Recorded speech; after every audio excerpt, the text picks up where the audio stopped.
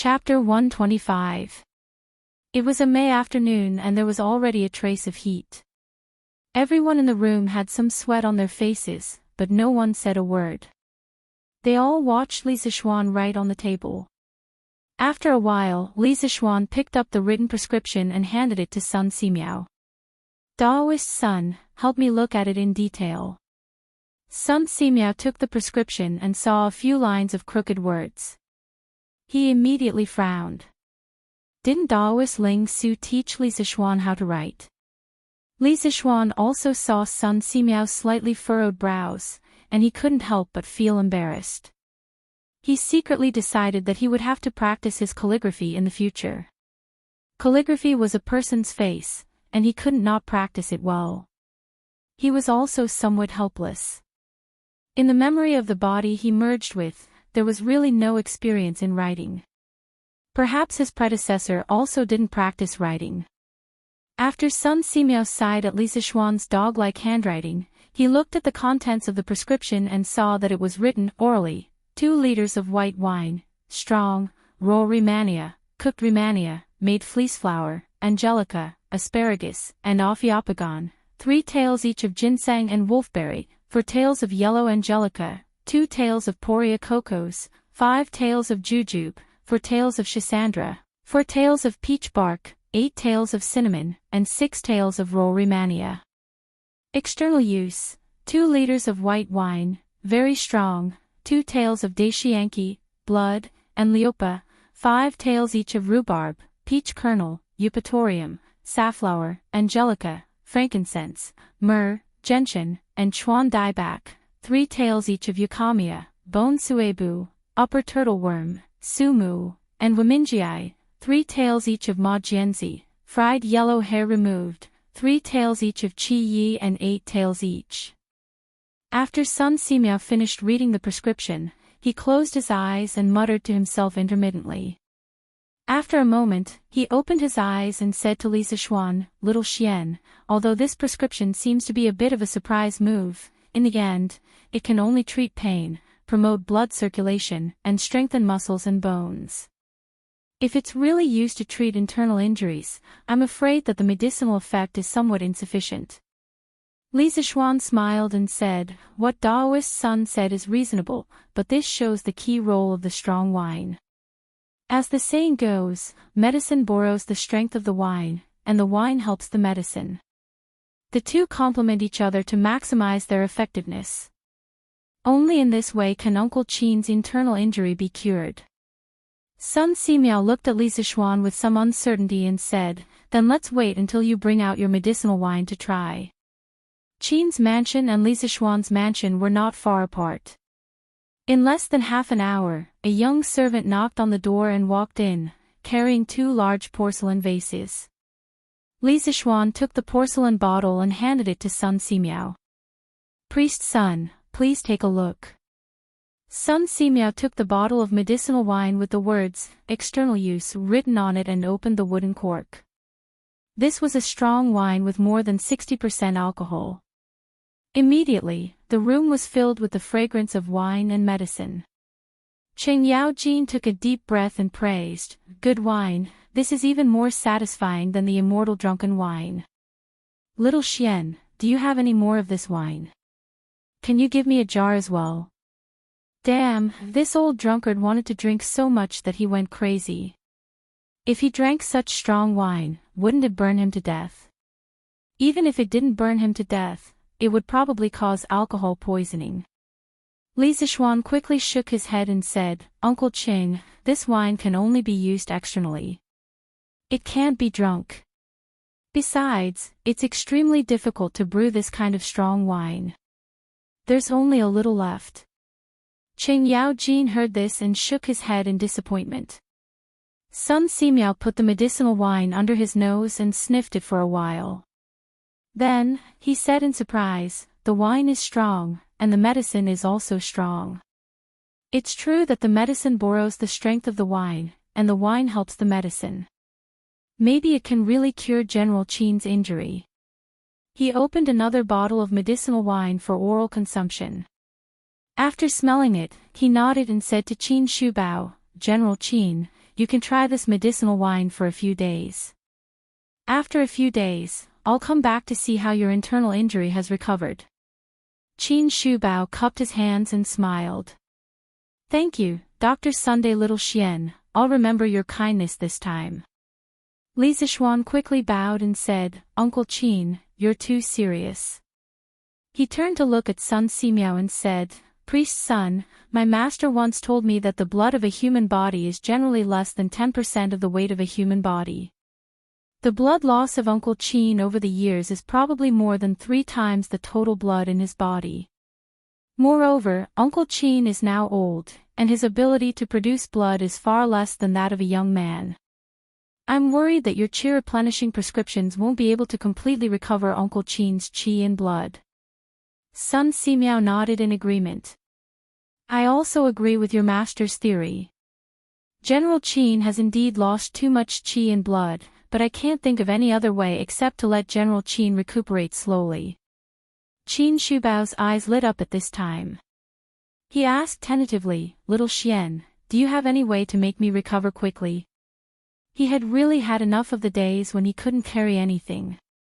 If there was a way to make him recover quickly, Qin Shubao felt that he was willing to live a few years less. Qing Yaojin and Mrs. Qin also looked at Li Zixuan eagerly.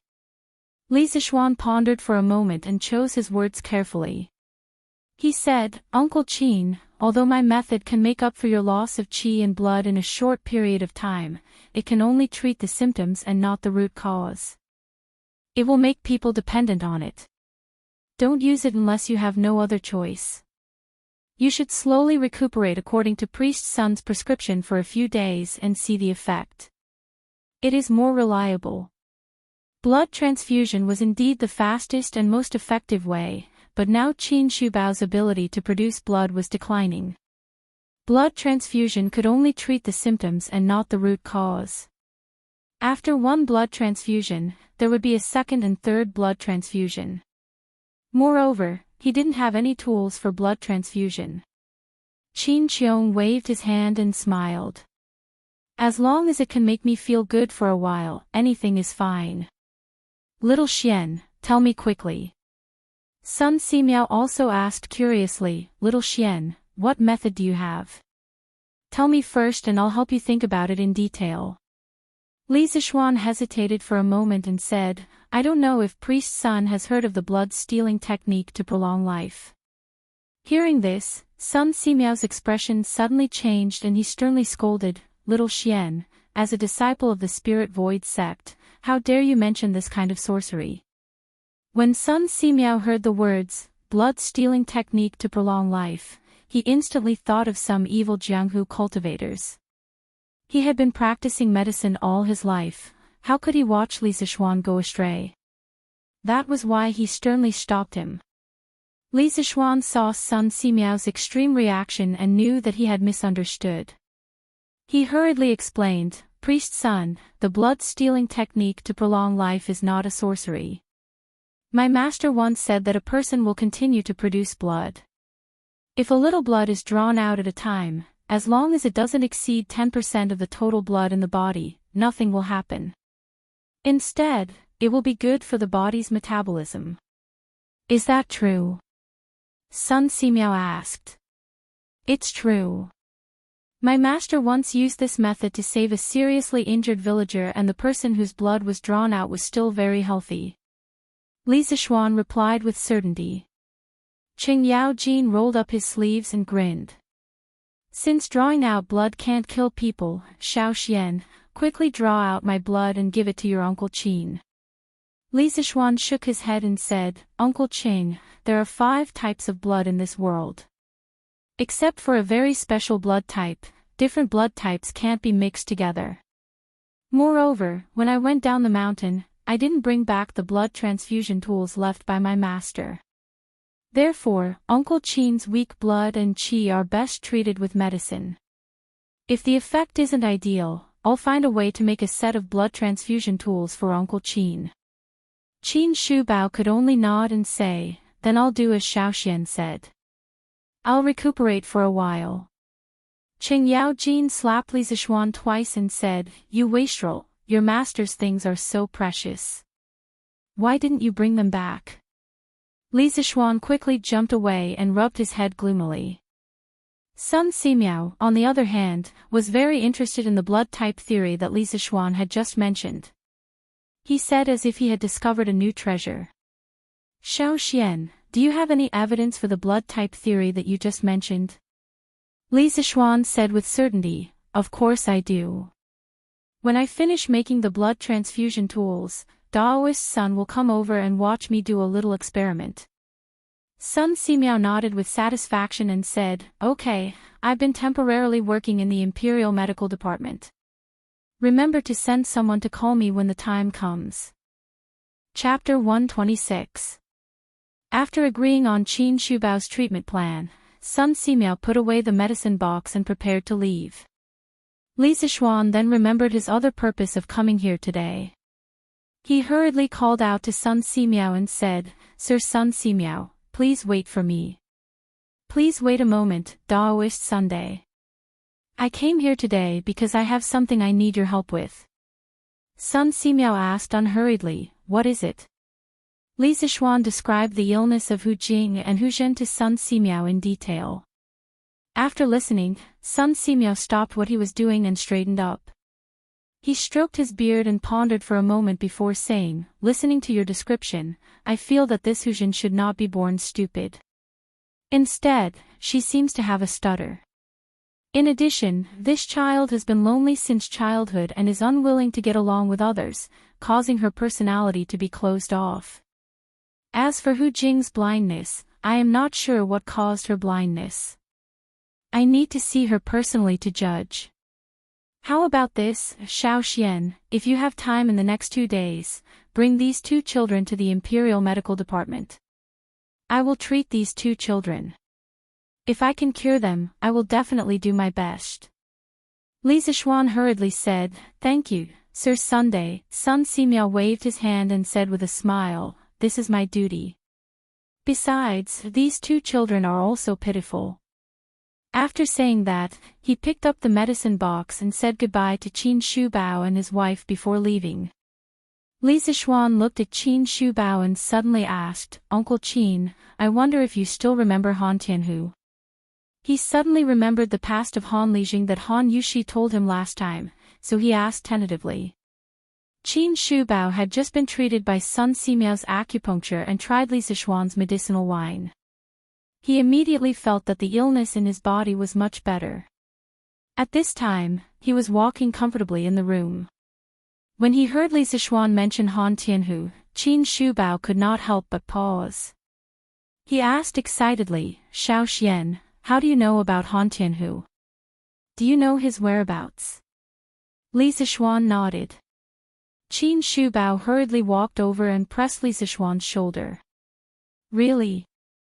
Xiao Xian, quickly take this old man to see him. Back then, Han Tianhu risked his life to block an arrow for this old man in front of the Turks. Later, he was afraid of dragging this old man down, so he chose to leave alone with the name of deserter. But after he left, this old man has been feeling guilty all these years. I have been sending people to look for him. I didn't expect to receive news from you today. Tell me quickly, tell me, how has his family all these years? Qing Yaojin also chimed in, second brother, is this Han Tianhu the soldier who saved you during the battle with the Turks in the 6th year of Wuda? Qin Shubao nodded and said, that's right. If it wasn't for him, I might not be alive now. Mrs. Qin said with a face full of fear, little Xian, quickly tell us where this Han Tianhu is. He is our Qin family's benefactor, and we must properly thank him. To be, quickly, tell me, quickly, where is, this, quickly tell me, this. I, old Qing, will treat him to a drink. He is a good man. Li Zixuan replied, Uncle Qin, Auntie Qin, Uncle Qing, this Han Tianhu is the Han village's Han Lijing. A few years ago, the Han village's fields were still owned by a landlord surnamed Liu. Those years, the people in the village did not have a good life. Li Zixuan then told Qin Shubao and the others about Han Tianhu's poor life after he returned to the Han family manor. After hearing this, Chang's Qin Shubao stood up angrily and scolded, "Pei! What kind of dog is this Lu Shiren? How can the heroes of Great Tang be bullied by such lowly people? Xiao Xian, quickly tell this old man, where is this bastard? I, old Qin, will chop off his dog head." Qin Shubao, who had always been kind, also had a face full of anger. He slammed the table and said angrily, "When a tiger goes down to the plains, he will be bullied by dogs. How dare such a lowly person bully Great Tang's good men? This old man will definitely report to His Majesty and punish this person for treason." Li Zixuan comforted, Uncle Qin, please calm down. This Lu Shiren has already been dealt with." Thus, he told them about how he had beaten up Lu Shiren and his father, and how they were attacked by the people of Plum Village. Madame Qin could not help but laugh. Evil really has its retribution. This pair of father and son really deserved it. Chang's Qin Shubao laughed and said, "Good. Xiao Xian, you did well. This is really satisfying. At least that Lu guy knew what was good for him and left Plum Village. Otherwise, I, old Qin, would definitely go to his door and teach him a lesson." Li Zixuan secretly wiped the sweat on his forehead. He thought to himself that Lu Shiren and his father had hit the jackpot and escaped. Otherwise, if they were targeted by the devils incarnate, they would suffer more than death. Qin Shubao also looked at Li Zixuan with praise and said, "You know right from wrong and know what's right from wrong. Good young man. Xiao Xian, bring this old man to the Han Manor tomorrow. This old man wants to see Han Tianhu personally." Cheng Xiaojin patted his chest and said, "I'll go too. You brat, bring 2 jugs of good wine tomorrow. This old man wants to have a good drink with Han Tianhu." Li Zixuan was speechless. He suspected that Cheng Xiaojin was going to drink wine and not to see Han Tianhu. Yes, it just so happens that this little one is going to the Han Manor tomorrow to bring the Hu siblings into the city. When the time comes, I'll accompany the 2 uncles to Han Lijing's house. Li Zixuan nodded and agreed. Madame Qin said, "Xiao Xian, Auntie heard you say that Han Tianhu's daughter was able to support a family by herself at the age of 7. This girl is really a miracle in Great Tang." Li Zixuan nodded and said, "Yes, that's true. Han Yushi's character is very strong. Those years were not easy for her." Madame Qin looked at Qin Shubao and discussed, "Lord, this Han Yushi is a good daughter. Han Tianhu is also our family's great benefactor. This concubine wants to take Han Yushi as my adopted daughter. This way, this child can have a good identity and marry into a good family in the future. What do you think, Lord?" Qin Shubao stroked his beard and pondered for a moment before agreeing. "Madame's suggestion is very good. This old man will discuss it with Han Tianhu tomorrow. If he agrees, we will officially take Han Yushi as our adopted daughter. This child has suffered a lot these years." When Li Zixuan heard this, he was delighted. Although he did not care about status, it did not mean that others did not care. Han Yushi was now the adopted daughter of the current Duke of Yi. If he were to marry Han Yushi in the future, Han Yushi would not feel inferior because of the difference in status. In that case, it would be easier for them to be together. The joy that flashed through Li Zixuan's eyes was caught by the old and experienced Cheng Xiaojin. Cheng's heart instantly became lively as he thought, when this brat was talking about Han Tianhu, 8 out of 10 sentences were related to that Han Yushi. Now that he heard that second brother Qin wanted to take Han Yushi as his adopted daughter, he was secretly happy. Could it be that this brat is interested in Han Tianhu's daughter? I have to observe carefully tomorrow. Chapter 127. Everyone in the room chatted for a while before Li Zixuan took his leave. Cheng Yaojin also followed him out. Li Zixuan and Cheng Yaojin walked side by side on the main road. He suddenly remembered that the Qing family was also one of the shareholders of the winery. He didn't even ask for the Qing family's permission to cooperate with Wang Rinbiao in the morning. Thinking of this, Li Zixuan said somewhat embarrassedly, "Uncle Qing, there's something I forgot to tell you today. I'll tell you now, but you can't be angry." Qing Yaojin waved his hand carelessly and laughed. "Ah, you gave this old man a jar of strong wine just now. This old man won't be angry with you." Li Zixuan was speechless, but he also knew that Qing Yaojin was making fun of him. After thinking for a moment, he told Qing Yaojin about his cooperation with Wang Rinbiao to open up the market of immortal drunken wine and gentle village in other regions. After hearing this, Qing Yaojin became serious for once. He pondered for a long time and looked around. After confirming that there was no one around, he said to Li Zixuan, "Little Xian, this old man actually doesn't want you to get involved in the affairs of the aristocratic families. In today's world, apart from the imperial family, the 6 aristocratic families have tens of thousands of direct descendants. There are also countless officials, scholars, and Jianghu wanderers who rely on the aristocratic families. This has already formed a huge force that is enough to threaten the stability of the Tang Empire. His Majesty is already thinking of weakening the aristocratic families. If you get too involved with the aristocratic families, I'm afraid it will be detrimental to your future." After hearing this, Li Zixuan was startled. He cupped his hands and said to Qing Yaojin, "Thank you for your reminder, Uncle Qing. After this cooperation, this little one will try not to interact with the aristocratic families." Qing Yaojin nodded and continued, "But little Xian, the person you're cooperating with this time is not bad. Wang Rinbiao is from the Wang family of Taiyuan in Qi County. Wang Rinbiao's father, Wang Yu, is now the governor of Sui Province.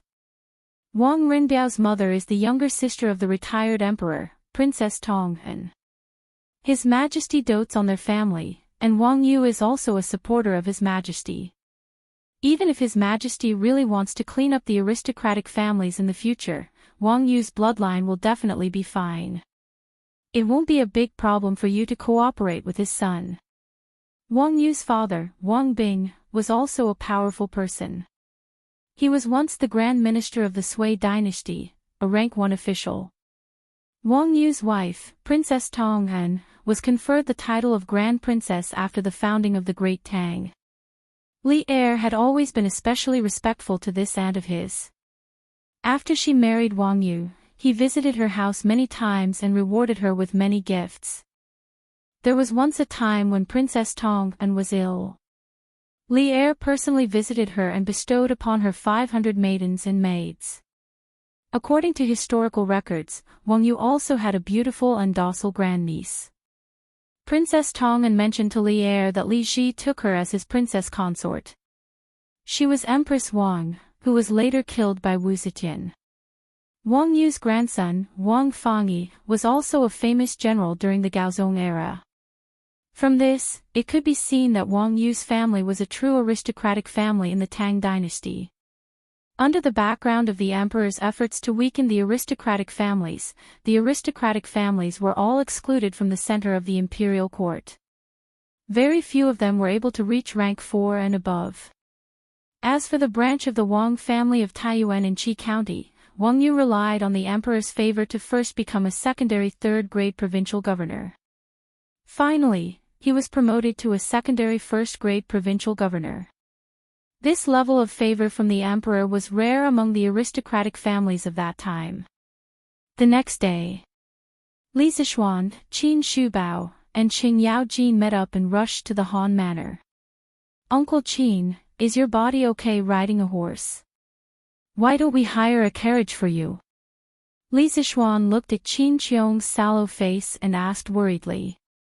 Qin Qiong laughed and waved his hand. He said in a clear voice, "This old man is not that fragile. After taking Dr. Sun's medicine yesterday and drinking your medicine, this old man feels much better today." Qing Yaojin said excitedly, "Then in a few months, second brother Qin will be as lively as a dragon and as lively as a tiger." When that time comes, we two brothers will be able to fight side by side on the battlefield. Ha, great, great. When the three of them arrived at the Han Manor, it was already close to noon. Li Zixuan planned to bring them directly to the Han Manor's small courtyard. Along the way, many villagers saw Li Zixuan and greeted him enthusiastically. "Oh, Lord Zhu, you're here. Can you come to my house for lunch? My husband's cooking is very good." "Nonsense, old man Wang, can your husband's cooking be eaten? Lord Zhu, you should come to my house. I hunted 2 wild rabbits on the mountain yesterday and stewed them today. I hunted 2 pheasants and a rabbit this morning. Lord Zhu, come to my house for lunch. Come to my house, come to my house." Li Zixuan hurriedly dismounted from his horse and comforted these people. Only then did they reluctantly open up a path for him. Qin Qiong and Qing Yaojin stroked their beards and stood quietly at the side. They nodded at this scene. "Xiao Xian, I didn't expect you to be so popular in the Han Manor," Qin Qiong said with a casual smile as they walked on the path in the manor. Li Zixuan said humbly, "Uncle Qin, you must be joking. This is just the love of the villagers. Actually, I didn't do much for them." Qin Qiong shook his head and smiled without saying anything. Qing Yaojin chuckled and said, "You brat, you're learning from those rotten scholars. Aren't your words sour? If second brother Qin and I praise you, you have to accept it. You're dawdling like a woman." Li Zixuan was speechless. He was just being modest out of habit. This Qing Yaojin really didn't know how to say personal things. In the Han Manor's small courtyard. "Yushi, I'm going to Plum Village in the afternoon to see how the chicken farm is doing. You're alone at home, so be careful," Han Lijing said to his daughter as he tidied up a pile of firewood in the courtyard. "Yes, father. Don't worry. I'll be fine," Han Yushi agreed. "Uncle Han, look who's here to see you." The courtyard door was only ajar and not locked. Li Zixuan directly pushed open the courtyard door and shouted at Han Lijing. When Han Yushi heard Li Zixuan's voice, she quickly turned around and looked at Li Zixuan with her big, watery eyes. Han Lijing also looked over when he heard this. He saw Li Zixuan and was about to greet him, but then he saw Qin Shubao and Qing Yaojin behind Li Zixuan. Han Lijing was about to greet them, but he couldn't say anything. His mouth was wide open as he stood rooted to the ground. "Father." Han Yushi saw that her father was rooted to the ground for a while, so she reminded him in confusion. Han Lijing immediately came back to his senses. He hurriedly got up and limped over to greet them. He first greeted Li Zixuan, then looked at Qin Shubao. His lips kept trembling, and he was so excited that he didn't know what to say. In the end, he knelt on one knee and made a military salute. He said loudly, "I'm sorry." Deserter Han Tianhu greets General Qin and General Qing. Unlike those ordinary villagers, Han Lijing had been in the army for many years, so of course he knew Qing Yaojin. When Qin Shubao came in earlier, he saw the dilapidated courtyard and the father and daughter who depended on each other. He felt a little suffocated. When he heard Han Lijing call himself a deserter, Qin Shubao couldn't hold it in anymore. He pulled Han Lijing up from the ground and shouted, "Han Tianhu, you're not a deserter. Who dares to say that you're a deserter? I, Qin Qiong, would rather give up the title of duke and make him kneel down and apologize to you. I, Qin Qiong, have never had weak soldiers, let alone deserters. Yes, who dares to say that you, Han Tianhu, are a deserter? I, Qing Yaojin, will be the first to disagree." Qing Yaojin immediately jumped out and echoed loudly. Han Lijing couldn't hold it in anymore. He knelt on the ground and cried, "General, back then, he was seriously injured, and one of his legs was disabled. In order not to drag down the army, he left the camp without permission. Although it was with good intentions, it was still not allowed by military law. All these years, the imperial court didn't convict him of desertion, and the government never issued a warrant for him. Han Tianhu knew that it was Qin Shubao who mediated for him and helped him get off the hook. Every night when he woke up, his ears would ring with endless shouts of killing. Although he left the army, his heart was always on the battlefield. But he was still a deserter. He didn't dare to meet his fellow soldiers, and even more so, he didn't dare to meet Qin Shubao. He was afraid that he would embarrass Qin Shubao. Now that Qin Shubao had personally cleared his name and said that he wasn't a deserter, the demon that had been lingering in his heart for many years had finally dissipated. How could he not be emotional? Qin Shubao's eyes were also wet. He squatted down and pressed on Han Lijing's shoulder, comforting him. "Tianhu, you have suffered all these years." Han Lijing choked and said, "I didn't suffer. As long as the general doesn't think that I am a deserter, I am satisfied and can die without regrets." These incomparably sad words deeply touched Qin Yaojin and Qin Shubao, who had been on the battlefield for a long time. The two of them couldn't help but cry. The three men hugged each other and cried bitterly, reminiscing about the years of killing each other. Li Zishuan stood at the side and saw this scene. He was also very touched. At this time, he really wanted to sing Lu Tianwang's "It's Not a Crime for a Man to Cry." But after all, he had never been on the battlefield. He couldn't empathize with these veterans like Qin Shubao and Qin Yaojin. He sighed for a while and left the three old men hugging and crying. He went to talk to Han Yushi, who was not far away. Chapter 128. In the small courtyard of the Han family. "Yushi, how have you been recently?" Standing side by side with Han Yushi under the parasol tree in the courtyard, Li Zishuan had a lot of things he wanted to say, but he could not bring himself to say them. In the end, he stammered for a while before squeezing out such a meaningless sentence. When Han Yushi saw Li Zishuan walking straight towards her, she was very shy and happy. Now that she heard this meaningless sentence, she could not help but secretly roll her eyes. She cursed Li Zishuan's slow EQ in her heart. She felt that she had already made it very obvious, but Li Zishuan just could not understand her feelings.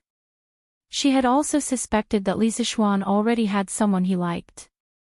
However, later on, she saw that Li Zishuan had always been alone and liked to stick to her. This proved that Li Zishuan did not like anyone and did not hate her. After thinking about it, Han Yushi could only attribute it to Li Zishuan's slow EQ. "I've been doing well recently. It's just that I kind of miss." Han Yushi was not careful and almost blurted out her true thoughts. Fortunately, she sobered up and stopped in time. "Miss what? Miss what?" Li Zishuan was overjoyed and quickly asked with anticipation in his eyes. "I miss the iron egg." Han Yushi secretly glanced at Li Zishuan's handsome face and understood the anticipation in his eyes. Although she was happy in her heart, she swallowed the words that were about to come out of her mouth. How could a girl take the initiative to admit such a thing? Therefore, her mind raced and she quickly thought of this excuse to smooth things over. "Oh, you missed the iron egg." Li Zishuan was overjoyed by this sudden turn of events and scratched his head in disappointment. "Yushi, go and prepare some food and wine. General Qin, General Qing, and young master are all having lunch at our house." After the three old men in the courtyard finished crying, Han Lijing walked over and said to Han Yushi, "Yes, father. Your daughter will go now." Han Yushi responded and glanced at Li Zishuan before walking to the kitchen. Today was also the first time she had seen her father cry. She secretly thought of making something delicious for lunch so that her father wouldn't be so sad anymore. "Young master, General Qin, General Qing, let's go inside and sit. Uncle Han, please accompany Uncle Qin and Uncle Qing in and have a seat first. I brought some pastries, wine, and dishes. I'll bring them to the kitchen and let Yushi heat them up." After Li Zishuan finished speaking, he slipped out of the courtyard like a wisp of smoke and took the bundle from the horse. Han Lijing could only take Qing Yaojin and Qin Shubao into the house to rest. Before Qing Yaojin entered, he looked at Li Sichuan suspiciously. "Yushi, you don't have to cook other dishes. I brought a lot of dishes over. You can just heat them up and eat them." Li Sichuan walked into the kitchen with a big food box and said. He came today not only to bring 2 pots of wine for Qing Yaojin, but he also asked the cook at home in advance to make a few dishes that could only be eaten by the Li family and brought them over. Because he knew that Qin Shubao and Qing Yaojin would definitely eat at Han Lijing's house when they came over. At that time, Han Yushi would be busy preparing a big table of dishes. He didn't want her to work too hard, so he did this. "Ah, young master, how can this be? Isn't it too rude?" Han Yushi was a little hesitant. The 2 people who came today were both founding dukes. It was really unreasonable to heat up the dishes that had been cooked before for them. "Hey, there's nothing rude about it. Yushi, listen to me. It's okay. Uncle Qin and Uncle Qing definitely won't have any objections." Li Sichuan said affirmatively. Qin Qiong and Qing Yaojin probably hadn't eaten braised pork, braised lion's head, and other pork dishes. It would be strange if they had any objections to this. Han Yushi saw that Li Sichuan said firmly and finally nodded. "Yushi, let me help you." Li Sichuan wanted to stay here for a while longer. The air smelled especially good when he was with a beauty. "Ah! Young master, get out quickly. How can you be in the kitchen?" When Han Yushi heard this, she hurriedly pushed Li Sichuan out of the kitchen without any explanation. Although she also liked to stay with Li Sichuan, she still understood the principle of a gentleman should stay away from the kitchen. "Hey, Yushi, don't push me. Let me help you." Li Sichuan could only helplessly return to the front hall to accompany the 3 old men. Inside the house, Qin Shubao was talking to Han Lijing. When he saw Li Sichuan enter, the 2 of them nodded at him as a greeting. Qing Yaojin deliberately threw a very strange look at Li Sichuan, causing Li Sichuan to be confused. "Tianhu, our Qin family owes you for so many years." Qin Qiong looked at the 4 bare walls in the front hall and sighed. Han Lijing hurriedly said, "This subordinate is afraid." Back then, this subordinate was the general's personal army.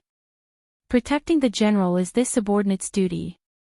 The general does not owe this subordinate anything. Qin Qiong patted Han Tianhu's shoulder and said in a deep voice, "You don't have to say that. This old man can still distinguish between right and wrong.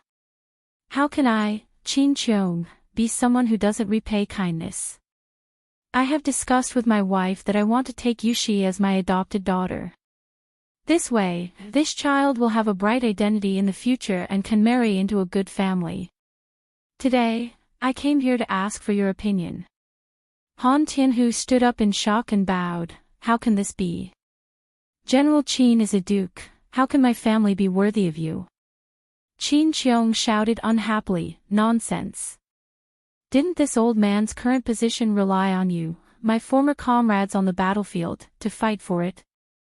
Back then, if you hadn't risked your life to block an arrow for this old man might have died long ago. Now, there might not be any Duke of Yi.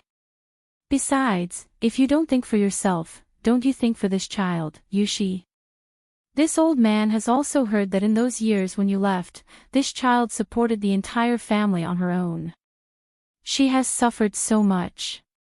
As her father, don't you want her to marry into a good family and enjoy the rest of her life?"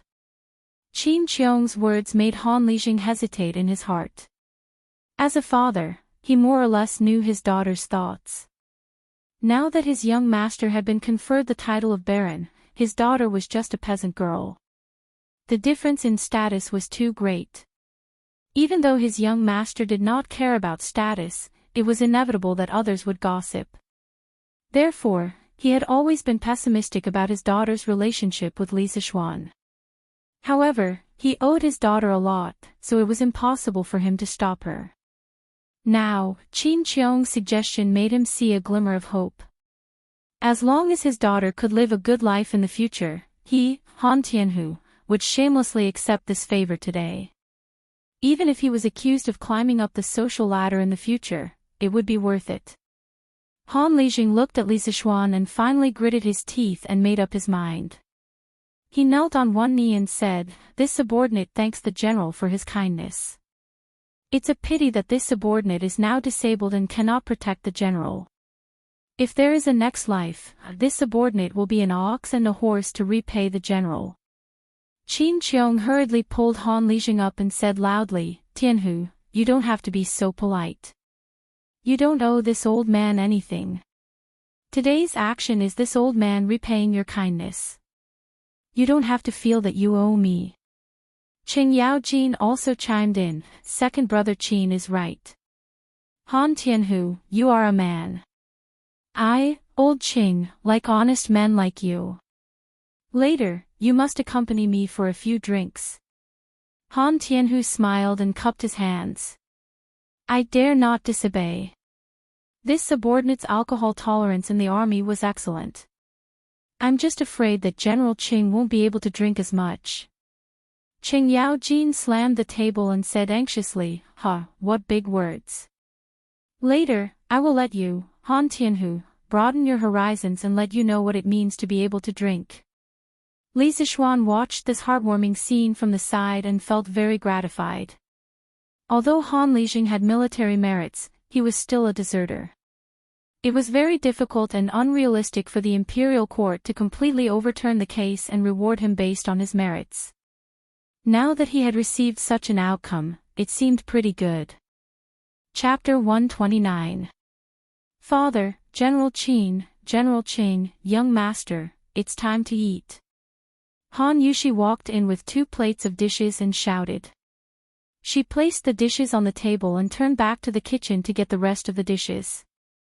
General Qing, young master, come to the table and eat."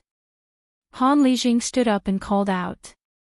Qin Shubao and Qing Yaojin nodded. Li Zixuan stood up and said, "I'll help Yushi serve the dishes." After saying that, he did not wait to refuse and directly chased after Han Yushi into the kitchen. "This." Han Lijing stretched out his hand and wanted to stop him, but it was too late. Brother Tianhu, just let little Xian go. I think it won't be long before I attend your wedding. I wonder if old Han's family has a daughter Red."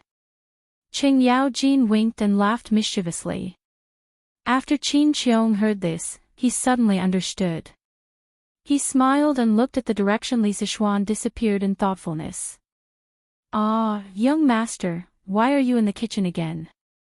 Han Yushi had just entered the kitchen when she heard footsteps coming from behind. She turned around and realized that it was Li Zixuan. She was shocked. "Yushi, let me tell you a secret." In order to avoid being chased out again, Li Zixuan pretended to be mysterious and said, "What secret?" Han Yushi's curiosity was piqued as she asked doubtfully. "Come closer, I'll tell you." Li Zixuan hooked his finger and pretended to be careful as he said. Han Yushi hesitated. If she really leaned over, it would be too ambiguous. However, she saw Li Zixuan's mysterious face, as if he really had something important to tell her. She thought for a long time, but in the end, she could not hold back the curiosity in her heart. She leaned her ear over and said shyly, "Young master, tell me quickly. My father and the others are still waiting to eat." Li Zixuan was about to speak when he smelled a charming fragrance. He thought to himself that there was no shower gel or shampoo in ancient times. He did not know where the fragrance on Han Yushi's body came from. He caught a glimpse of Han Yushi's tender and fair neck and sparkling earlobes. For a moment, he could not help but feel a little moved. He really wanted to kiss her neck and earlobes. Han Yushi was tickled by Li Zixuan's hot breath beside her ear, but she waited for a long time and did not hear Li Zixuan speak. She thought that Li Zixuan was deliberately teasing her, and she could not help but feel a little embarrassed. When Li Zixuan saw that Han Yushi was about to turn her head, he hurriedly swallowed the saliva in his mouth. He forcefully suppressed the thoughts in his heart and said in a low voice, "Yushi, in a moment, Duke Yi wants to recognize you as his adopted daughter. You have to be mentally prepared." Ah. What? When Han Yushi heard this, she did not care about the shyness in her heart and asked in disbelief. Li Zixuan smiled and said, "What I said is true. Let's take the dishes out quickly." After saying that, he did not care about Han Yushi, who was still in a daze at the side. He carried 2 plates of dishes and went out. Sigh. Han Yushi reacted and was about to ask Li Zixuan to put down the dishes, but Li Zixuan had already walked far away. She stomped her feet in anger, but she felt a little sweet in her heart. When the dishes were served, Han Lijing said to Han Yushi, "Yushi, father wants to tell you something." "Yanhu, let me say it." Qin Qiong waved his hand and interrupted. Then, he looked at Han Yushi and asked, "Yushi, my wife and I want to take you in as our adopted daughter. We just discussed it with your father and he agreed. What do you think?" Although Han Yushi had just heard Li Zixuan mention this in the kitchen, she still could not hide her surprise when she heard Qin Shubao say it himself. She looked at her father hesitantly, hoping to get some pointers from him. Seeing Han Lijing gently nod his head, Han Yushi bowed and said, "Yushi greets foster father." "Ah, good child, quickly get up." Qin Qiong laughed heartily, but it was not appropriate for him to pull her up. He could only tell Han Yushi to get up quickly. Han Yushi stood up and poured a cup of tea for Qin Qiong. She raised it with both hands and bowed as she said, "Foster father, please have some tea." Qin Qiong was grinning from ear to ear. He took the teacup, took a sip, and put it down. He said, "Good child, go to the Qin manor to visit your foster mother another day. She likes a sensible daughter like you very much." "Yes, foster father." Qin Qiong said with a smile, "All right, you will be my daughter from now on. If anyone dares to bully you, just tell me. I will definitely uphold justice for you." Han Yushi's heart warmed as she thanked him sincerely. "Thank you, foster father." "Ha, second brother Qin, you have taken in an adopted daughter today. This is a joyous occasion. We must drink to our heart's content. Brother Tianhu, don't you think so?" "Ha!" Qing Yao Jin laughed heartily. He looked at the delicious food on the table and thought of the wine Li Zixuan brought. He could not help but want to eat. General Qing is right. I must toast to the 2 generals today. Han Lijing smiled.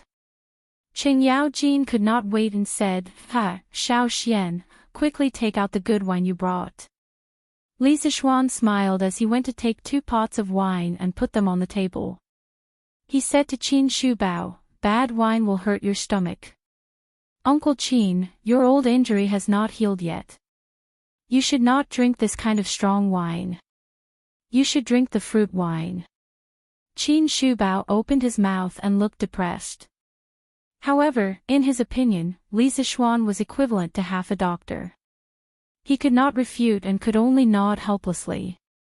Qing Yao Jin glared and said, "Xiao Xian, the medicinal wine you took before, second brother Qin was fine after drinking it. Why can't he drink it now?" Qin Shubao's eyes lit up when he heard this. He looked at Li Zixuan. Li Zixuan still shook his head and said, "Uncle Qing, these are 2 different things. The wine in the medicinal wine is just a catalyst. The main body is still medicine. Uncle Qin's old injury is very bad for his recovery if he drinks this kind of strong wine. Yushi, go and get some fruit wine. I will drink with Uncle Qin." Han Yushi responded and went to the inner room to get the fruit wine. Qing Yao Jin could only say gloomily, "Forget it. Brother Tianhu, let's drink a few cups today." "Ha, I dare not to." After the meal, Qing Yao Jin and Han Lijing were both drunk. After all, the immortal drunk was too strong. The other 3 people in the room looked at the 2 drunk people and smiled bitterly at each other. Alas, there was no other way. Li Zixuan could only do this kind of hard work himself. He could not let the sick Qin Shubao and the weak Han Yushi go. Li Zixuan dragged the 2 into the room and threw them on the bed to let them rest. Xiao Xian, Yushi, go do your work. I will walk around the Han family manor. When Jijia wakes up, we will go back to Chang'an. Qin Qiong remembered the strange words Qin Yao Jin said and wanted to matchmake them. He also felt that Li Zixuan had a good character. If he could be together with Han Yushi, it would be a good thing. Li Zixuan quickly said, Uncle Qin, please be careful. Han Yushi also said with concern, Godfather, your body is not well yet. Why don't I go with you? Qin Qiong quickly waved his hand and said, No, your godfather is much better now. It's okay. If he let Han Yushi come, wouldn't his efforts be wasted? So he quickly left the courtyard after saying that. P.S. The subscription data is terrible. Readers who like this book, please pay a few cents to subscribe so that Swordsman will have the motivation to continue writing. Thank you. I can't continue writing like this. Please subscribe. Don't read the pirated version. Brothers, you still have to subscribe when you need to. Chapter 130. Yushi, do you want to enter the city with me today? We can go to Uncle Qin's house and visit Aunt Qin. In the courtyard, a man and a woman were alone. It was very ambiguous. Li Zixuan really wanted to spend the rest of his life quietly with Han Yushi. Han Yushi looked at Li Zixuan, who was sitting on the swing beside her. She felt a little amused. This swing was tied to the iron egg by Han Lijing in the past. Now, Li Zixuan was sitting on it to play. Her young master was sometimes mature and steady, but sometimes he was like a child. Hearing Li Zixuan's words, Han Yushi thought for a while and replied, Young master, when you go back today, it will definitely be late. If I go, I probably won't be able to make it back in time, so I'll go tomorrow. Li Zixuan subconsciously wanted to say, if you can't go back, then stay at my house. However, he was afraid that he would offend the beauty, so he could only swallow the words that were about to come out of his mouth. Then you have to be careful when you go alone tomorrow. Or you can go with the farmer who is going to the market tomorrow. Li Zixuan thought for a while and still instructed. He still had no clue about the martial arts expert who stole the wine that Han Lijing mentioned last time. He always felt that the person's goal was not that simple. Han Yushi's heart warmed. She replied softly, Young master, don't worry. Yushi will be careful. Li Zixuan's heart was slightly relieved. He looked up at Han Yushi, who was holding the rope of the swing. Suddenly, his childish heart was awakened. He smiled and said, Yushi, sit on top. I'll help you on the swing. Han Yushi frowned and said, Young master, this is for children. Who said that this thing can only be played by children? Didn't you see that I played with it just now?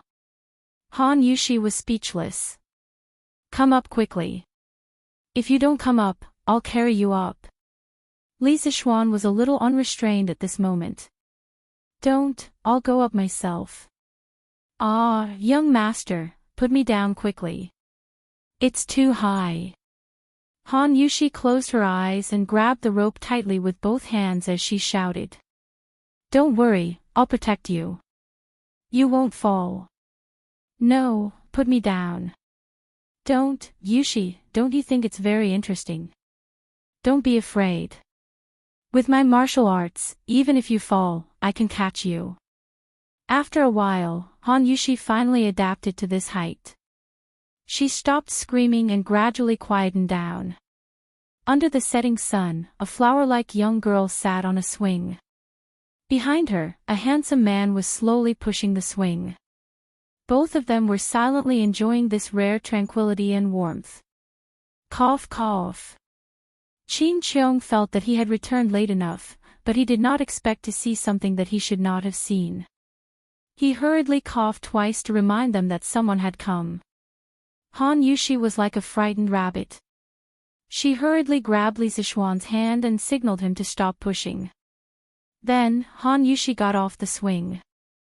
Li Zixuan only felt a burst of warmth and smoothness in his hand, and he couldn't help but stop. Then, the wonderful touch disappeared, and he couldn't help but feel a sense of loss. "Godfather, you're back." Han Yushi clenched her hands and greeted Qin Cheong like a child who had done something wrong. "Yes, I'm back." Qin Cheong naturally pretended that he didn't see anything and replied. "Uncle Qin, how was your tour of the manor?" Li Zixuan spoke to hide his awkwardness. When Qin Cheong heard this, he stroked his beard and said half-jokingly, "This old man discovered that the villagers of this Han manor are clearly much wealthier than the people in other manors. Xiao Xian, you're a good landlord." Li Zixuan chuckled and said, "You're flattering me." Qin Cheong wanted to say something but hesitated.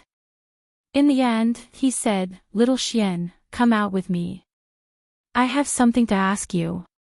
With that, he walked out of the courtyard, leaving Li Zixuan with his back. Li Zixuan looked at Han Yushi and said, "Yushi, I'm going out for a while. Go and see if Uncle Han and Uncle Qing are awake." Han Yushi nodded. At the same time, she was a little nervous. She didn't know what her godfather wanted to say to Li Zixuan. Could it be that he and she... Please don't be like that. Han Yushi blushed at the thought of this and hurried into the house. Outside the courtyard, Qin Cheong stood under a tree with his hands behind his back, waiting for Li Zixuan to come over. "Uncle Qin, why are you looking for me?" Qin Cheong turned around and looked at Li Zixuan. He asked with a serious face, "Little Xian, tell me the truth. Why are you raising so many chickens?" Li Zixuan said curiously, "Uncle Qin, didn't I already say it at the morning court? You were there too." Qin Cheong shook his head and said, "I believed you before, but I went to the chicken farm in the back mountain of the Han Manor today. I don't believe your excuses now. Tell me the truth." Li Zixuan asked curiously, "Why?" Qin Cheong sneered, You're still lying to me. I just went up the mountain to take a look. Every chicken farm on the mountain has a person training the chickens. If it's just because of the two reasons you mentioned before, why do you have to do this? What are you hiding? Can you tell me?" Li Zixuan suddenly understood. So this was the problem. However, he really couldn't tell anyone about the locust plague. Otherwise, there would be trouble. He was in a dilemma. Uncle Qin, you're right. This matter is indeed not that simple. However, please forgive me for not being able to tell you the real reason." Li Zixuan gritted his teeth. Qin Cheong heard this and quickly stepped forward. He grabbed Li Zixuan's arm and said anxiously, "What can't you tell me? I'm not a talkative person. Don't you trust me?" Li Zixuan hurriedly waved his hand and explained, "It's not like that. Uncle Qin, don't misunderstand. I definitely don't mean that. It's just that I really can't tell anyone about this. Uncle, please don't make things difficult for me." Qin Cheong released his hand and turned around. He looked at the setting sun and sighed. "Forget it, I won't force you. However, I feel that something big is going to happen behind this. This old man joined the army when he was young, and after many twists and turns, he finally joined the Great Tang. After hundreds of battles, the world was finally at peace. Even if this old man fell ill, this old man has no regrets, because the Han people can finally settle down and recuperate. Little Xian, you're the disciple of an immortal. You may not know the suffering of the human world.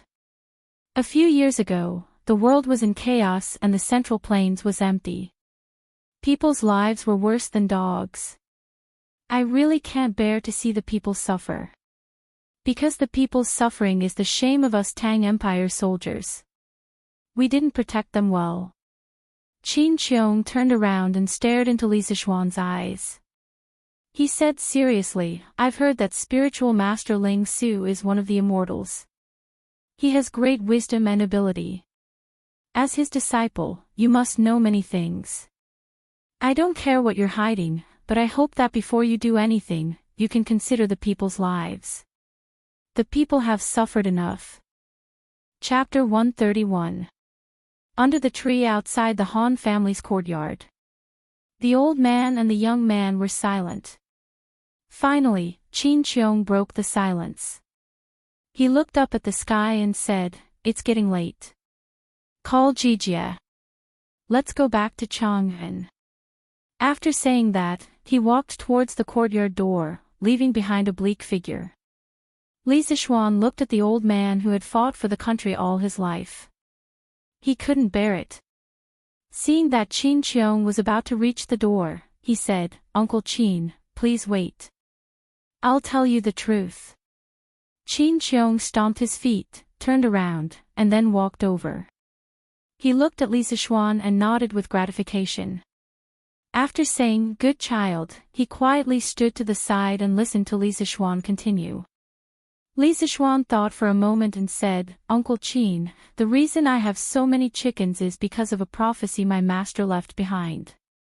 My master said that in June next year, there will be an unprecedented plague of locusts in the Tang Empire. As Li Zixuan spoke, Qin Qiong's face grew more and more serious. After Li Zixuan finished telling his father the story he had told that night, Qin Qiong couldn't help but point at Li Zixuan and scold him. You bastard! Why didn't you tell His Majesty about this earlier? Can you bear to watch the people of the other provinces starve to death when the plague of locusts comes? I only realized today that you, Li Zixuan, have such a heart of stone. What good will it do you to let the people starve to death? Could it be that you, the son of an immortal, really want to become an immortal? Qin Qiong's words pierced Li Zixuan's heart, and Li Zixuan was instantly covered in wounds.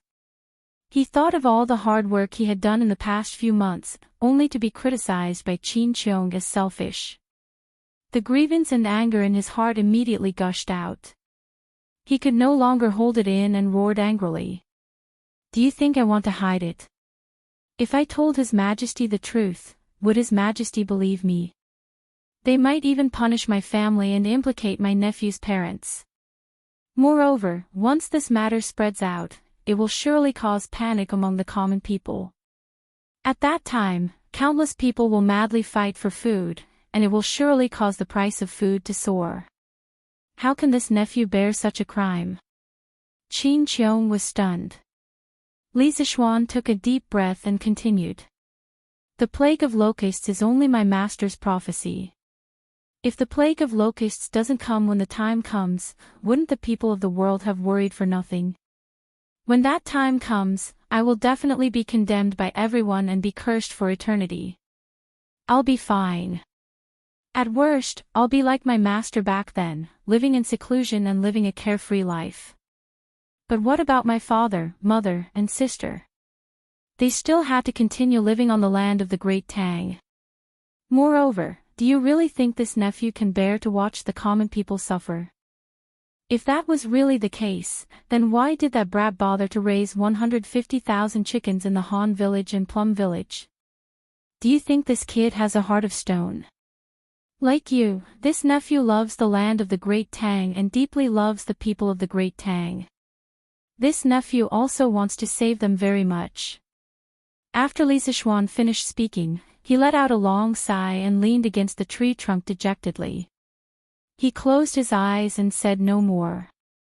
If one looked carefully, one could see that there were tears in his eyes. Qin Qiong stood there with a complicated expression. His expression changed for a while before he finally sighed. He walked over and patted Li Zixuan's shoulder lightly. Little Xian, this old man misunderstood you just now. Please don't take it to heart. Li Zixuan hurriedly said, Uncle Qin, what are you saying? I know that you truly care about the country and the people, and your heart is for the common people. This nephew's tone just now was very offensive. Please don't take it to heart.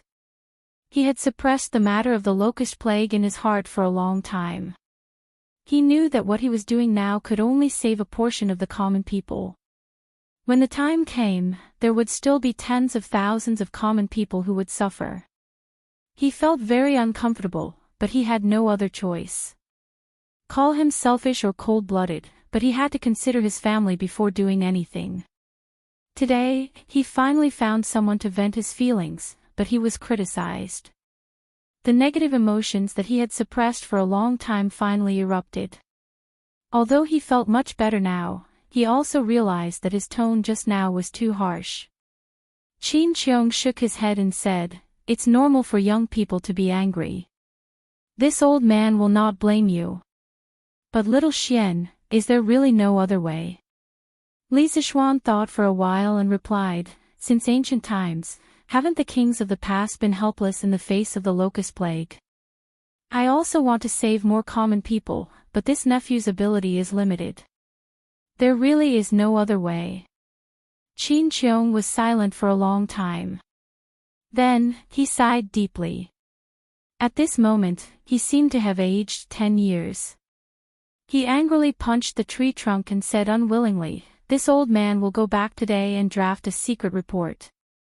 Tomorrow, I will present it to His Majesty. If His Majesty has any blame, this old man will bear it." Li Zixuan was shocked. He waved his hand to stop him and said, "Absolutely not. The locust plague is only a prophecy. There is no conclusive evidence. Uncle Qin, please think twice. Don't be rash." Qin Qiong shook his head and said, "Little Xian, it's better to believe in this kind of thing than not. Otherwise, when the locust plague really comes, all we can do is wait for death. Moreover, the weather this year is so abnormal. It's just May and it's already so hot. This old man estimates that there will be a drought this year. As the saying goes, after a drought, there will be locusts. Your master's prophecy is not without reason. Your strength is limited. If you want to save all the common people of the Tang Empire, you have to rely on the power of the imperial court." But, Li Zixuan wanted to continue dissuading him, but Qin Qiong waved his hand and stopped him. "Little Xian, you don't have to persuade me anymore. This old man has been on the battlefield all my life. It's not easy to see the world at peace and the common people living and working in peace. I will not watch them starve to death because of the locust plague. My hands are already stained with the blood of countless people. I should have been taken away by the heavens long ago and fallen into the cycle of reincarnation. Now, I can still use this broken body to do something for the common people. Even if I am condemned by His Majesty or condemned by everyone, this old man will have no regrets." Li Zixuan was moved by the old man's sad words. He felt that he was so small compared to Qin Qiong. At this moment, he felt that a man should take responsibility like Qin Qiong, so he said, "Uncle Qin, this happened because of me. How can I let you take responsibility? Uncle Qin, please report to His Majesty. If His Majesty wants to punish you, I will take responsibility with you." Qin Qiong said in surprise, "How can I do that? Little Xian, you are still young and have a long way to go. Don't let your emotions affect your decisions." Li Zixuan said firmly, "I am not letting my emotions affect my decisions. This is a decision I made after careful consideration. If Uncle Qin does not agree, I will write to His Majesty alone." Qin Shubao saw that Li Zixuan had made up his mind, so he could only nod and say, "All right, I will also write your name in the secret memorial. The two of us will write together. It's getting late now. Call Jijia and let's go back to the city." Li Zixuan returned to the small courtyard and found Han Yushi waiting for him in the courtyard. He smiled at her, indicating that he was fine. Qing Yaojin sat in the courtyard with his eyes slightly closed. He probably hadn't completely recovered yet. He didn't see Han Lijing. He was probably still drunk. Li Zixuan went over to say a few words to Han Yushi and reminded her again to be careful when she entered the city tomorrow. Then, he pulled Qing Yao Jin, who was slightly sober, and called Hu Jing and his brother over. Anyway, they were just 2 children and weren't heavy. Each of them could sit on one more. Just like that, the 5 of them rode 3 horses and left the Han family village. Under the setting sun, they rushed towards Chang'an City. Chapter 132. In the evening, the 5 of them finally returned to Chang'an. After parting with Qing Yao Jin and Qin Qiong at Yanqing Gate, Li Zixuan dismounted from his horse and walked home with Hu Jing and his brother. He had the servants settle the siblings in 2 rooms on the west side of Minghua Pavilion. At this time, Wang Zhong came to find him. "Young master, this is the account book that shopkeeper Lu sent over today. He said he wants you to take a look." Wang Zhong handed over a small booklet and said respectfully. Li Zixuan nodded and took the booklet curiously. He was shocked when he opened it. It turned out that it was the profits of the Drunken Immortal restaurant for the past few days. The day before the launch of the Drunken Immortal restaurant, the Drunken Immortal restaurant earned a total of 352 strings of cash. On the day of the launch of the Drunken Immortal restaurant, the Drunken Immortal restaurant earned a total of 672 strings of cash.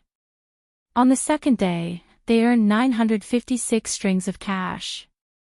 On the third day, they earned 1,167 strings of cash. Today, they earned 1,450 strings of cash. Li Zixuan was shocked. The profits were too terrifying. They earned more than 1,000 strings of cash in a day. The Drunken Immortal restaurant had become a money tree. It seemed that he only needed to lie at home and count money in the future. Li Zixuan thought happily. Ha! Not bad, not bad. Uncle Wang, tell shopkeeper Lu to do well. Li Zixuan chuckled as he handed the account book back to Wang Zhong. After thinking for a moment, he said, "Uncle Wang, bring Hu Jing and his brother to the Imperial Physician Bureau tomorrow and hand them over to Dr. Sunday. I'll go take care of some matters first and then go take a look." Wang Zhong smiled and nodded. "Yes, young master." Yunshi Pavilion. "Young master," Xiaoying trembled as he bowed to the young master by the window. Just as he was about to say something, he saw a ball of paper flying towards him. He didn't dare to dodge and could only let the paper ball hit his head. "Trash, I left the Yunshi Pavilion to you to manage. Look at what it's become now. I helped you find the Imperial Chef, but you still can't beat the Drunken Immortal restaurant. Now our restaurant has fewer and fewer customers and the Drunken Immortal restaurant has more and more people. What use do I have for you?" The young master turned around and scolded Xiaoying while pointing at his nose with a sinister expression. After scolding him, he still wasn't satisfied.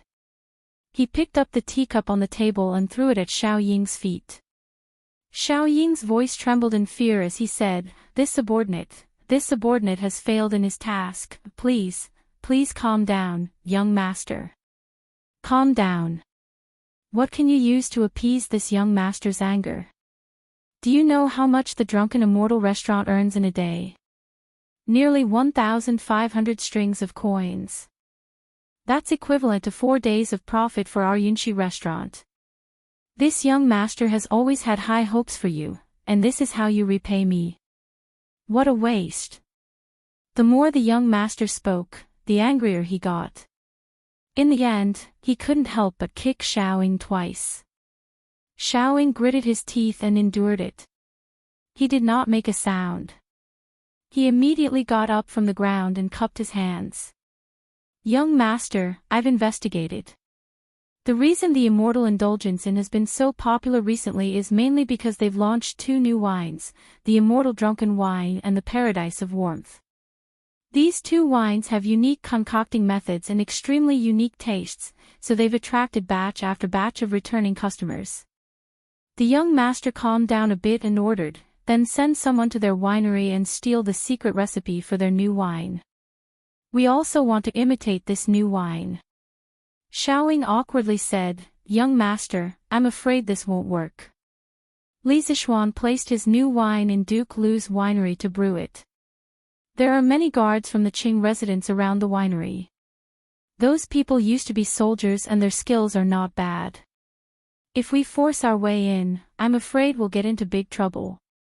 After all, in Jingguan Great Tang, the title of Demon King Qing Yao Jin was very intimidating. No one was willing to provoke this old demon. Then who else knows the secret recipe? The young master helplessly asked. Replying to young master, the craftsmen of the winery naturally know the recipe, but they have signed a contract with the Qing family. I'm afraid they won't easily reveal it. But according to what this subordinate knows, there should be another person who knows the recipe. Who? Speak quickly. Xiaoying cautiously said, replying to young master, that person is Han Tianhu's daughter. According to this subordinate's investigation, Han Tianhu's daughter is very likely to have participated in the brewing of the new wine. Moreover, she's one of the earliest participants. Oh. The young master raised his brows in surprise. Then, he paced back and forth in the room with his hands clasped behind his back. Xiaoying hesitated for a moment before he clenched his teeth and cupped his fists. Young master, this subordinate has another matter. I don't know. The young master unhappily waved his hand and said, speak. Yes, young master. The subordinate reported that Miss Leng Yuyao has also arrived in Chang'an. Yesterday, she and eldest young master went to Li Zishuan's residence and stayed there for a total of 2 hours. As for what they discussed, this subordinate doesn't know. The young master halted his steps upon hearing this. His expression changed before he finally scolded with a cold expression. It's this little bitch again. Send someone to investigate what my big brother discussed with Li Zishuan yesterday. This young master feels that this matter isn't simple. Xiaoying cupped his fists and replied, yes. This subordinate will arrange it now. Wait. The young master muttered, there's no need to investigate. According to my big brother's usual style, I reckon that he most likely went to find Li Zishuan to cooperate. It's too late to investigate now. The immortal drunken wine's profits are huge. No matter what agreement they reached, it's extremely disadvantageous to us. We must find a way to turn the situation around as soon as possible. Otherwise, this young master will definitely lose this clan's trial. Xiaoying softly said, I'll follow young master's instructions. The young master thought for a moment before saying to Xiaoying, come closer. Xiaoying hurriedly did as he was told. The young master whispered a few words in his ear before returning to his normal voice. Do you understand? Xiaoying replied, this subordinate understands. Young master, please rest assured that nothing will go wrong. The young master coldly said, if there are any more mishaps, you don't need to live anymore. Xiaoying's body trembled as he cupped his fists and said, yes. The young master continued, this immortal drunken wine's profits are so huge. We're definitely not the only ones keeping an eye on it. You have to move quickly and pay attention to propriety. Don't kill anyone. If this matter gets out of hand, this young master won't be able to explain. Do you understand? Xiaoying nodded and said, this subordinate understands. The young master nodded with satisfaction and instructed, to ensure that nothing goes wrong, you'll go this time as well. But if this matter is exposed, you must not reveal your identity. This time, all of you should avoid Han Tianhu as much as possible. Don't cause any trouble. This subordinate understands. The young master waved his hand and said, go. The faster, the better. Xiaoying slowly retreated. In the room, after a long time, the young master's muttering voice could be heard. Since young, you've always been better than me in everything. Everyone looked down on me. This time, I definitely won't lose to you again. However, no one noticed that a black-clothed man on the roof lightly flew away. Chapter 133. Azure Dragon District, Wang Rinbiao's residence. Young lord, that's all Yu Yao heard. As for what second young lord said to Xiaoying, Yu Yao doesn't know. Ling Yu Yao softly reported to Wang Rinbiao in an exquisitely decorated room. Wang Rinbiao stood up, closed his fan, and gently tapped his left hand. He slowly walked to a row of bookshelves, pondered for a moment, and sighed. Alas, Yao, even if you didn't hear those words, this young lord can guess most of it. It seems that this younger brother of mine is going to do something foolish. Ling Yu Yao was curious, but she didn't ask. This was also her nature. In her mind, if the young lord was willing to tell her, he would tell her even if she didn't ask. Wang Rinbiao hesitated for a moment, then finally made up his mind. No, Li Zixuan is no longer the same as before.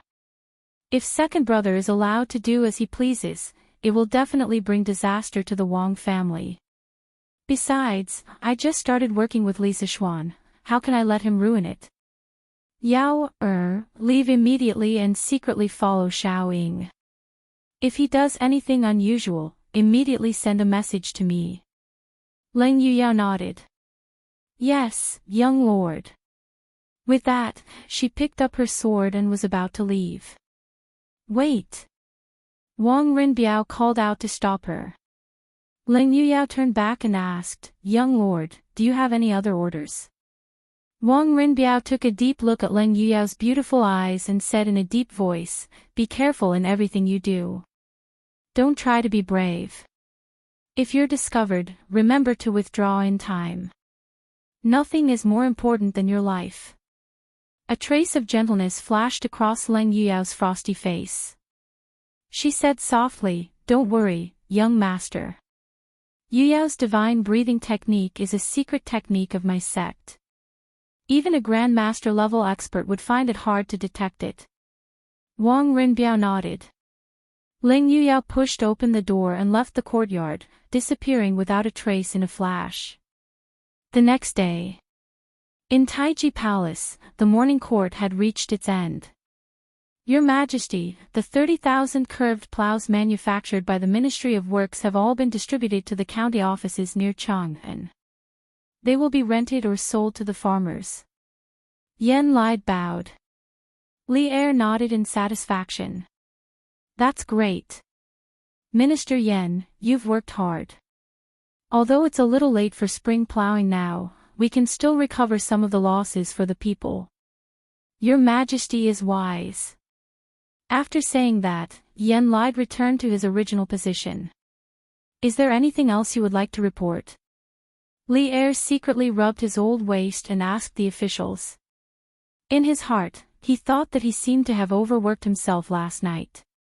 He should get the imperial chef to make some tiger penis soup to replenish his energy. The ministers looked at each other and then lowered their heads. Seeing this, Li Er announced the end of the court session. Not long after, the officials dispersed. Only Qin Qiong walked out and quietly turned back. After Li Er left the court, he went to the back hall of Taiji Palace. Just as he was about to change his clothes and go to the west inner garden to rest, a servant came in and reporting to Your Majesty, Dookie requests an audience. Li Er stopped what he was doing and said in surprise, Oh. What business does Xu Bao have? Hurry up and announce it. Yes. The attendant cupped his hands in acknowledgement and slowly retreated. A moment later, Qin Qiong walked in shakily and bowed to Li Er. Greetings, Your Majesty. Li Er hurriedly said, Xu Bao, quickly dispense with the formalities. Men, give me a seat. The attendant brought over a stool. Qin Qiong cupped his hands and said, Thank you, Your Majesty. Li Er waved his hand and asked, Xu Bao, why do you want to see me? Why didn't you say it in the court session just now? Qin Qiong looked at the surrounding palace maids and servants. After hesitating for a moment, he cupped his hands and said, This is an important matter. If I may be so bold, Your Majesty, please dismiss your servants. Li Er was even more curious.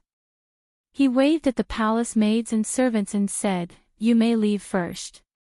"Yes." After they all left the inner hall, Li Er looked at Qin Qiong and smiled.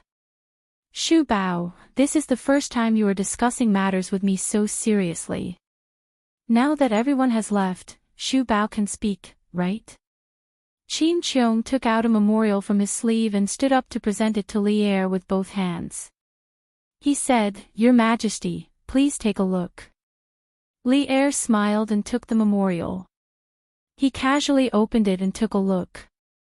A moment later, Li Er's expression suddenly changed. The relaxed expression on his face was no longer there. Qin Qiong stood quietly at the side with his hands behind his back, silent.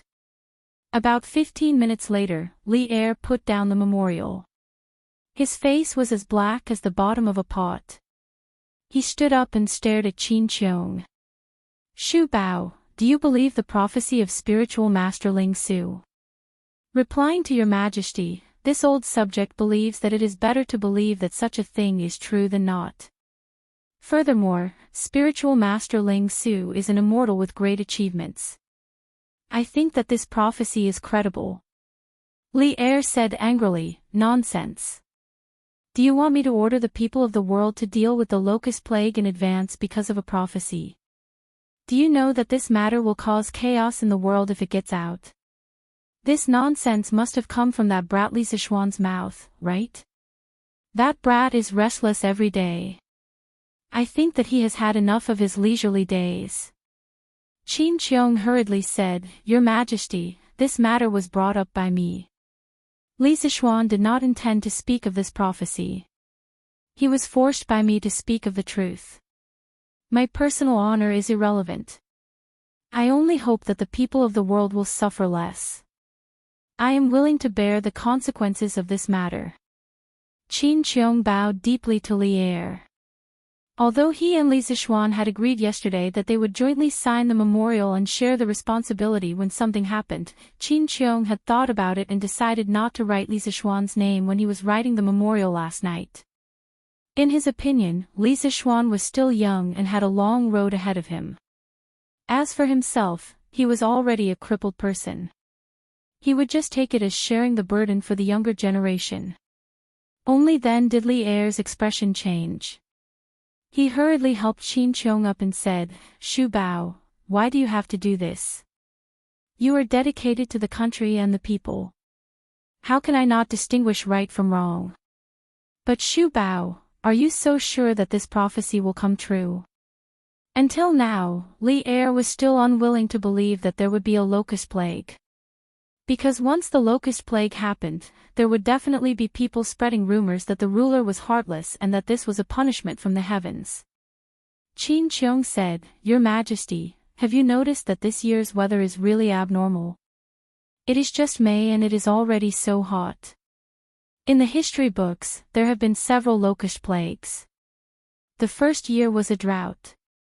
So when I heard this prophecy, I felt that something would happen next year." Li Er touched his chin and said in disbelief, "But there have been countless years of drought. I have never seen so many locust plagues in history." Seeing that he could not persuade Li Er, Qin Qiong hesitated for a moment and gritted his teeth. "Your Majesty, according to Li Zixuan, spiritual master Ling Su had another prophecy a few years ago." Li Er instinctively asked, "What prophecy?" "Your Majesty, that prophecy came true on the 4th of June last year at the Xuanwu Gate." Silence. The entire hall suddenly fell into a strange silence. Only Li Er's heavy breathing could be heard.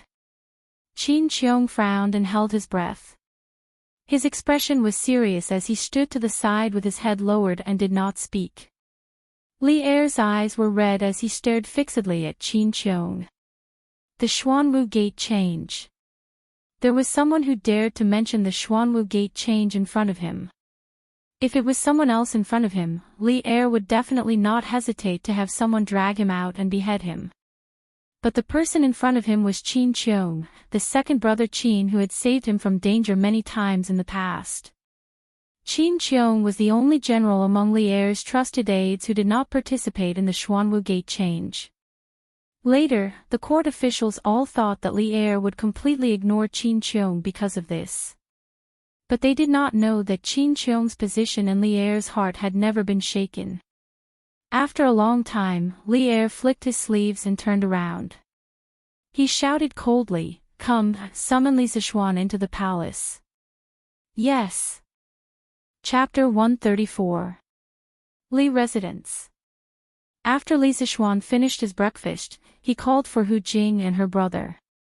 After the two children came yesterday, they had been very careful and well-behaved, afraid of causing trouble for Li Zishuan. Mrs. Li had heard about the two children's experience from her son and was very sympathetic to them. She personally went to Mingyue Xian to give them many exquisite pastries.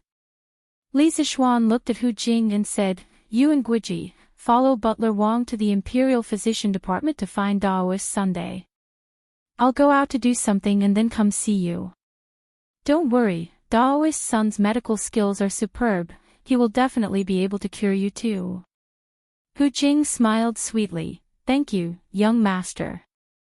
"Don't worry, young master, my brother and I will be fine." Hu Guiji scratched her head and laughed, "Hee hee, young master, don't worry, Guiji will take good care of, sister." Li Zishuan patted Hu Guiji's head with a smile. When this chubby child giggled, Li Zishuan couldn't help but think of Dubai from the movie Super Land Troopers in his previous life. This kind of giggle was always able to bring an inexplicable warmth to one's heart. "Uncle Wang, please take good care of them." Wang Zhong clasped his hands and said, "Young master, don't worry." Li Zishuan nodded and Wang Zhong left with the two siblings. Hu Jing turned around and waved goodbye to Li Zishuan with a smile. Li Zishuan smiled with relief and turned back to the west courtyard. He changed his clothes and prepared to go out. He planned to go to the workshop today to see how the carriage was doing. This carriage took him a lot of effort. Just as he walked to the door, he saw Qing Chumo and Li Qingqian walking together. The two of them met at the entrance of the workshop by chance. Li Qingqian came today mainly to thank Li Zishuan for giving him the new wine. This helped him a lot in front of Li Er. Of course, he was also helping to pass on his father's decree a few days ago. Although this decree was a bit of a scam, he couldn't not come. The reason why Qing Chumo came to look for Li Zishuan was very simple. This guy had nothing better to do, so he came out to play. These days, the Drunken Immortal and the Land of Warmth and Tenderness were extremely popular, which made him and his father extremely happy. Today, he came over to drag Li Zishuan to a restaurant to celebrate. Who knew that he would meet Li Qingqian so coincidentally? Because of his relationship with Li Zishuan, Qing Chumo wasn't as estranged as before. They even chatted with each other on the way. Of course, the center of their conversation was always about Li Zishuan. When Li Zishuan saw the two of them, he hurriedly greeted them, "Your Highness, Cho Nyo, you're here. Please come in." Inside the room, Li Zishuan expressed his gratitude. Li Zishuan smiled and said, "Your Highness, there's no need to be so courteous. It's just a few jars of fine wine. It's not worth mentioning." However, Li Zishuan's next sentence made Li Zishuan unable to smile anymore. "Oh right, my father also said that in the future, the palace's wine will be purchased from your winery. It's just that the price will be 50% off according to the market price." Li Qingqian hesitated for a moment, but still said it. After saying it, he felt a bit embarrassed and felt that he couldn't stay any longer. When Li Zishuan heard it, his old face immediately darkened. This Li Er was really an old hoodlum. 50% off the market price. Why didn't he just rob a bank? Qing Chumo also almost jumped. His family had 10% shares in the winery. The atmosphere in the room suddenly became very awkward. In the end, Li Qingqian said embarrassedly, how about I ask my father to take back the order? Li Zishuan rolled his eyes and waved his hand, saying, Your Highness, there's no need for that. Our winery will provide new wine to the palace as scheduled. This matter didn't only have disadvantages. It also had advantages.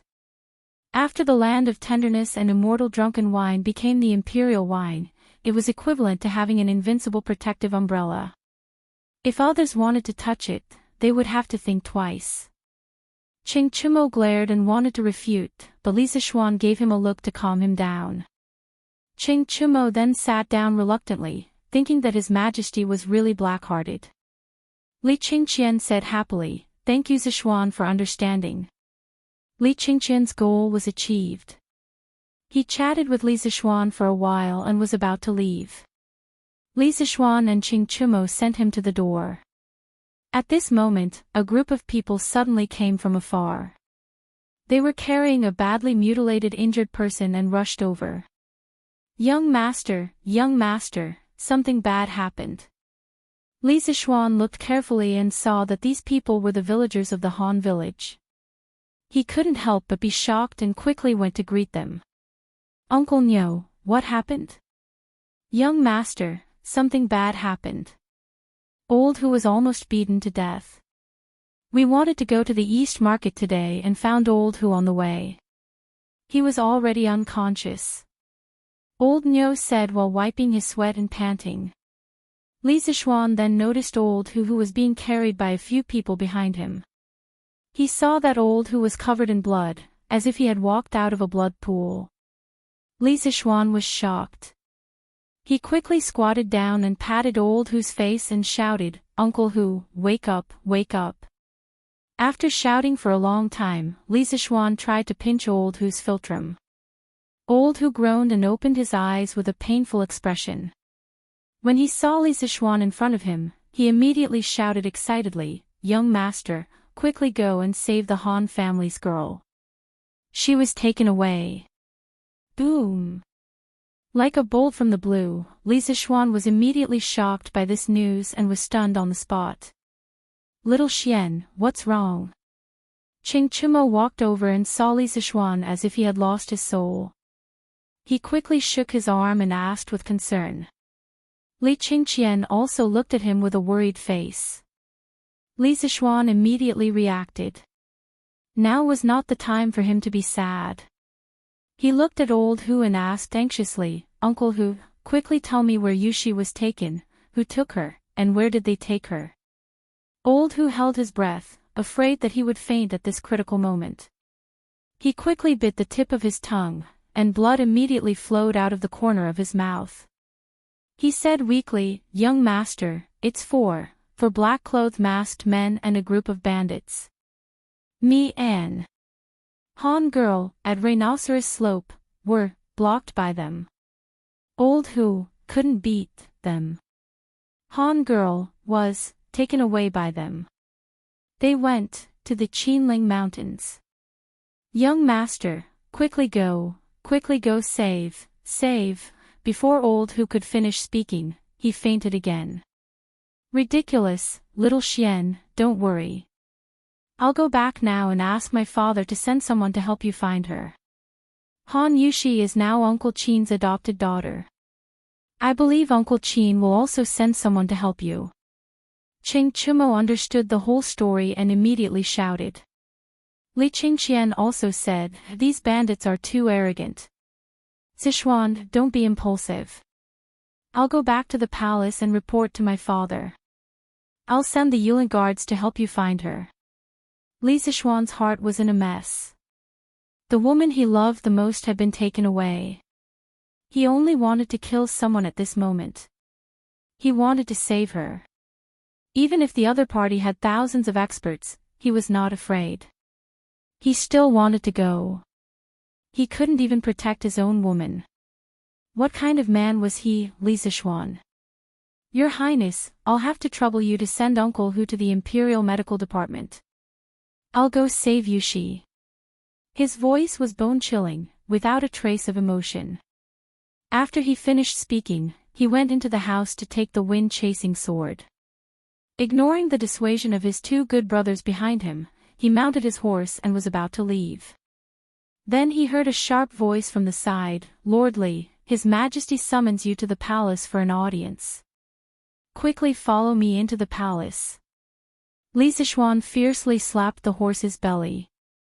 He ignored the attendant who delivered the decree and rushed out like a gust of wind, leaving only an angry roar, "I don't have time." The attendant was so scared that he fell to the ground, not knowing how to return to the palace and report the decree.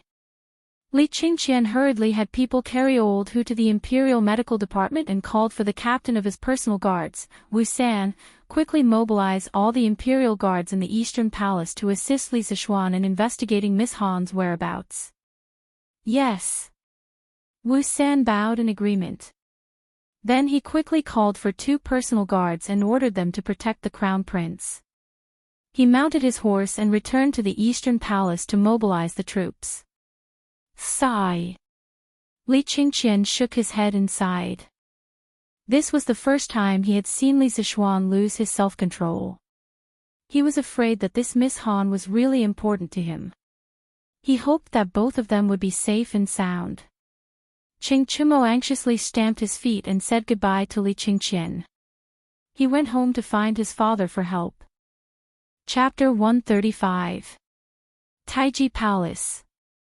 Your Majesty, the messenger who went to deliver the decree to Li Zishuan bowed to Li Er, trembling in fear as he did not know how to report to Li Er. Where's Li Zishuan? Li Er frowned and asked unhappily. Your Majesty, Lord Li. Lord Li said he's not free. The messenger felt Li Er's blade-like gaze and hurriedly told the truth. Of course, he omitted the first 2 words of Li Zishuan's sentence. Although Qin Qiong, who was standing at the side, remained calm on the surface, his heart was in turmoil. He thought to himself that this Li Zishuan was really bold. Li Er slammed the table and said angrily, "Impudent, this brat is simply lawless." Men. Qin Qiong knew that something was wrong and was about to plead for mercy when another servant hurriedly came in and bowed. Your Majesty, the Crown Prince requests an audience. Li Er suppressed the anger in his heart and said, "Let him in." Yes. A moment later. Greetings, Father. Li Er acknowledged and asked, Qingqian, what's the matter? Father, I'm here today for Li Zishuan. Li Zishuan had just left. As a friend, he naturally had to help him clean up his mess. Otherwise, the consequences would be unimaginable. You still dare to mention that brat to me? I summoned him, but he didn't even dare to come. He's getting bolder and bolder, Li Er said angrily. Li Qingqian hurriedly said, Father, please calm down. Li Zishuan has a reason for this. Father, please listen to me slowly. Li Qingqian told him everything that had just happened. When Qin Qiong heard that something had happened to Han Yushi, he immediately rushed forward and said, Your Majesty, this Han Yushi is the adopted daughter that I just adopted. I didn't expect that she would be captured by criminals today. I beg Your Majesty to allow me to bring people to rescue her. Li Er said in surprise, Shu Bao actually adopted a daughter. Qin Qiong nodded anxiously and said, Your Majesty, I just acknowledged it yesterday. Li Er saw the anxious expression on Qin Qiong's face and knew that now was not the time to ask for details. He said, Shu Bao, you are injured and cannot go. Men, summon Dugu Axian. Greetings, Your Majesty. Dugu Axian, clad in radiant armor, cupped his fists at Li Er. Li Er ordered, Dugu Axian, take 1,000 featherwood guards and immediately search for Han Yushi's whereabouts in the vicinity of Mount Qinling. If you encounter bandits who resist stubbornly, you can kill them without mercy. Dugu Axian said awkwardly, Your Majesty, I don't know Han Yushi. Li Er thought for a moment and said, Go to the Imperial Physician's office and bring an uninjured Han villager with you. Have him search with you. Yes. Dugu Axian cupped his fists and left. Wait. Li Er glanced at Qin Qiong and added to Dugu Axan, you must ensure the safety of Han Yushi and Li Zishuan. Although he was angry at Li Zishuan, he did not want Li Zishuan to die. He also admired Li Zishuan's talent. Yes, Your Majesty. Your Majesty, I wish to return home and send my men to search. Your Majesty, please allow me. Qin Qiong said with a sorrowful expression. At this time, there was no time to continue discussing the locust plague. Thus, Li Er nodded and said, Shu Bao, take care of yourself. Go. Soon, only Li Er was left in the hall. After thinking for a long time, he shouted, summon Li Junxian. Then, a valiant young man in martial attire entered the hall. He bowed and said, This general, Li Junxian, greets your majesty. Li Er nodded and told Li Junxian about Han Yushi's capture. Then, he ordered, Junxian, take 500 cavalry and investigate the background of these bandits. How dare they cause trouble near the capital? This general obeys the decree. At the same time, in the Qing residence, what? You said that Han Yushi was captured. Qing Yaojin's eyes widened as he exclaimed. Yes, father, quickly send someone to search for her. Your son is about to go crazy from seeing little Xian. Qing Chumo said anxiously. Qing Yaojin said, Of course we have to search for her. She is the adopted daughter of second brother Qin. In the end, she is half my adopted daughter. How can I just stand by and watch? After saying that, Qing Yaojin rushed outside the house and shouted, Zhuang Qi. A few seconds later, a man came in and bowed. Master. Qing Yaojin said, Zhuang Qi, immediately take all the guards in the residence and search for Li Zishuan in the Qinling Mountains. If he needs your help, do as he says. Yes, master. Zhuang Qi cupped his hands and accepted the order. He was about to go out to search for him. Wait, father, I'll go with them. Qing Chumo said anxiously. He remembered how cold-blooded and violent Li Zishuan was like a demon from hell. He was worried about his good brother. If he did not go personally, he would not feel at ease. Qing Yaoji nodded. All right, Chonyo, you go first. I'll look for Shu Bao and come later. Qing Chumo and Zhuang Qi immediately mobilized their men and headed for the Qinling Mountains. Qin Manor. Master, why are you leaving court so late today? Madame Qin asked when she saw that the other officials in the square had already returned home. Qin Qiong was full of impatience. He did not have the time to chat. He hurriedly said, Madam, we don't have time to talk about this now. Han Yushi has been captured. Little Xian went to search for her alone. Both of them are in danger. I have to rescue them as soon as possible. Ah. Madame Qin was shocked at first, then she was endlessly anxious. Yesterday, Qin Qiong told her that Han Yushi had agreed to acknowledge him as her godfather. Madame Qin was overjoyed from the bottom of her heart.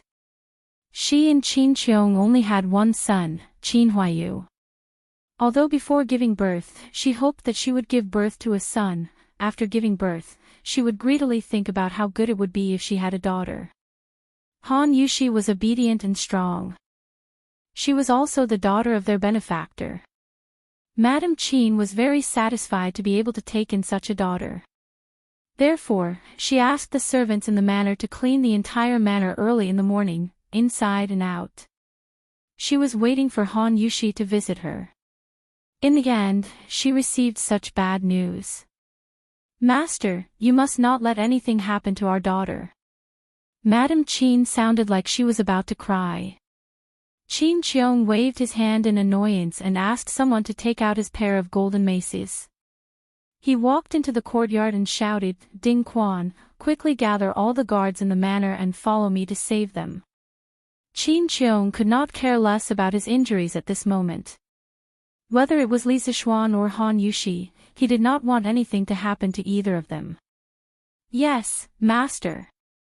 A loud answer came from a corner of the courtyard. Second brother, is your body all right? Why don't I take them to find it? Ching Chumo rode his horse over. He knew that Qin Cheong would not be able to sit still. He might even go personally. He was worried that Qin Cheong's body would not be able to hold on, so he let Ching Chumo leave first. He would come over himself to take care of him. Jijia, I'm much better now. It's fine. Time is of the essence. Let's set off quickly. Qin Cheong waved his hand and said anxiously. Ching Chumo was naturally not a wishy-washy person. He saw that Qin Cheong's complexion was indeed much better than a few days ago, so he laughed loudly and said, Good, I can finally fight side by side with second brother Qin again. I want to see which group of bandits dare to bully us. Go! Qin Cheong was also full of heroic spirit.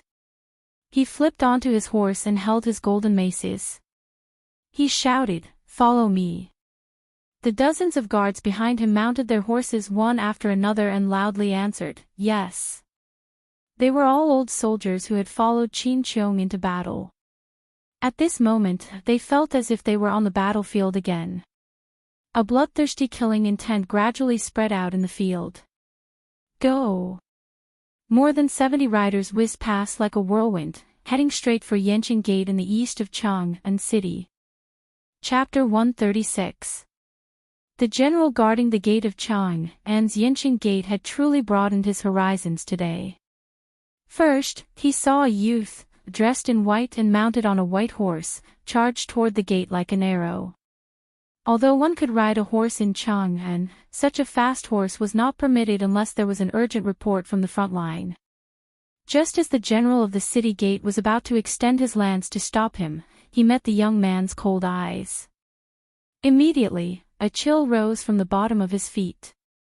In that moment of hesitation, the young man had already rushed out of the gate and disappeared without a trace. The general immediately felt that he had lost some face. After cursing at the youth, he returned to the gate to drink tea. A little while later, he saw another group of soldiers, several hundred in number, charging toward him. Upon questioning them, he realized that they were Eastern Palace guards. Frightened, he hastily let them pass. 15 minutes later, a large group of soldiers, led by a young general, charged toward Yenching Gate. The general took a closer look and estimated that there were around 1,000 soldiers. He couldn't help but be shocked, wondering if there was another battle going on. Why would the imperial court send so many soldiers? Only when the group entered did the general realize that the leader was a Featherwood Guard commander. After examining the token, he immediately let them pass. Once the thousand-some soldiers had all left the city, he couldn't help but wipe away the sweat on his forehead. Just what day was it today? This lineup was truly frightening. But the following scenes left him completely numb. First, Li Junxian came with 100 of the Great Tang's most mysterious horsemen. Then, the Demon King's eldest son came with 70 to 80 powerful guards. Finally, he saw the ailing Duke of Yi ride a horse to Yenching Gate with the Demon King of Lu Guogong. The guard at the city gate pinched his thigh hard to make sure that he was not dreaming. He could not figure out what had happened that had alarmed so many big shots in Chang'an. Ching Chumo had told Li Zixuan that Chang'an only had a few things happening throughout the year. If there was even the slightest rustle of grass in the wind, those who paid attention would definitely know. Today's Chang'an wasn't as simple as a rustle of grass in the wind. Those with a little status would immediately find out what was going on. Bu Jingfang, Yuqi Jingda's home. Jinda, I heard that Xu Bao and Jijia went out of the city together. It seems they are going to search for Li Zixuan and a girl. Yuqi Jingda stroked his large beard and said solemnly. Niu Jinda nodded and said, I've also heard about it. Jingda, Xu Bao's body has yet to fully recover. How can we just watch with folded arms? Why don't we bring our family generals and lend him a helping hand? Yuchi Jingde laughed heartily and said, "That's exactly what I was thinking. Speaking of which, us brothers haven't fought side by side for a long time. Moreover, Li Zixuan is also a pretty good young man. Who knows how many people have been saved by the curved plow he invented." Azure Dragon District. Young Master, the army in Chang'an has been deployed everywhere. His Majesty has even sent out hundreds of riders. Li Zixuan was the first to leave the city, followed by the Eastern Palace Imperial Guards of the Crown Prince. Then, Qin Yao Jin, Qin Qiong, Yuchi Jingde, Niu Jinda, and other military generals have also led their families out of the city. In the courtyard, Lu Yun reported the unusual movements in Chang'an City to Wang Rinbiao. Hearing this, Wang Rinbiao's face turned ashen. He frowned in disbelief and shouted, "How did this matter become so big? Han Yushi is just a peasant girl. It's fine if Li Zixuan is crazy about her, but why are these military generals also?" Lu Yun carefully said, "Young Master, it said that Han Yushi is the adopted daughter of Duke Yi yesterday." Wang Rinbiao's face suddenly froze. After a long while, he said in a deep voice, "We can't let second brother continue to mess around like this. He's going to harm our entire Wang family." "Where is Yao now?" "Young Master, Miss Yu Yao is following Xiao Ying and the others. They are going to the Bloodwind stronghold." Wang Rinbiao's face changed and muttered, "Second brother is actually mixing with such desperados. This is simply ruining the family's reputation. Quickly send a message to Yao and ask her to do her best to assist Li Zixuan and save Han Yushi." "Yes, young master." Lu Yun responded and hurriedly left. On the mountain road outside the eastern city of Chang'an, Li Zixuan was burning with anxiety as he galloped wildly on his horse. Although the big white horse under him was a famous horse in the western region, it couldn't withstand such a wild gallop. However, Li Zixuan couldn't care less about the horse now. He just wanted to find Han Yushi quickly. If he had known that something like this would happen today, he would have taken Han Yushi back to Chang'an yesterday even if he had to forcefully snatch her. Unfortunately, there was no medicine for regret in this world. Thinking of Han Yushi's gentle personality and peerless appearance, Li Zixuan only hated himself for not taking the initiative to pursue Han Yushi earlier. Then, she would have stayed in the Li residence and this kind of thing wouldn't have happened. In less than a quarter of an hour, Li Zixuan had already arrived at the Rhinoceros Slope, which was 10 miles away from Chang'an City. He saw 4 or 5 pools of blood on the ground and many traces of a fight. It was enough to show that the battle was fierce. Previously, he had heard from Han Lijing that Old Hu had also been a government soldier a few years ago. Judging from the traces of the battle, Old Hu's kung fu was probably not weak. It was just that 2 fists couldn't fight against 4 hands. Before Old Hu fainted, he said that the group of thieves took Han Yushi and fled in the direction of the Qinling Mountains. Li Zixuan raised his head and looked at the vast Qinling Mountains in the north. He couldn't help but feel despair in his heart.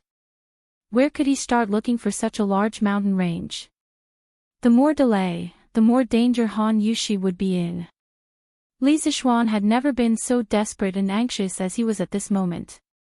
He was unwilling to give up and shouted to the north, "Yushi, where are you?" The roar lasted for more than a mile before it gradually subsided. The pedestrians on the road heard the roar and stopped to look in this direction. Li Zixuan vented the depression in his chest, adjusted his mood, and mounted the horse. No matter how big the Qinling Mountains were, even if he had to search for a lifetime, he would find Han Yushi. At this moment, a ball of object flew towards Li Zixuan's face. Although the speed was fast, Li Zixuan didn't feel any killing intent. He tilted his head and used his strength to grab the ball of object in his palm. "Who is it?" Li Zixuan looked around and saw that there was nothing around except trees and weeds. He paused and looked at the object in his hand suspiciously. He saw that it was a silk cloth wrapped around a stone. Li Zixuan threw away the stone and opened the silk cloth. He saw the words on it: "If you want to save Han Yushi, go to the bloody wind stockade of Mount Mang quickly." Li Zixuan was suddenly shocked and hesitated. He didn't know if the person who delivered the letter was purposely making a diversion to distract him or was sincerely helping him. After hesitating for a moment, Li Zixuan gritted his teeth. He had to risk it. Having a specific location was much better than him running around like a headless fly. He threw away the silk cloth and walked to an open area. He found a passerby and asked for the location of Mount Mang. He rode his horse and galloped over. Chapter 137. Giddy Up. On the mountain path to the southeast of the Qinling Mountains, Li Zixuan whipped his horse and galloped wildly. The white horse beneath him seemed to have sensed his master's anxiety. Its four legs were crisscrossing at an extremely high frequency, kicking up a trail of dust.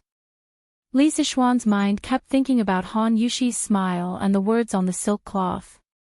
Blood Wind Stockade, Blood Wind Stockade. He could not help but murmur.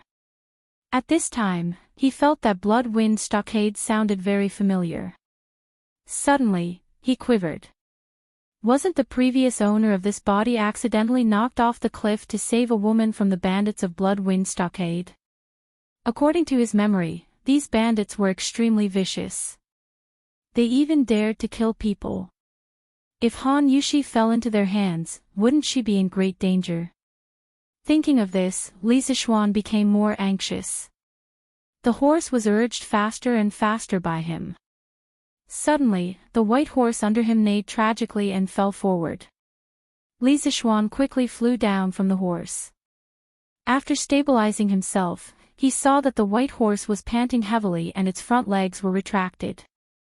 It seemed to be injured. Li Zixuan quickly went forward to check carefully. He found that the horse's front hooves were nailed with thorny vines. Li Zixuan touched the white horse's ears and said softly, "You've worked hard today. From now on, you can follow me and enjoy your life. You stay here first. When I'm done, I'll take you home." The white horse seemed to understand his words. It shook its head on the ground and gently touched Li Zixuan's palm with its nose. Li Zixuan gave a knowing smile and patted its head. Using the cloud-piercing steps, he rushed towards Empty Mang in the north. Time was of the essence and he did not have the time to find another horse. He could only rely on his Qin Gong to hasten his journey. At the foot of the North Mang Mountain, a group of bandits in ragged clothes were escorting a flower-like girl up the mountain. "Boss, this little girl is crying and walking so slowly. Why don't you let this little one carry her?" A wretched young man flatteringly said to the leader. After he finished speaking, he couldn't help but glance at Han Yushi's stunning face. "If you dare to touch me, I will immediately bite my tongue and commit suicide." Han Yushi's eyes reddened when she heard this. She had been sad for the dead old Hu the whole way. After all, old Hu had been beaten to such a state. Han Yushi thought that old Hu must be dead. That family, which was already very unfortunate, had now lost its pillar of support because of her. Thinking of this, she could not help but feel a wave of grief in her heart. She cried all the way, almost forgetting the dangerous situation she was in. Along the way, she also discovered that although these people were ferocious, they didn't seem to dare to force her too much, especially the leader of the bandits. He was very wary of the black-clothed middle-aged man beside him. The bandit leader slapped the young man's head and scolded him. "Put away your tricks. Do you think I don't know what you're trying to do? If this juicy little girl could do it, would it be your turn? Get lost." After saying that, he kicked the wretched young man twice. The middle-aged masked man next to the bandit leader nodded when he saw this. He turned around and said in a suppressed voice, "Han Yushi, you'd better hurry up. Don't stall for time. You should get rid of your unrealistic thoughts as soon as possible. No one will come to save you in this wilderness. My patience is limited. You'd better not force me." Han Yushi's body trembled when she heard this. The reason why she walked so slowly was because she wanted to stall for time and wait for Lisa Xuan to save her. She didn't expect that the other party would still see through her. Han Yushi was also worried that the masked middle-aged man would do something excessive next, so she could only reluctantly speed up. Next to the masked middle-aged man stood a very thin and weak masked man. Han Yushi couldn't tell whether he was a man or a woman along the way. At this moment, she heard that person say softly, "Oh, Master Xiao. You see, I'm not interested in women. Why don't you let me carry this fair and tender little girl up the mountain?" After saying that, he used his orchid fingers to poke the masked middle-aged man's shoulder. He saw that Master Xiao was obviously shocked. He was probably disgusted. He quickly frowned and said, "Don't talk nonsense. Hurry up and don't complicate things. If you ruin Master's plans, Master won't forgive you." That thin masked man used his orchid fingers to stroke his cheek and snorted unhappily. He twisted his butt and walked in front of the crowd with enchanting steps. The bandits either lowered their heads to count ants or pretended to block the sun with their hands to cover their eyes. If they had also transmigrated from the modern world like Li Sichuan, they would definitely say 3 words at this moment: "My eyes hurt."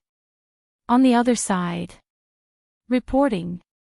"General, there's a piece of silk cloth with words and horse hoof prints ahead." Dugu Axian took the silk cloth. On it was written, "If you want to save Han Yushi, quickly go to Mount Mang's Bloodwind stronghold." After reading it, Dugu Axian's face was dignified. He said to himself, "Bloodwind stronghold. It's actually Bloodwind stronghold." In the past few years, the imperial court has sent troops to clean up the mountain bandits, but the bandits of Xifeng Stockade have not been eradicated. This time, I will uproot you and see if you can still harm the people. Hey, wooden face, did you find little Xian's whereabouts? Not far away, there was a sudden shout. The person who spoke was Qing Chumo. Although the Qing family's soldiers were old soldiers who retired from the front line, after all, they had slacked off for so many years. They naturally could not compare with the elite Yulin Guards. Therefore, they arrived a little later than the Yulin Guards. As the second-generation leader of the military, Qing Chumo certainly knew Dugu Axian. However, this person often put on an indifferent expression that kept strangers away. Therefore, everyone privately called him Wooden Face. However, no one called him by his nickname like Qing Chumo. When Dugu Axian heard Qing Chumo call him Wooden Face, he immediately became angry. He threw the silk cloth into Qing Chumo's hand and said, "See for yourself. I will lead the Yulin Guards first. You send your soldiers to inform the 2 Grand Dukes behind." After saying that, he directly turned over and mounted his horse. He roared, "Yulin Guards, follow me. Let's go to Mount Mang." This army of 1,000 people, upon hearing the command, immediately gathered and set out. Their movements were neat and uniform. This was a strong army. This was the true obedience of orders and prohibitions. After Qing Chumo finished reading the contents of the silk cloth, he hurriedly said, "Zhuangqi, you send a few people to inform my father and Uncle Qin. Then you take the rest to Mount Mang. I will go with Wooden Face to find little Xian." Zhuangqi hurriedly said, "Yes, young master. Please be careful." Qing Chumo nodded. He mounted his horse and chased after Dugu Axian. He shouted, "Hey, Wooden Face, wait. I, Old Qing, will go with you." Chapter 138.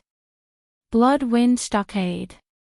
The gate of the stockade was closed, and there were 2 people standing guard on the simple turrets on both sides of the gate.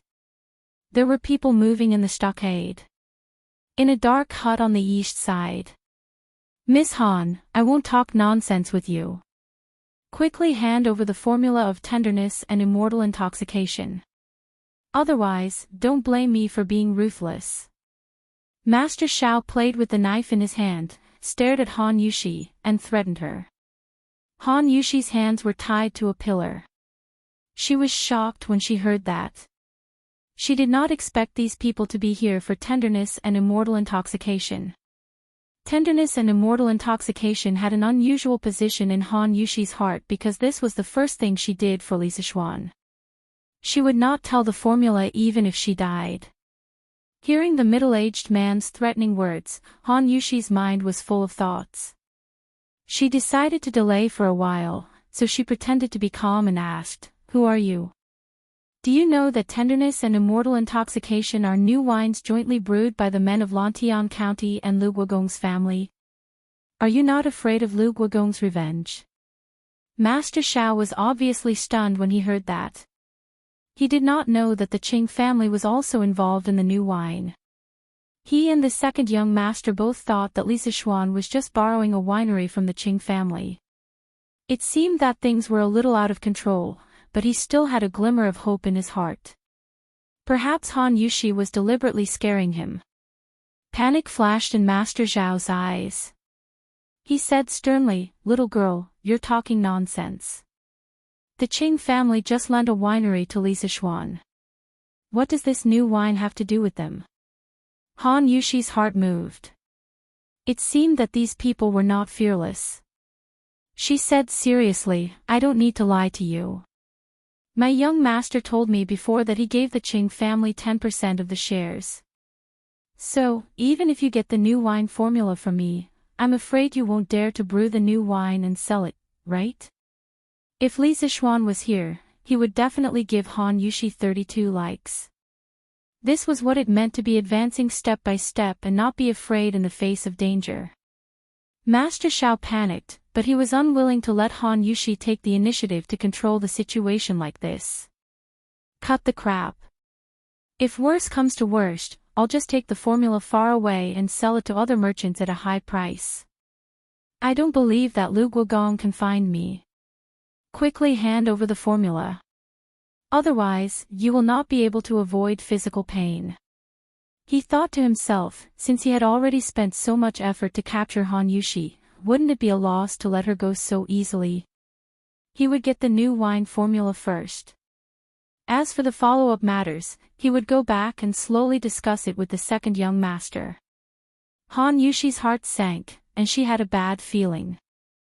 She said stubbornly, "I don't know the formula, and I won't give it to you." Master Xiao smiled coldly and said, "Fine. It seems like you're refusing a toast only to be forced to drink a forfeit. Don't think that I won't dare to do anything to you. Many people in the stronghold are drooling over your beautiful face." Han Yushi's face turned pale. The thing she was most worried about was still going to happen. She pretended to be fierce and shouted, "You dare. My young master won't let you go." Of course, Master Xiao didn't dare to be too ruthless. This Han Yushi had a strong personality. If she really killed someone, she would really have a life and death feud with Li Zixuan. In the end, it wouldn't be easy for him to clean up the mess. He was just deliberately scaring Han Yushi. Master Xiao pretended to be indifferent and said, "Hee, why wouldn't I dare? I advise you to obediently hand over the formula. After we verify its authenticity, we will let you go down the mountain." Han Yushi's heart was suddenly filled with despair. Master Zhao's words had blocked her last path. It wasn't that she hadn't thought about it.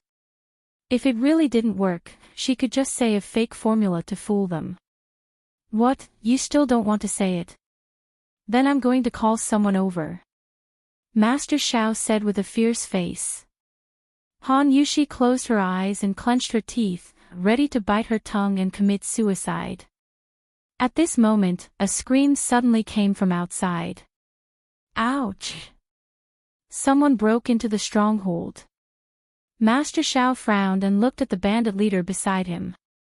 He asked, "What's going on?" The bandit leader shouted outside, "Men." A small follower immediately came in from outside and hurriedly said, "Boss, there's a young man outside the stronghold. He's breaking into the stronghold.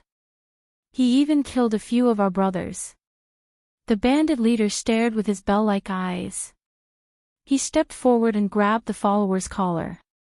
He angrily said, "You guys can't even beat a little kid." The follower quickly said with a bitter face, "Boss, that young man's martial arts are too powerful." Master Xiao frowned and said, "Song Tiandao, get someone to guard this door. Don't mess around. Let's go out and take a look." It turned out that the bandit leader was called Song Tiandao. Song Tiandao nodded. After arranging the men, he went to the stronghold gate with Master Xiao and the others. The person who was breaking into the stronghold was Li Sichuan. He ran all the way and finally came to the vicinity of Mount Mang. After spending a lot of effort, he finally found the stronghold. He saw that the stronghold was located in the middle of a lofty mountain range. It was surrounded by cliffs. Only this 30 feet wide stronghold gate could be passed through. It was easy to defend and hard to attack. Li Sichuan took a breath and no longer wasted time. He planned to force his way in. At least he had to see Han Yushi first. He gathered his qi in his palm and threw out 2 pebbles. With his current power, just his hand strength alone had the strength of 1,000 pounds. The 2 pebbles instantly shot out like bullets and sank into the space between the eyebrows of the 2 bandits who were dozing off on the turret. Yes, Li Sichuan did not plan to leave anyone alive.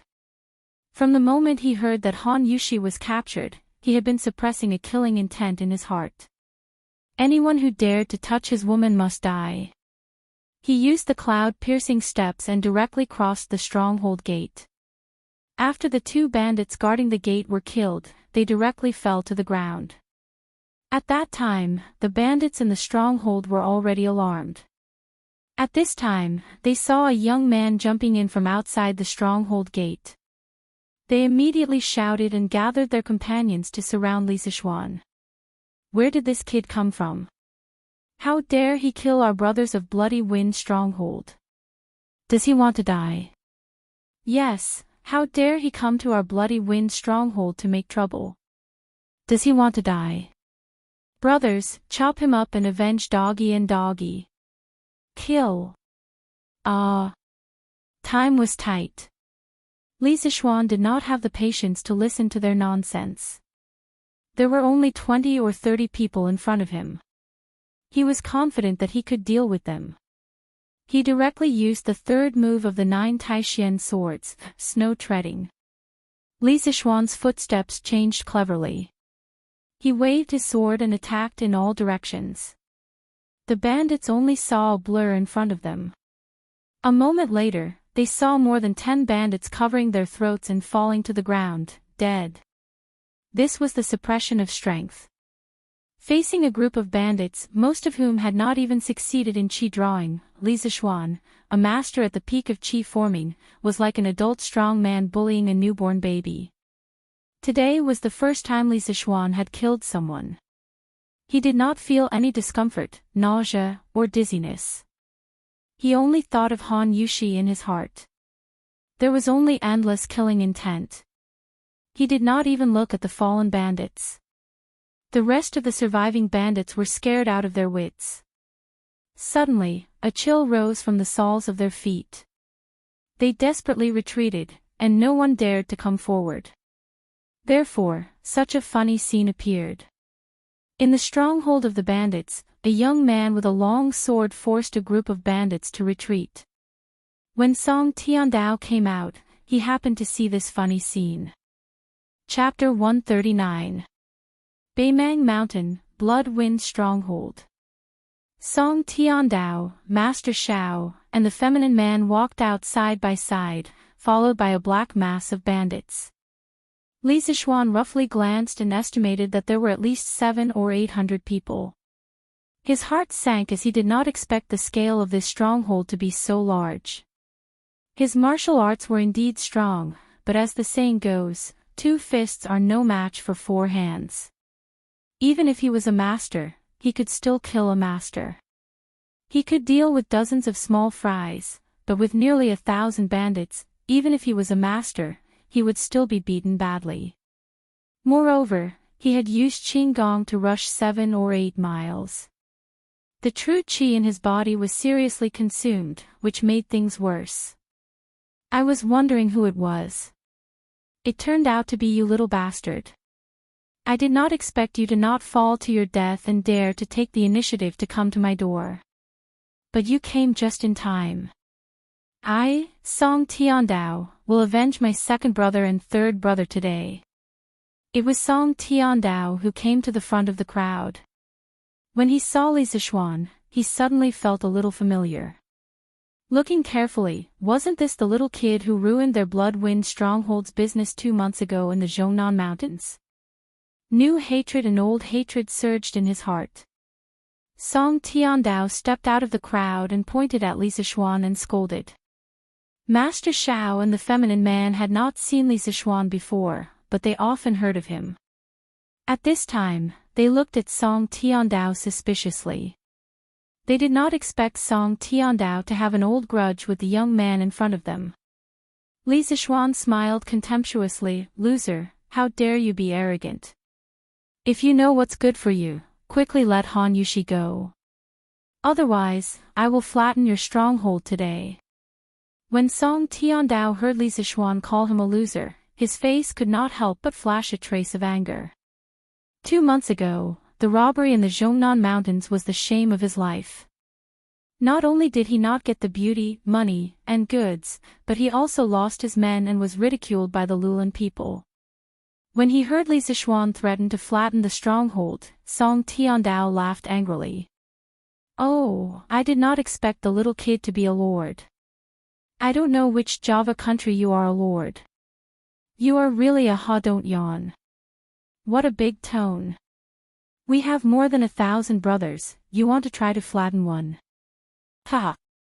Ha, has this little brat watched too many dramas? That's right, that's right. How dare you come to our bloody wind stockade when you haven't even grown your hair? There was a burst of laughter among the bandits. Li Zixuan frowned. He exerted his strength to the tip of his foot and gently kicked the ground under his feet. Several stones shot out and flew towards Song Tiandao and the others. He had just taken the opportunity to recover his true qi. Although he had not recovered to his peak, he was almost there. He had not seen Han Yushi for so long, and the ominous premonition in his heart was getting stronger and stronger. He could not wait any longer. No matter how many bandits there were in front of him, he had to kill his way out. Song Tiandao, Master Shao, and the feminine man easily avoided Li Zixuan's sneak attack. However, the bandits behind them did not have time to dodge. 4 or 5 bandits were instantly killed and fell to the ground. When the rest of the bandits saw this, they glared at Li Zixuan, but did not dare to say a word. Of course, Li Zixuan did not expect to kill the bandit leader with just this. His goal was only to enrage him. When people were angry, they would often lose their rationality. Perhaps the bandit leader would come out and fight him one-on-one in a fit of rage. In his previous life, when he read The Legend of the Sui and Tang Heroes, he often saw that when 2 armies faced each other, they usually liked to fight the generals first. Although he was not sure if there would be such a thing in the real Tang dynasty, he still wanted to try. In a one-on-one fight, he was certainly not afraid of the defeated general. At that time, he might be able to capture him and save Han Yushi. Song Tiandao saw that Li Zixuan dared to kill his men under his nose. As expected, he was furious. He shouted angrily. How dare you? Men, take my broadsword. Little child, you'd better tell me your name first. Otherwise, you'll be a nameless ghost after you die. Li Zixuan saw that Song Tiandao was indeed enraged and wanted to fight him one-on-one. He was delighted. At this moment, he looked at the hundreds of thatched cottages behind the bandits.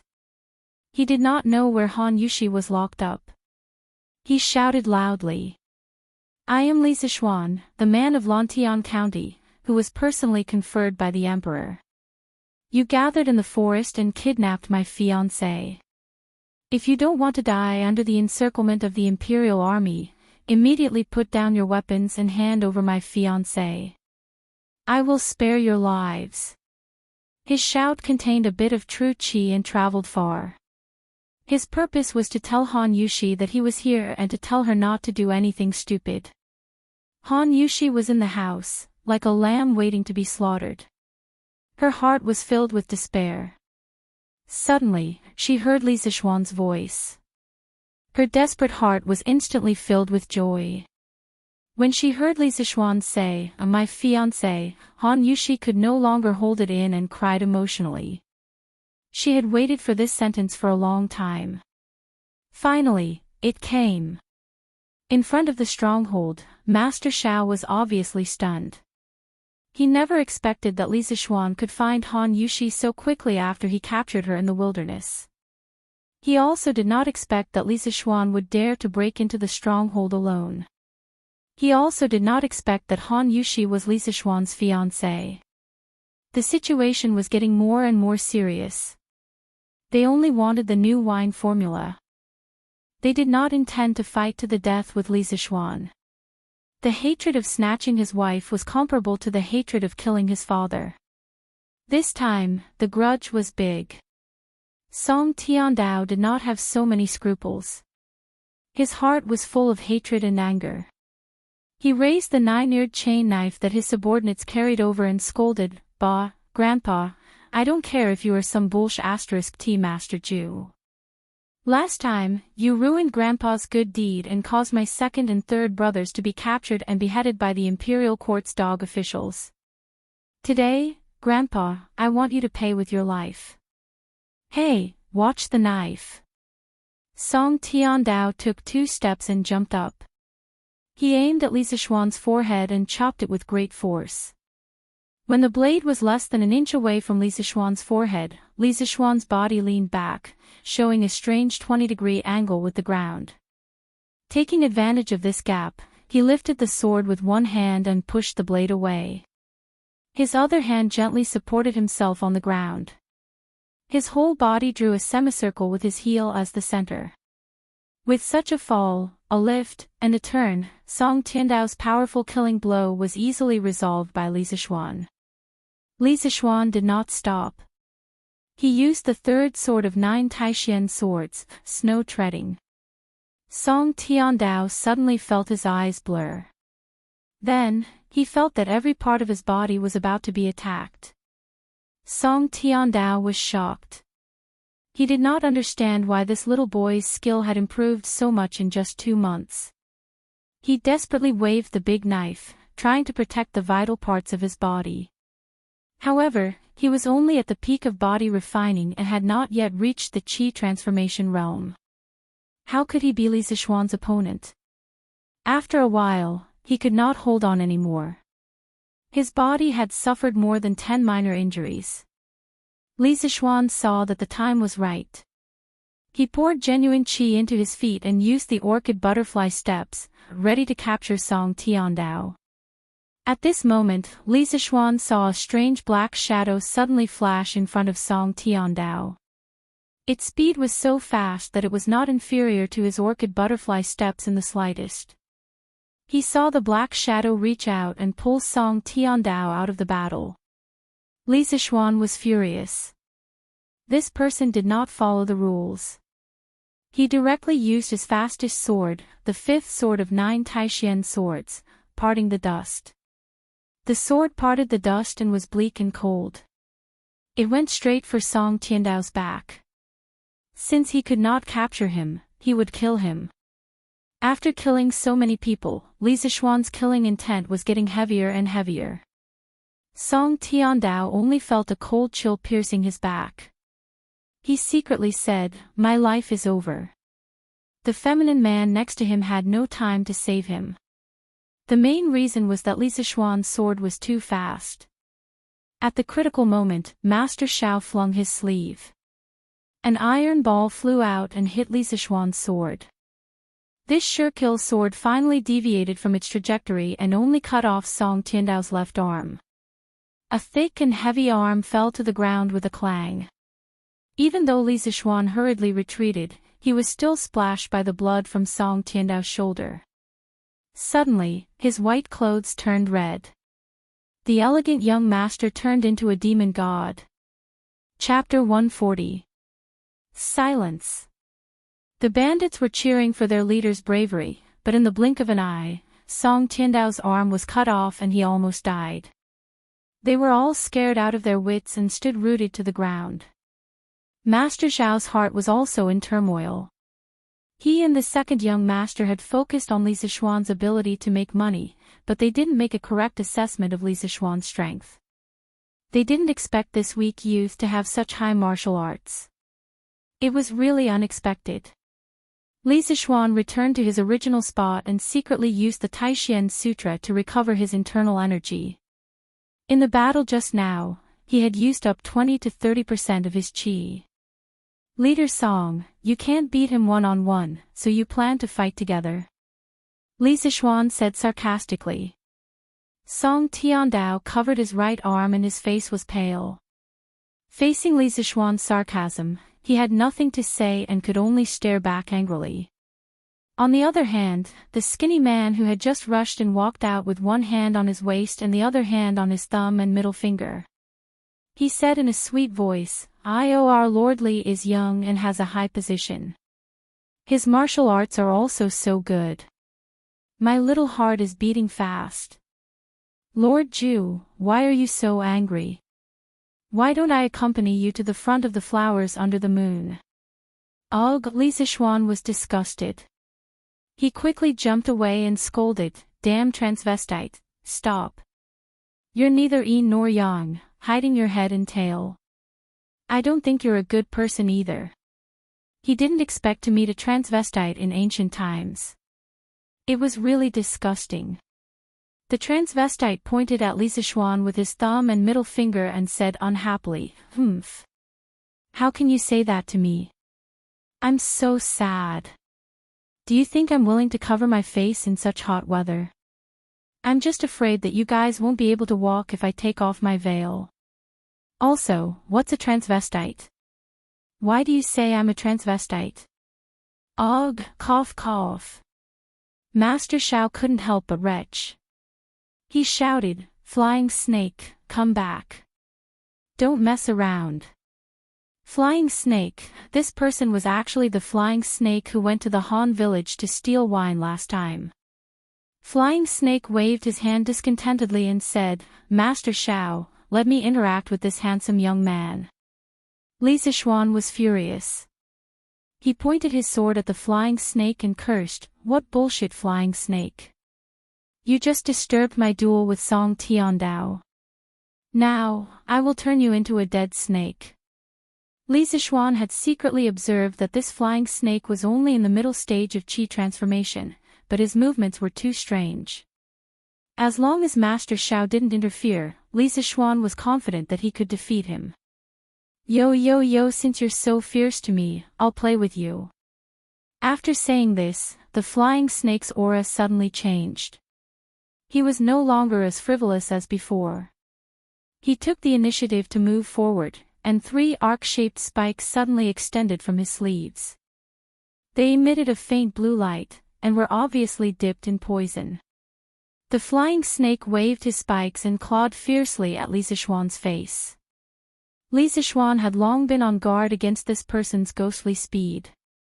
As soon as the flying snake moved, he had already channeled his strength to his feet. Seeing the flying snake's poisonous spikes attack, he dodged to the side, raised his sword, and slashed at the 3 poisonous spikes. The swords and spikes clashed. Metal clanged and sparks flew in all directions. Both of them were sent flying. The chasing wind sword could cut through iron like mud. Li Zixuan originally thought that this sword could cut through the spikes. Who knew that the result would be like this? It seemed that the flying snake's weapon was not ordinary. Li Zixuan adjusted his body and used the first 5 moves of the 9 Taishian swords, Riding Wind, Graceful Grace, Snow Treading, Wave Breaker, and Parting Dust. He wanted to end this battle quickly. The flying snake had previously seen Li Zixuan use Snow Treading and Parting Dust. At that time, he had been amazed by the exquisiteness of Li Zixuan's swordsmanship. However, He had never imagined that this was a complete set of swordsmanship. Furthermore, as he continuously used them, his attacks were endless. Each move was fiercer than the last. The flying snake could only rely on his ghostly body movements to barely block. However, when Li Zixuan used his final move, Parting Dust, the flying snake could clearly see that this move was exactly the same as the one that had cut off Song Tiandao's left arm. However, it was even faster than before. It was truly as fast as flowing light.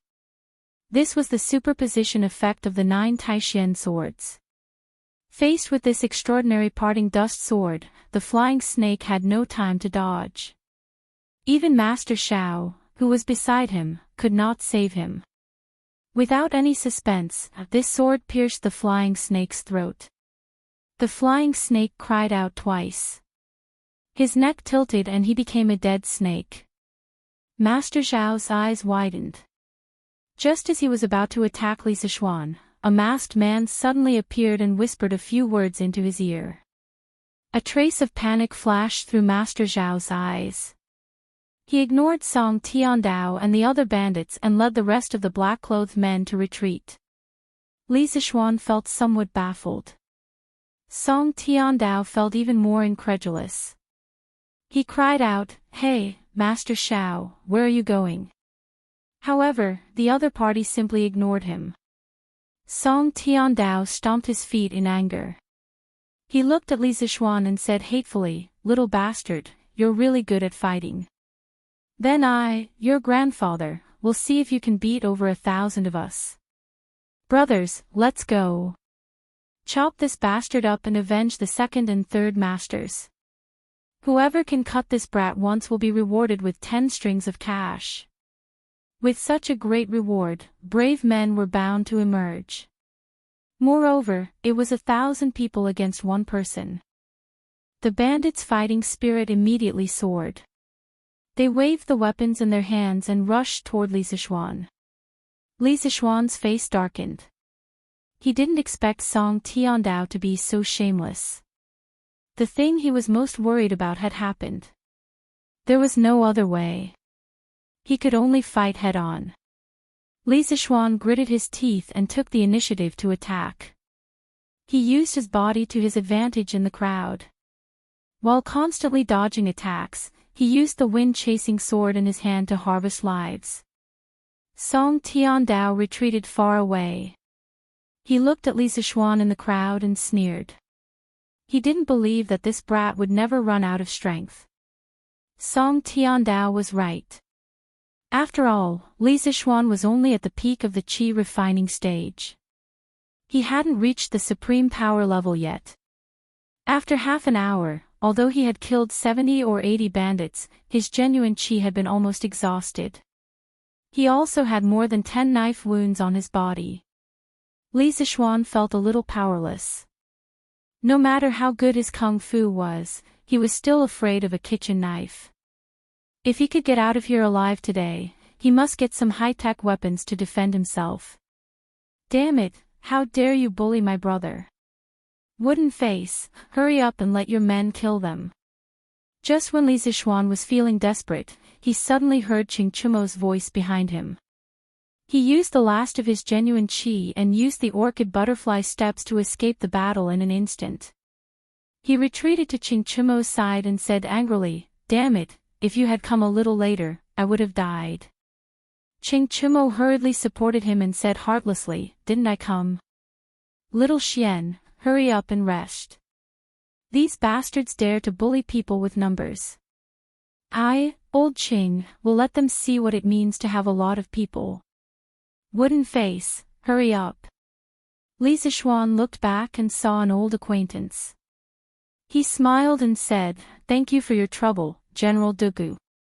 Dugu Axian bowed and said, "This is this general's duty." Today was different from the past. Li Zixuan was now a noble, so the necessary respect was indispensable. Dugu Axian waved his hand. 1,000 Featherwood guards in bright armor entered in a line with murderous intent. It's the Imperial Court's officers and soldiers. It's the Featherwood Guards. It's over. Run! When the numerous mountain bandits saw the dense mass of soldiers swarming in from the stronghold gate, they were immediately thrown into disarray and were about to scatter and flee. They were nothing more than a motley crew. How could they dare to cross hands with the elite regular army of the Featherwood Guard? All officers and soldiers, listen to my order. Don't let anyone go. If there is resistance, kill without mercy. Yes. The bandits pushed and shoved each other in panic. The well-trained Featherwood Guards wrapped all the bandits like dumplings in a moment. There were also bandits who were unwilling to be captured and wanted to kill their way out of the encirclement. However, they were cut down by the Featherwood Guards in a few rounds. As the Imperial Army, if they couldn't even defeat the bandits, then wouldn't they, the Featherwood Guards, be laughed at by the other armies? Song Tiandao also wanted to run, but he was surrounded by people. He was seriously injured and couldn't run. A small bandit next to him said with dissatisfaction, "Boss, who did you catch in the end? How did you provoke the Featherwood Guards?" Song Tiandao said angrily, "How the hell did I know that girl's background was so big? It was Master Shao who paid me 3,000 strings of cash to catch her. It doesn't seem like it's just the Featherwood Guards. How come there are people behind them? Hey, that seems to be Lu Guogong. I've seen him before in Chang'an City. First Master, you've put us in a lot of trouble. Why did you provoke that madman Lu Guogong?" Song Tiandao said with displeasure, "Motherf *Ker, you were more active than anyone else when it came to splitting the money. Now you have the face to say this. Hey, that's Guogong. And Wu Guogong." It turned out to be the Eastern Palace Imperial Guards following behind the Featherwood Guards. Qing Yao Jin, Qin Qiong, Yuchi Jingda, Niu Jinda, and the others all rushed over one after another. The bandits were scared out of their wits. They never thought that they would alarm so many important people. Now their legs were weak. How could they dare to run? They could only pray that they would suffer less after being caught. Qing Chumo laughed arrogantly at the bandits. You want to compete with Laozi in terms of numbers. Motherf *Ker, come out and fight again. Li Zishuan ignored that fool. After he thanked Qing Yao Jin and the others, he quickly called a bandit to take him to find Han Yushi. People often don't know how precious they are until they lose something. He really wanted to see Han Yushi right now. He didn't want to wait a moment longer. Chapter 141. The underling led Li Zishuan through many twists and turns before arriving at a small, shabby hut. Then, he respectfully said, "Lord Zhu, it's here." Li Zishuan nodded and said, "Go squat in front of the stockade by yourself. Don't think about running away. As long as you haven't committed murder or arson, I'll get someone to give you a lighter punishment." The henchman immediately bowed excitedly and said, "Thank you, Lord Zhu." "Don't worry, Lord Zhu. I definitely won't dare to run away." Li Zishuan waved his hand and sent him away. Then, he pushed the door open and entered. He saw Han Yushi's hands tied to the pillar. She was looking at him with tears in her eyes. Li Zishuan hurriedly went forward and helped Han Yushi untie the rope. He grabbed her shoulder and asked with concern, "Yushi, are you okay? They didn't do anything to you, right?" Han Yushi shook her head. She looked at Li Zishuan's tattered and blood-stained clothes. She thought of the person in front of her running dozens of miles alone and ignoring the danger. He went deep into the nest of thousands of bandits to save her. She could not help but say sadly, "Young master, why are you so seriously injured?" "It's all my fault. I caused Uncle Hu's death and young master's injury. Yushi is an inauspicious person." Sob sob. Li Zishuan's heart melted when he heard Han Yushi's crying. He ignored the pain in his arm and pulled Han Yushi into his arms. He said gently, "Nonsense. How can you be an inauspicious person? Yushi, you're a fairy given to me by the heavens. At the same time, you're a demon sent to me by the heavens. Han Yushi was obviously stunned when she heard these contradictory words. She stopped crying and looked up at Lisa Xuan. Young master, how can I be a demon? Lisa Xuan stared at Han Yushi's beautiful face that was still stained with tears. He brewed his emotions and said in a slightly magnetic voice, Yushi, no matter how many lives the flower blooms and how many times the flower falls. No matter where the wind rises and where the wind stops. You will never be able to escape, because you know in your heart that you are my inner demon. Han Yushi had never heard such touching words of love. She could no longer hold it in and threw herself into Lisa Xuan's arms. She hugged him tightly and cried bitterly, sob, young master, Yushi is not worth your effort. Yushi is not worth it. Yushi even killed uncle who before, sob. Han Yushi hugged him too tightly. Although Lisa Xuan grimaced in pain and gasped, he couldn't bear to break such a warm and romantic atmosphere. He could only grit his teeth and endure. He stroked Han Yushi's soft long hair and said softly, silly girl, who said that uncle who is dead? He's not dead yet. He's being treated at the Imperial Physician's Department. Han Yushi raised her delicate tear-stained face and said in disbelief, young master, are you saying that uncle who is still alive? Young master, is this true? Lisa Xuan nodded. Although old Lisa Xuan's injuries were serious, his vital parts were not injured. Lisa Xuan believed that with Sun Simiao's medical skills, he would definitely be able to save old Hu. Uncle Hu is indeed still alive. Yushi, don't blame yourself for everything. It's my fault. I didn't protect you well. Han Yushi quickly shook her head and said, it's not young master's fault. It's not young master's fault. Lisa Xuan stroked her cheek and said affectionately, Yushi, marry Yushi. Yushi, marry me. Let me protect you for the rest of your life. You are my inner demon. I can't leave you. I want to turn my inner demon into a fairy who will accompany me for the rest of my life. I want to love you until we grow old. Ah, young master. Han Yushi was so embarrassed by such straightforward words of love that her face turned red. With a cry, she plunged into Lisa Xuan's arms like an ostrich. Ah! Lisa Xuan scratched his head awkwardly. He had racked his brains to recall these words of love from some movies and television works in his previous life. Did Han Yushi agree or not? Yushi, are you not willing? Lisa Xuan probed carefully.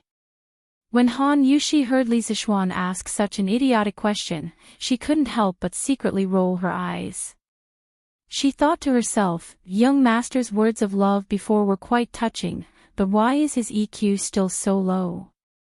However, she was also afraid that Lisa Xuan would really misunderstand, so she quickly said, young master, Yushi is willing. Ha! Lisa Xuan carried Han Yushi in his arms and spun around in a circle with pride and excitement. He laughed and said, haha, that's great. Yushi, you finally agreed. Hiss, in the end, this guy's extreme joy turned to sorrow. It affected the wound on his back, and he gasped in pain. Han Yushi first thought to herself, what do you mean by I finally agreed? It's you who finally said that you love me, silly young master. Behind him, he heard Lisa Xuan's cry of pain. He quickly pulled Lisa Xuan's hand and asked anxiously, young master, where do you hurt? Let me take a look. Lisa Xuan waved his hand and said nonchalantly, it's just a small injury. It's fine, it's fine. He looked at Han Yushi's stunning face and delicate red lips. For a moment, he couldn't help but feel a little restless. He swallowed a few mouthfuls of saliva and murmured, Yushi, Han Yushi raised her small face and looked at Lisa Xuan curiously. She saw that handsome face getting closer and closer to her. She also realized what was going to happen next. After hesitating for a moment, she didn't refuse. She closed her eyes and nervously clenched her hands, waiting for the sacred moment to arrive. When Li Zixuan saw that Han Yushi finally put on a look of letting him do whatever he wanted, his index finger couldn't help but move. His heart was also beating wildly with excitement. He tried his best to slowly get closer to Han Yushi's delicate lips, afraid that he would wake up this stunning beauty who was in a deep sleep. At this moment, he could even smell Han Yushi's body fragrance. He was only 0.01 centimeters away from Han Yushi's red lips. He heard Qing Chumo shouting from not far away, "Little Xian. We're going back to the city. Hurry up." Han Yushi suddenly woke up. She was afraid that Qing Chumo, who was not far away, would barge in.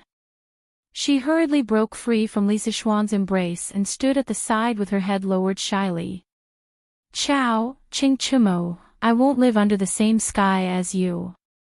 Li Zixuan roared at the sky unwillingly. The thousands of troops finally set off and returned to Chang'an. Among them were less than 1,000 bandits.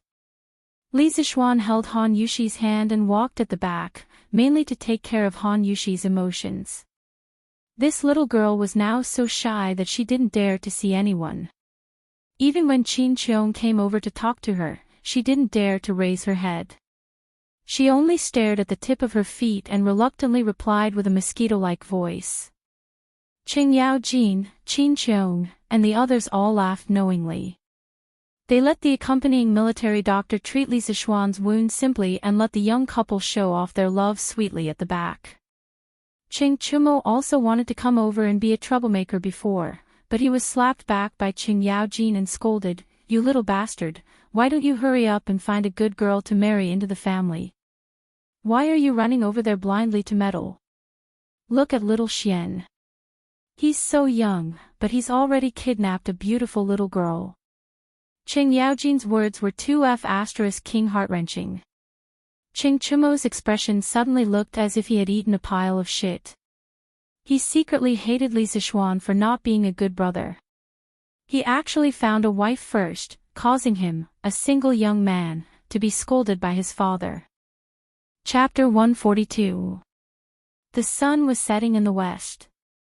This huge team of more than 2,000 people finally arrived at the east side of Chang'an City. In the team, there were handsome and energetic generals, tall and heroic dukes, well-trained soldiers in bright armor, simple but powerful family generals, ragged and dispirited bandits, and even more strange was that there was a team of strong men carrying a white horse. Of course, there was also a pair of adulterous couple, who were holding hands and showing off their affection to the crowd. That's right, at least that's what Qing Chumo thought to himself about Li Zixuan. The white horse that was being carried was the horse that was stabbed by vines on the way to Xifeng Stockade Village by Li Zixuan. Li Zixuan spent money to hire 10 relatively young Qing family guards to carry the horse back home. At that time, these men refused to take the money. Later, Li Zixuan said, "If anyone dares not to take the money, I will pay a few children to pee in front of your door every day." The 10 guards wiped away the cold sweat on their foreheads and hurriedly took the money from Li Zixuan. They secretly thought that this young master was truly rich and willful.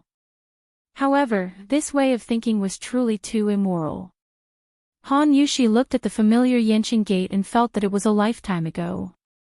During the few hours when she was taken away, she was frightened all the way. She was afraid that the bandits would ruin her innocence and she was prepared to die to protect her innocence. Later, when she was full of despair, Li Zixuan went deep into the village alone to save her. She really did not expect that she could be saved so quickly. After all, Xifeng Stockade Village was in the wilderness. It was not easy to find it in such a short time. Thinking of this, Han Yushi could not help but hold his hand tighter, as if this would make her feel safer.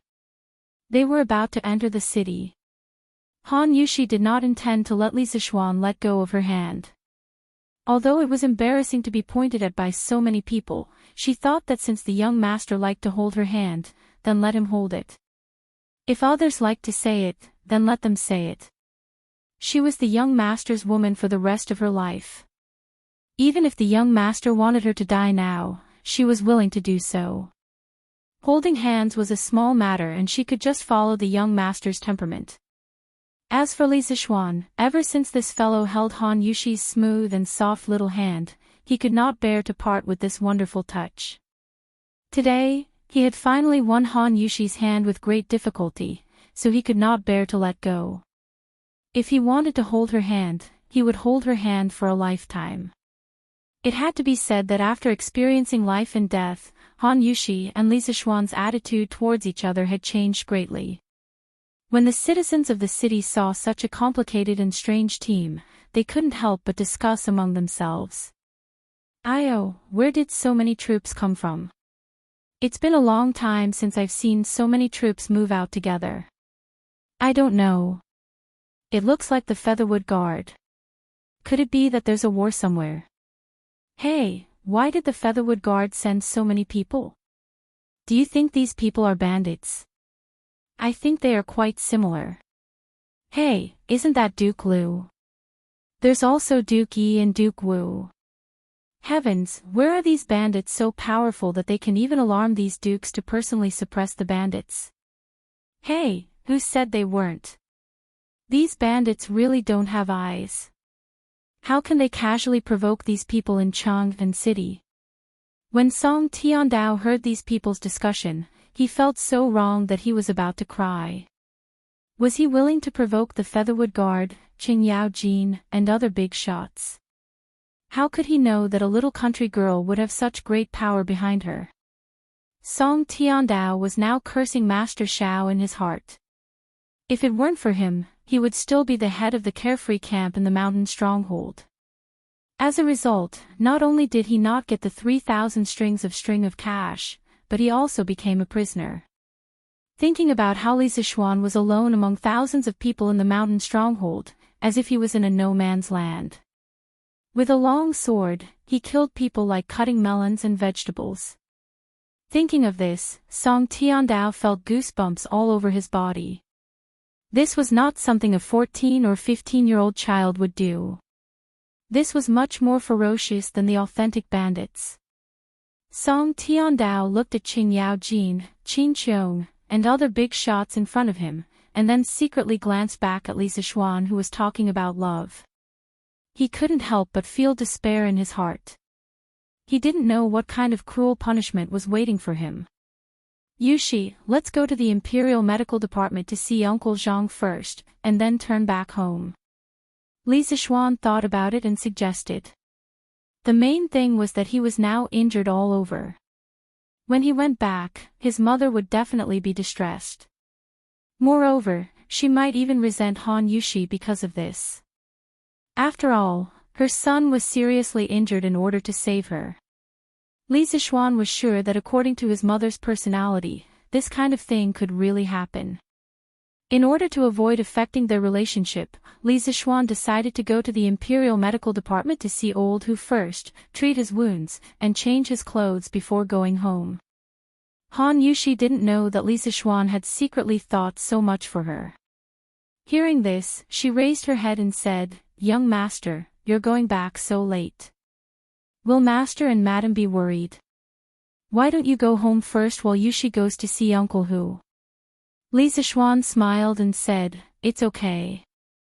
I'll send someone back to report that I'm safe."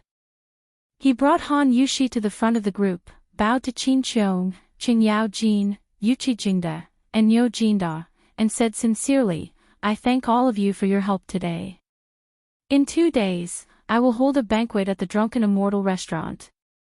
I will use the strongest wine and the most delicious dishes to entertain all of you." Qing Yao Jin laughed loudly and said, "Haha, good boy, I like hearing these words." Yuqi Jingda and Niu Jinda nodded with a smile. Although part of the reason they came today was because of Li Zixuan, it was mainly because of Qin Qiong.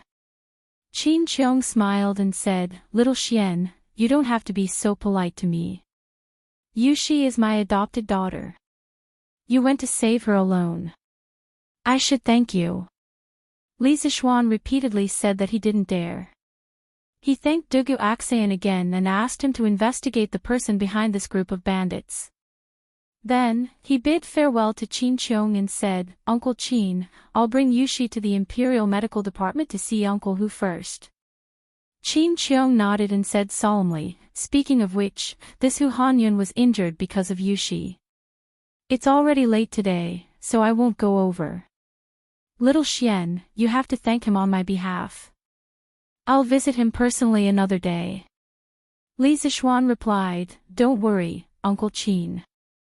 I will." Qin Qiong looked at Han Yushi and said, "Yushi, you have to visit your adoptive mother tomorrow. She has been talking about you. When she heard that something happened to you, she was worried sick at home." Han Yushi bowed and said, "Yes, adoptive father. Yushi will definitely visit adoptive mother tomorrow." Qin Qiong smiled and waved his hand. He said kindly, "Good child, quickly go to the Imperial Medical Department." Chapter 143. "Uncle Hu, are you all right?" Li Zishuan and Han Yushi came to the Imperial Physician's office and asked about old Hu's room. They pushed the door open and entered. They saw that Hu was indeed serving old Hu, who was wrapped up like a dumpling, medicine. He quickly walked over and asked. When old Hu saw Li Zishuan come in, he quickly pushed the medicine bowl away and smiled at Li Zishuan. "Young master, you're here. I'm here today to thank you for helping Jinjing and Jinjing find a miracle doctor. Sigh, it's great that you saved the Han family's girls so quickly. Otherwise, old Hu, would never have the face to return to the Han family village." Hearing this, Han Yushi said with red eyes, "Uncle Hu, please don't say that. It's all Yushi's fault that you're so seriously injured. If anything happens to you, Yushi won't have the face to see Aunt Lu." Old Hu said indifferently, "Sigh, this injury is nothing. When I was fighting in the early years, I was injured more seriously than this several times, but I'm still fine. Han girl, young master, don't worry. I, old Hu, have a tough life." "What do you mean by fine? You broke 12 bones and lost more than half a liter of blood. If your injuries were more serious, I'm afraid you would have died." At this moment, Sun Simiao walked in and said angrily. Behind him, Hu Zhen, who had a white cloth wrapped around his eyes, followed. When old Hu heard Sun Simiao's scolding, he laughed embarrassedly and didn't say anything else. Patients were always in awe of doctors. Seeing Sun Simiao come in, Han Yushi bowed to him. Then, she went to pull Hu Zhen to the side. Li Zishuan stood up and cupped his hands to Sun Simiao. "Daoist son, is Uncle Hu's injury serious?" He was shocked when he heard Sun Simiao say that it was so serious. He secretly thought that old Hu was really tough. If it were someone else with such a serious injury, they probably wouldn't have been able to hold on. Sun Simiao said with a serious expression, "The injury is very serious. I'm afraid it will take at least 3 months to recover. Xiao Xian, your injury isn't light either. I'll get someone to bandage it for you first." Li Zishuan breathed a sigh of relief. As long as they were fine, everything was fine. He nodded and said, "Thank you, Daoist Sunday." Sun Simiao summoned 2 doctors from the Imperial Physician Department. He planned to clean and bandage Li Zishuan in this room. Han Yushi quickly brought Hu out of the door. "Daoist son, how is your illness?" Inside the room, Li Zishuan gritted his teeth as he endured the doctor's bandaging while looking at Sun Simiao, who was examining old Hu's injuries. If it weren't for what happened today, he would have come to see Sun Simiao treat Hu Jing and his younger brother in the morning. In the end, he didn't come. Instead, he sent old Hu over. It could be said that the family of 3 was reunited in the Imperial Medical Department. Sun Simiao replied, "As expected, Hu is only born with a stutter. He is not mentally retarded. I will perform acupuncture on him for a few days and prescribe him some special medicine. In less than 10 days, he should be able to speak fluently." Li Zishuan looked at Hu Jing next to him with joy. The little fatty scratched his head and smiled gratefully at him. Sun Simiao continued, as for Hu Jing, alas, this child was born with a natural blockage in her Tong Zi Chang acupoint and Qingqi acupoint. I previously performed acupuncture on her, but I didn't manage to open these two blocked acupoints. I can only supplement it with herbs and acupuncture. Old Hu, who was lying on the bed, said worriedly, Dr. Sun, can my daughter's eyes be cured? This child can't see at such a young age. What will she do in the future? Sun Simiao thought for a moment and nodded. It can definitely be cured. As the saying goes, a rope can cut a wood, and dripping water can penetrate a stone. Her blocked acupoints are not unbreakable, but it will take a lot of time to cure her eyes. Old Hu's eyes widened in surprise. He pleaded excitedly, Dr. Sun, please save my daughter. I beg divine Dr. Sun to save my daughter. This child has suffered too much since she was young. Every time I see this child's eyes, I, Old Hu, feel heartache. As long as you can help my daughter see the light again, I, Hu Hanyun, am willing to do everything I can and serve you for the rest of my life. Li Zishuan also said, Priest's son, since this child's eyes can be cured, please help. You can use whatever herbs you need. All the expenses will be on me. Old Hu said in surprise, Young master, how can I do that? Sun Simiao patted Old Hu on the shoulder with a smile and said, Why not? Xiao Xian is so rich. Who else can pay for him? Don't worry. How can I not save a dying child? This penniless Taoist will definitely save this child. Old Hu said happily, Thank you, Dr. Sunday. Thank you, young master. Sun Simiao nodded and said, It's just that it will take a long time to cure this child's eyes, and I have to do acupuncture every day without stopping. But I can only stay in Chang'an for a month. If you want her to see the light again, this child must leave Chang'an with me in a month. After her eyes are cured, I will send her back to Chang'an. Old Hu lowered his head and thought for a moment. Sun Simiao was really a person of virtue and prestige. If his child went with him, he should be at ease. So he cupped his hands and said, Then I will leave my daughter to you, Priest Sunday. I can't repay your kindness. If you need me in the future, I will not hesitate. Li Zishuan suddenly remembered a conversation with Hu Jingjing. He suddenly had an idea and said to Sun Simiao, Priest's son, since she will follow you from now on, why don't you teach her some medical skills?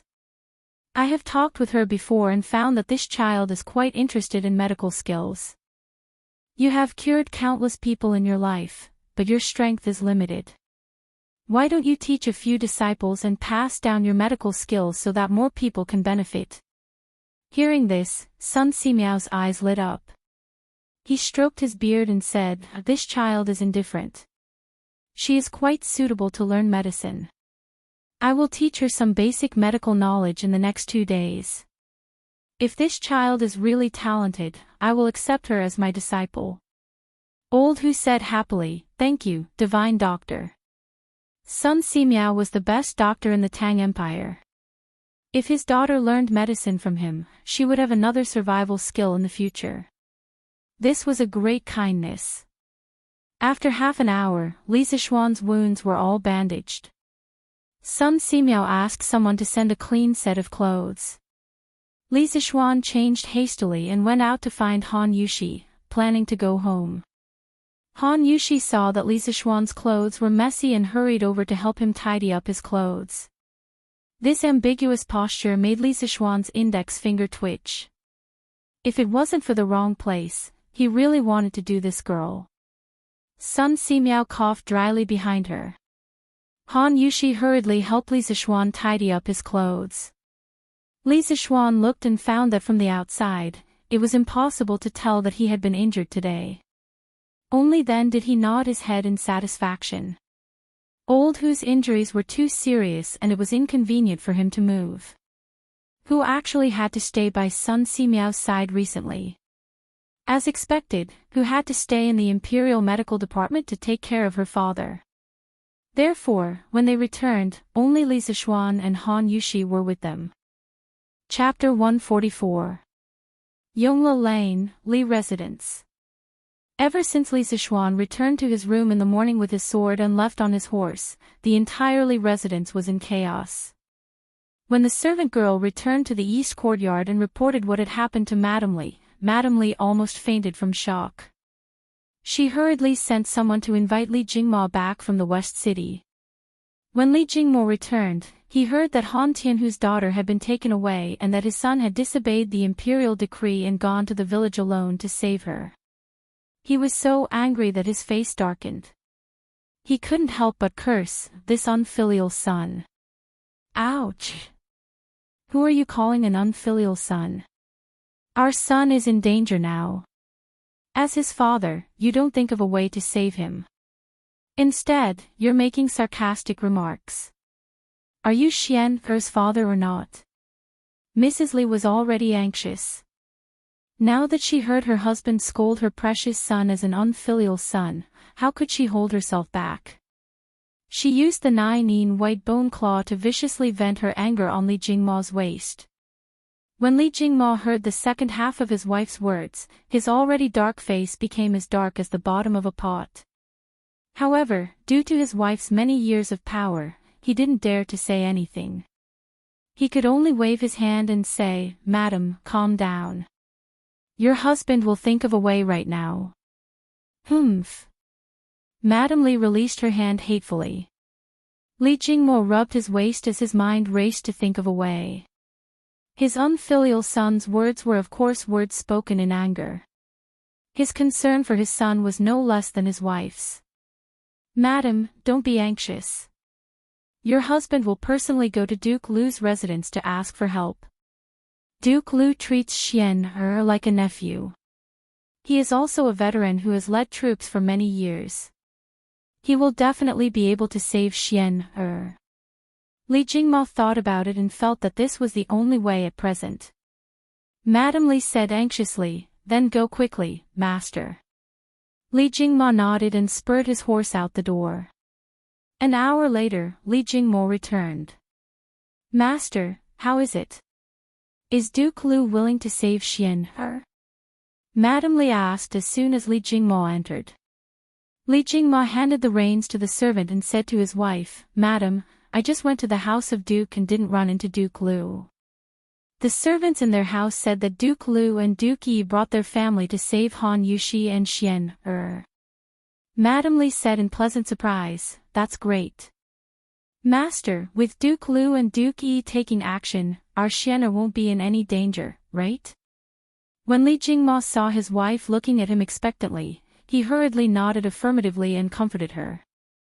Of course, High Duke Lu and High Duke Yi were both great generals who could fight against 100 men on their own back in the day. The two High Dukes didn't even take a few bandits seriously. On the way back, I heard that His Majesty had sent 1,000 Yulin guards to assist Xian Er in exterminating the bandits. Madam, don't worry. Xian Er will definitely be fine. Madame Li was slightly relieved. When she heard the second half of Li Jingmo's words, she said in disbelief, "Master, Xian Er defied the imperial edict and didn't answer the summons. Not only did His Majesty not punish him, he even sent troops to help Xian Er.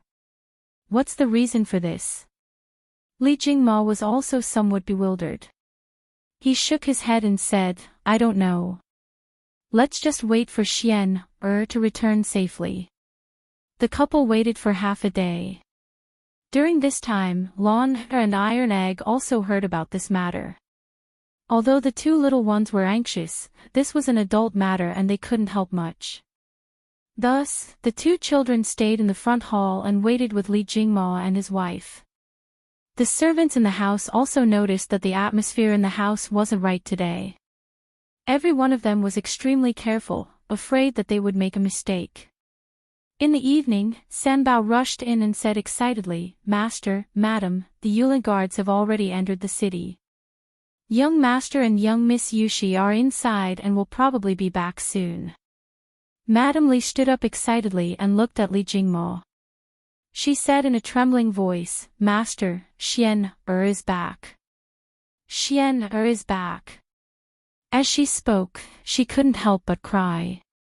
Although Li Jingmo comforted her that her son would be fine, she had waited for so long without seeing her son. God knew how much suffering she had experienced as a mother. Now that she finally heard the news of her son's safe return, her suspended heart finally settled. Li Jingmo patted Madame Li's shoulder lightly and said with a smile, Madam, you don't have to worry now. I said before that Xian will be fine. At this time, Lan also cried out happily, Mother, don't cry. Lan knows that Big Brother is the best. He will definitely be fine. Iron Egg heard that his sister and young master were fine and he couldn't help but breathe a sigh of relief. After waiting for half an hour, what they waited for wasn't Li Sichuan, but their family's white horse. Madame Li asked the horse carriers where Li Sichuan went and was told that Li Sichuan and Han Yushi had gone to the Imperial Medical Department to visit Hu Hanyun. When Madame Li heard this, she was secretly annoyed at her son's thoughtlessness. He didn't even know to come back and see his parents first. It wasn't until nightfall that Li Sichuan led Han Yushi back home. Lan was the first to run over. She held Li Sichuan's hand and asked, Big Brother, are you okay? Lan and Mother were worried sick. When Li Sichuan heard this, he patted Lan's head with heartache and said, Big Brother is fine. Madame Li and Li Jingmo also walked out at this time. Madame Li hurriedly stepped forward and held Li Sichuan's arms with both hands. She carefully examined Li Sichuan's body for a while before saying, Xian, are you hurt? Li Sichuan hurriedly pretended to be relaxed and said, Mother, I'm not hurt at all. Don't worry, I've learned martial arts for so many years. I'm very powerful. Lan interjected, Mother, you see, Lan already said that Big Brother's martial arts are the best. He'll definitely be fine. At this time, Iron Egg ran over to greet Li Sichuan first. Then, he went to Han Yushi's side and asked softly, Big sister, are you okay? Han Yushi shook her head and whispered, Big sister is fine. At this time, Madame Li looked at Han Yushi with a complicated expression.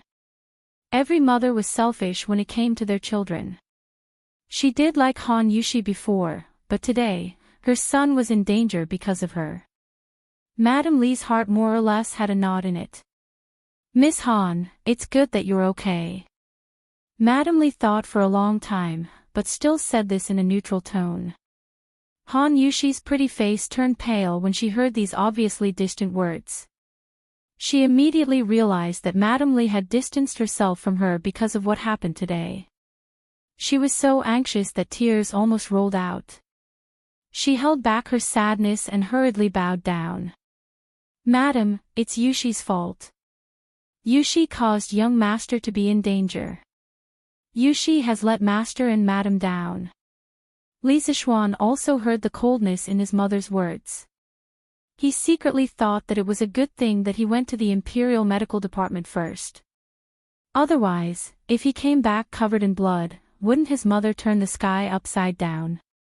He quickly went over to help Han Yushi up and said to his mother, Mother, you can't blame Yushi for this.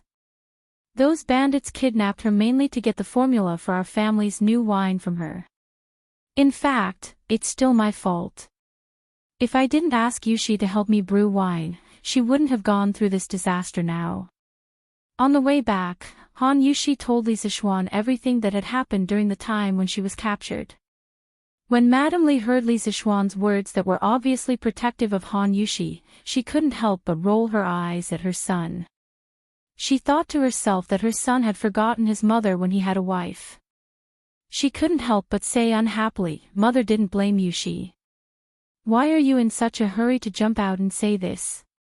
Actually, she just had a knot in her heart. She didn't really have a problem with Han Yushi. Li Jingmo saw that the atmosphere was awkward, so he quickly coughed dryly and said, Cough cough, Xian, Yushi, you haven't eaten yet, right? Don't stand here. Go in, madam, go in too. Cough cough. Lon also chimed in, that's right, mother. Hurry up and eat. Lon didn't even eat lunch. She's hungry and thin. Pfft. Madame Lee couldn't help but laugh.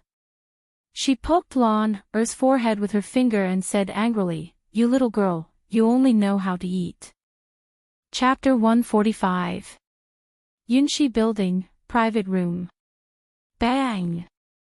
You dog, Han Yushi is Qin Cheong's adopted daughter. Why didn't you investigate clearly? Now, not only did you not get the formula, but you also made enemies on all sides. This time, I'm in big trouble because of you. The second young master of the Wang family was no longer as calm and composed as before. At this moment, his eyes were spitting fire and he was like a mad demon. Although the great expert Xiao Ying's head was broken, he still did not dare to make any movements. He could only let the blood roll down from his forehead and down his cheeks. In fact, he felt wronged in his heart. Han Yushi had just become Qin Cheong's adopted father. How would he know? Young master, Xiao Ying wanted to explain, but the young master waved his hand and said with a dispirited face, it's over, it's all over. This time, we have offended almost half of the forces of the imperial court and the military. It seems that this young master will directly lose the qualification for this family trial. Azure Dragon Lane. Young master, this is what happened. The Yulin Guards, the Eastern Palace Guards, Duke Lu, Duke Yi, Duke Wu, and General Niu all came together. In the end, of the 1,128 bandits of the Bloody Wind Stockade, except for the 82 who were killed by Li Zixuan, the rest were captured by the Yulin Guards. Li Zixuan was slightly injured, and Han Yushi was safe and sound. In an exquisite room, Ling Yuyao was reporting to Wang Rinbiao in detail what happened during the day in the Bloody Wind Stockade. Wang Rinbiao gasped after listening. First, he was shocked by the relationship between Li Zixuan and the military leaders in the imperial court. Second, he was shocked by Li Zixuan's shocking fighting strength. Alas, in order to defeat me, my second brother actually came up with such a stupid idea. I'm afraid he can't stay in Chang'an anymore. I'll write a letter and tell my father everything. As for my second brother's punishment, I'll let the family make the decision. But this time, it's all thanks to you. If you hadn't told Li Zixuan Han Yushi's location, I'm afraid that Han Yushi would have already met with misfortune. If that happened, it wouldn't be easy to deal with this matter. Our Wang family would also have offended too many powers because of this. Although the Wang clan was one of the 5 clans and 7 watch clans and had a deep foundation, if they were to directly go against these high-ranking military bigwigs, the Wang clan would not be able to withstand it. At this time, the 5 families did not have an absolute advantage in the imperial court. The first reason was that the Guanlong military group was still very powerful at that time. The second reason was that the emperor wanted to suppress it.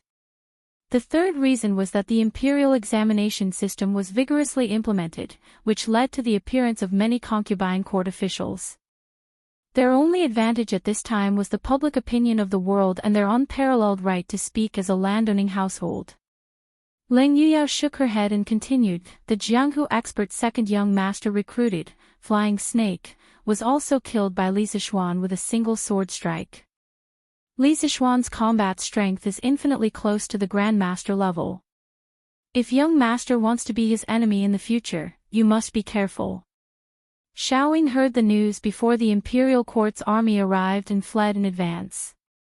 Wang Rinbiao said in surprise, Li Zixuan is actually that formidable? This young master really did not expect it. But Yao, why do you always think that I will become enemies with Li Zixuan? I am currently working with him, so you shouldn't always look at things based on your personal grudges. Ling Yuyao was still expressionless. She said coldly, young master, Yuyao is not saying this because she hates Li Zixuan. Yuyao is just relying on her intuition that young master and Li Zixuan will become enemies in the end. Wang Rinbiao asked curiously, oh. Why is that? Ling Yuyao replied, because young master and Li Zixuan are both equally outstanding people. Wang Rinbiao. After a while, Ling Yuyao broke the silence. Young master, Li Junxian personally led a group of 100 cavalry out of the city today. Yuyao guesses that it is very likely to investigate second young master's kidnapping of Han Yushi. Wang Rinbiao's expression became unprecedentedly grave. He stood up and said, "It seems like second brother, the mastermind behind the scenes, will be exposed soon. This won't do. If I want to save second brother's life, I'm afraid that I'll have to have my father personally make a trip to Chang'an." Yao grind the ink. I'll write a letter right now. Ling Yuyao frowned unwillingly. Second young master was against young master before. Why are you still helping him now? Wang Rinbiao scratched Ling Yuyao's nose in amusement and sighed. Although he doesn't treat me as an older brother, I have always treated him as a younger brother. Ling Yuyao's face turned slightly red. She still said unhappily, "Young master is so magnanimous, but second young master will definitely not remember your kindness." Wang Rinbiao smiled and shook his head, not replying. Taiji Palace. It was still brightly lit. Paying respects to your majesty. Li Junxian bowed. Li Er nodded and asked, "Junxian, have you found out who ordered these bandits?" Replying to your majesty, according to this general's investigation, the person who contacted the bandit leader Song Tiandao is called Xiaoying, the shopkeeper of Yunxi Pavilion. He intended to kidnap Han Yushi to obtain the recipe for immortal intoxication and gentle softness. The owner of immortal intoxication is Wang Rinyi, the bastard son of Sui Province's governor Wang Yu. His birth mother is Cui Qingfang of the Cui family of Qinghe. When Wang Yu married Princess Tong'an, Li Yuan was only a duke and had not yet started a rebellion. At that time, Princess Tong'an was still not a princess. Thus, it was not against the law for Wang Yu to take a concubine. After hearing Li Junxian's report, Li Er frowned deeply. He said unhappily, "Under the feet of the Son of Heaven, this Wang Rinyi actually dared to collude with bandits and kidnap Xu Bao's adopted daughter. He is truly audacious." Moreover, immortal intoxication and gentle softness have already become the imperial wine of the palace. Wang Rinyi dared to dream of getting his hands on them. I would like to issue an edict to ask Wang Yu how he disciplined him. If Wang Rinyi was here, he would definitely cry out that he had been wronged. Firstly, he did not know that Han Yushi was Qin Qiong's adopted daughter. Secondly, he did not know that immortal intoxication and gentle softness were the imperial wine of the palace. If he had known either of these points, he would definitely not have done so. This was completely a disaster caused by the lack of information. Tonight, Chang'an City was not peaceful. Those who were observant would be able to find out what had happened during the day. Thus, those who had hedonistic sons were all taught not to offend the girl called Han Yushi. Of course, they could not offend Li Zixuan either. The military forces supporting them were simply too powerful. Yongla Lane, Li Mansion. This place was filled with laughter. Li Zixuan did not even have time to eat lunch. Later on, he had used up so much energy that he was so hungry that his chest was sticking to his back. Now that he saw a table full of delicious food, how could he endure it?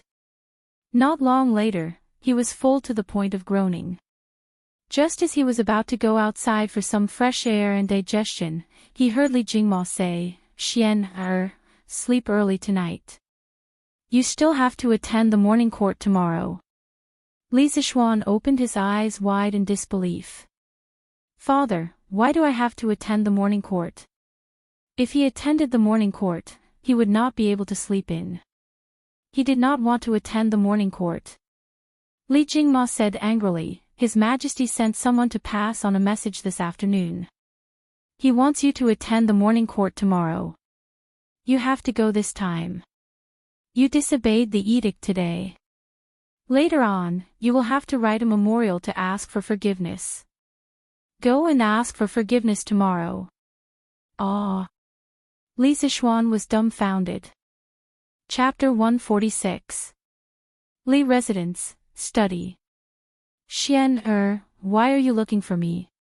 Why are you being so secretive? After dinner, Lisa Schwan quickly invited his mother to the study while everyone else went back to their rooms to rest. Lisa Schwan smiled as he poured a cup of tea and handed it to Mrs. Lee. Mother, have some tea. Mrs. Lee looked at her son suspiciously but still took the teacup. She took a sip and asked, Xian, why are you looking for me? Tell me. Lisa Schwan laughed dryly. Hee, mother, look at what you're saying. Can't I chat with you if I have nothing to do? Mrs. Lee rolled her eyes and said in disbelief, TSK, do you think I don't know you? You've been back for so long, and when have you ever chatted with me? If you have something to say it quickly. Lisa Schwan was embarrassed. No one knew him better than his mother. He said awkwardly, mother, what do you think of Yushi? Mrs. Lee replied in confusion, she's okay. What's wrong? Lisa Schwan scratched his head and said embarrassedly, mother, I want to. Mrs. Lee saw her son's shy and stuttering look. She thought for a moment and immediately understood. She couldn't help but find it funny. She had just told her husband about this a few days ago. She had already been looking for a matchmaker to arrange this matter. She didn't expect her son to be so impatient. Mrs. Lee deliberately teased, Xian wants to get married. Although Lisa Schwan was a little embarrassed, if he didn't step forward to arrange this matter, was he going to wait for Han Yushi to bring it up? Lisa Schwan couldn't do such an irresponsible thing. Mother, I want to marry Yushi. What do you think? Mrs. Lee was relieved. This blockhead of a son was finally enlightened. You. Mother has already arranged this matter for you. In a few days, a matchmaker will go to Han Tianhu's house to propose marriage. Mrs. Lee smiled. Lisa Schwan opened his mouth in surprise. Mother, how did you know? Mrs. Lee said unhappily, Mother carried you for 10 months and gave birth to you. How could Mother not know what you're thinking? You just have to stay at home and wait for your bride to come in. Lisa Schwan was also very happy that his mother was so considerate. He smiled and said, Thank you, Mother. Thinking that her son was about to have a family and start a career, Mrs. Lee was truly happy. She got up and said with a smile, Well, look at how proud you are. Go back and rest. You still have to go to the morning court tomorrow. After Madame Lee finished speaking, she went out with a smile. The next day, after the bell and drum of Chang'an City had been struck 4 times, the lights in the Lee mansion began to be lit one by one. The maids and servants were busy lighting the fire and boiling water, preparing to wash their masters and make breakfast. The groom washed the horse clean. Li Jingma and Madame Lee hurried back and forth, not daring to be careless in the slightest. Today was their son's first official appearance in court. Last time, Lisa Schwan had been summoned by Li Er to denounce him for his crimes, not to have an official appearance. Lisa Schwan was still asleep when he was pulled up. Mrs. Lee gave Xiao He a strict order. The little girl ignored Lisa Schwan's muddle-headed complaints and wiped his face and brushed his teeth. The bitterness of the willow branches didn't drive away Lisa Schwan's sleepiness. He put on the official uniform and the golden crown. He was underage, so he couldn't wear the official hat. He changed into thin deerskin boots and fastened the ceremonial sword to his belt. He came to the front hall and ate a big bowl of porridge hastily. He felt a little less sleepy, so he checked his equipment again. Under the gaze of the whole family, he got on the horse and went out. It was about 4:00 in the morning, and it was not yet time to open the doors. The entire market was quiet, and a cold crescent moon was hanging in the sky. Shouldn't they be lying on their beds and sleeping comfortably at this time? Lisa Schwan couldn't help but criticize the inhumane morning court again. After a long time, the gate was finally opened. Li Zixuan got on the horse and went out of Yongla Lane to Vermilion Bird Avenue. He saw soldiers patrolling the streets, but no other officials passed by. After checking his identity, the soldiers of the warden's office saluted in unison, leaving two carrying huge lanterns to lead the way. Taiji Palace was in the north of the city. It was built against the mountain, facing the south with its back to the north. This was the privilege of the imperial family. Of course, it wasn't a big deal for ordinary people to live in the north. Li Er didn't have to care about this. He arrived at the imperial city. From a distance, he saw the brightly lit gate and a crowd of people. They cupped their hands in greeting and chatted amiably. But whether they were smiling sincerely or hiding a knife in their smile, he couldn't tell. Li Zixuan saw the civil and military officials were divided into two groups, clearly separated. He was in a dilemma. He didn't know whether he was a civil official or a military general. Qing Yaojin came over to solve the problem. He patted Li Zixuan's shoulder vigorously and said in a rough voice, "You brat, why aren't you coming with me? What are you waiting for? Don't tell me you want to join that group of scholars." Qing Yaojin ignored the angry glares of Fang Xianling, Zhang Sun Wuji, and the other civil officials. He slowly pulled Li Zixuan into the military general group. Li Zixuan argued fiercely in the imperial court last time. He fought with Yuan Wendao and Wei Zhang and was finally conferred the title of Baron Lantian. All the military generals knew him. Besides, after the big commotion in Chang and yesterday, everyone had a direct understanding of Li Zixuan's connections in the military. They knew that this young man shouldn't be offended. So they all nodded kindly to Li Zixuan. Li Zixuan was just a loser in his previous life. He had never been an official and wasn't good at socializing. But he adhered to the principle that people shouldn't be offended by too much courtesy. He bowed respectfully to all the big shots. After one round, his face muscles were stiff from smiling and his neck was sore from nodding. Then he returned to Qing Yaojin, Qin Qiong and the others. Li Zixuan went to Qin Qiong and whispered, "Uncle Qin, I didn't answer the summons yesterday. Will His Majesty punish me today?" He heard that Han Yushi was in trouble yesterday and his heart was in a mess. He didn't have time to care about Li Er's summons. Later, when he returned home, he felt a lingering fear. In his previous life, he had seen many historical dramas. In them, it was said that disobeying an imperial decree was a serious crime. So he was very uneasy now. Qin Qiong stroked his beard and smiled, "It should be fine. Yesterday, His Majesty heard that you disobeyed an imperial decree and was indeed very angry. But later, His Highness the Crown Prince and I mediated between them. His Majesty then calmed down.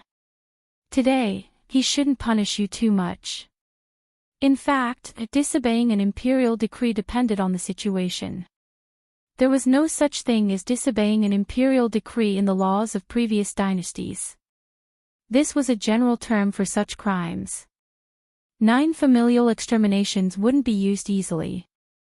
Even the most violent monarchs would use it carefully. If disobeying an imperial decree was disobeying an imperial decree, then there wouldn't be an immortal poet who said that he was a wine immortal. After hearing Qin Qiong's words, Li Zixuan heaved a huge sigh of relief in his heart. He secretly praised Li Qingqian, this brother, and Qin Qiong, this elder, for being too reliable. He bowed deeply to Qin Qiong and thanked him, "Many thanks, Uncle Qin." Qin Qiong waved his hand and didn't care. At this time, a servant came forward and shouted, "Go to court." The officials immediately quieted down and lowered their heads. They carried the imperial decree and slowly entered Taiji Palace. Chapter 147. Following the crowd, Li Zixuan entered the Taiji Palace. It was his first time attending the court, so he didn't know where he should stand. Adhering to the principle of not standing out, he quietly hid at the back of the army, where there was a big pillar. After the officials greeted Li Er, the deacon eunuch announced, "If there's something to report, the court is dismissed." The morning court officially began. The first one to stand out was Fong Xianling. Old Fong spoke a lot of words. Li Zixuan listened for a long time before he understood the general idea. The general idea was that the people of Jinzhou, Bazhou, Qinzhou, Luozhou, and other provinces far away from Chang'an had heard that a better plough had appeared near Chang'an. They had gathered at the local government office to petition for the court to give some of the curved ploughs to them. Li Er waved his hand and ordered the Ministry of Works to increase production and promote the curved ploughs to the whole country. Li Zixuan listened for a while and felt a little sleepy. He had woken up too early in the morning. He secretly glanced around and saw that no one was paying attention to him, so he leaned against the red pillar behind him and took a nap. At the same time, he couldn't help but feel lucky that he had chosen a good position. This feeling was just like when he was in university. He always sat at the back, and the teacher didn't notice him. It had to be said that Li Zixuan's action was quite confusing. He leaned against the pillar, hugged the table, arched his back, and closed his eyes to sleep. From afar, he looked no different from the other officials. After a while, he fell asleep.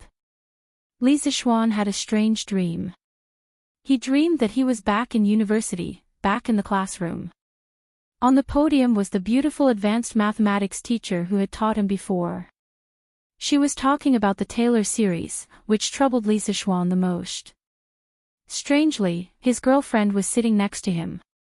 After all, his girlfriend and he were not in the same school. In the dream, Li Zixuan didn't raise any questions about this. He held his girlfriend's hand and leaned over the table to chat with her in a low voice. As they chatted, they even started to play kissing in class. Li Zixuan. Get up and expand this function into a Taylor series. The teacher slammed the table and yelled at Li Zixuan. Li Zixuan quivered and was immediately startled awake. Lord Li, His Majesty is calling for you. Quickly wake up and let go of my hand. When Li Zixuan opened his eyes, he saw a military official with a face full of pimples and wearing a green robe beside him. The military official was calling him to wake up in a low voice, and at the same time seemed to be pulling his hand. Li Zixuan was shocked. He lowered his head and saw that the hand of his girlfriend in his dream was actually this person's dog paw. No wonder it felt wrong. He felt a chill in his heart and hurriedly threw away the military official's hand. With a face full of fear, he took 2 steps back. At this moment, Li Er's slightly angry voice came from above, "Lan Tianju. I asked you a question, why aren't you answering?" All the officials in the hall looked over. Li Zixuan knew that things were not good. Old Li was going to mess with him. Li Zixuan walked forward while thinking of a countermeasure. After a while, he came to the front of the officials and bowed to Li Er. Your Majesty, when I was listening to Your Majesty's teachings, I felt as if I was bathing in the holy light. In my mind, I couldn't help but think of the red sun rising, its great light, the magnificent scene of the river flowing out of the water. Your Majesty's words were like pearls, and every sentence contained the truth of heaven and earth. I was meditating and was a little distracted, so I didn't hear what Your Majesty said. I am guilty, Your Majesty, please punish me. Qing Yaojin widened his eyes and looked at Li Zixuan as if he was looking at a monster. He thought to himself, good boy, your skin is so thick. It's almost as thick as mine. Qin Qiong turned his face away and pretended not to know this shameless junior. Li Qingqian, who was standing below Li Er, didn't know whether to laugh or cry as he looked at his good brother. This was the first time he saw Li Zixuan being so shameless. Some of the civil officials were shocked, but most of them were indignant. Scholars valued integrity. As a baron of the Great Tang, Li Zixuan actually flattered Li Er in such a blatant manner to cover up his crime. This was too shameless. He could be called a treacherous traitor.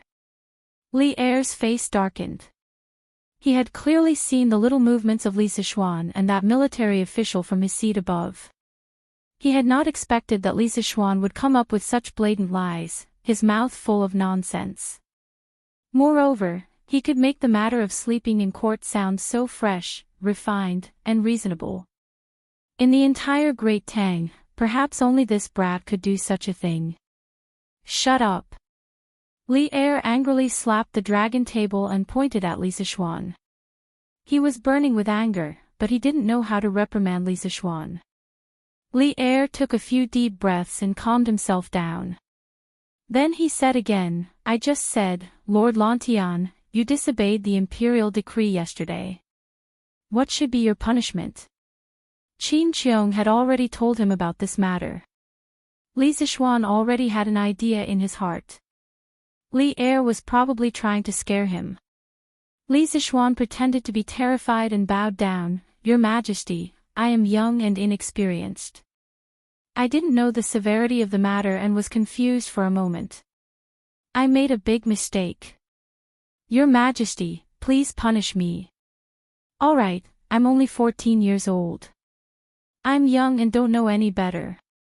You are the emperor, you can't be so calculative with a kid, right?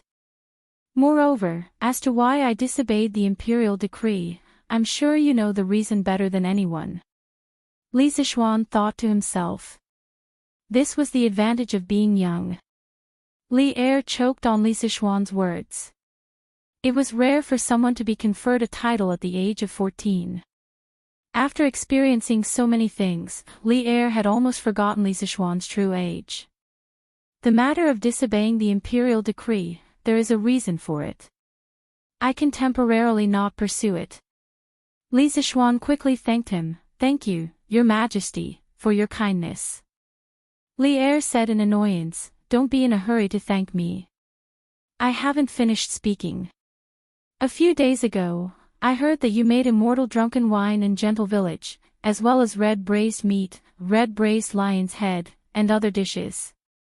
When Li Er said this, some of the officials in the hall couldn't help but swallow their saliva.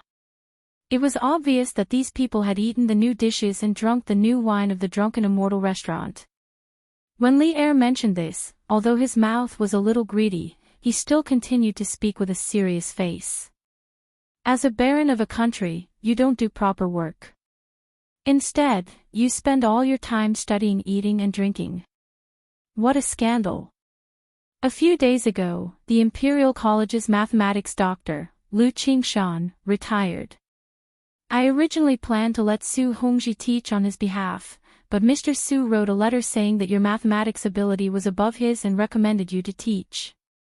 After much consideration, I have decided to appoint you as the Imperial College's mathematics doctor. You will take up the post tomorrow. Li Sichuan was immediately dumbfounded.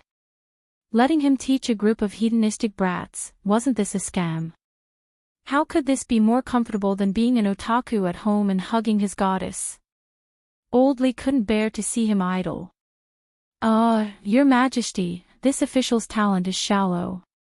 I'm afraid I can't take on this heavy responsibility. Li Sichuan weakly protested. Li Er waved his sleeves and said decisively, Stop talking nonsense.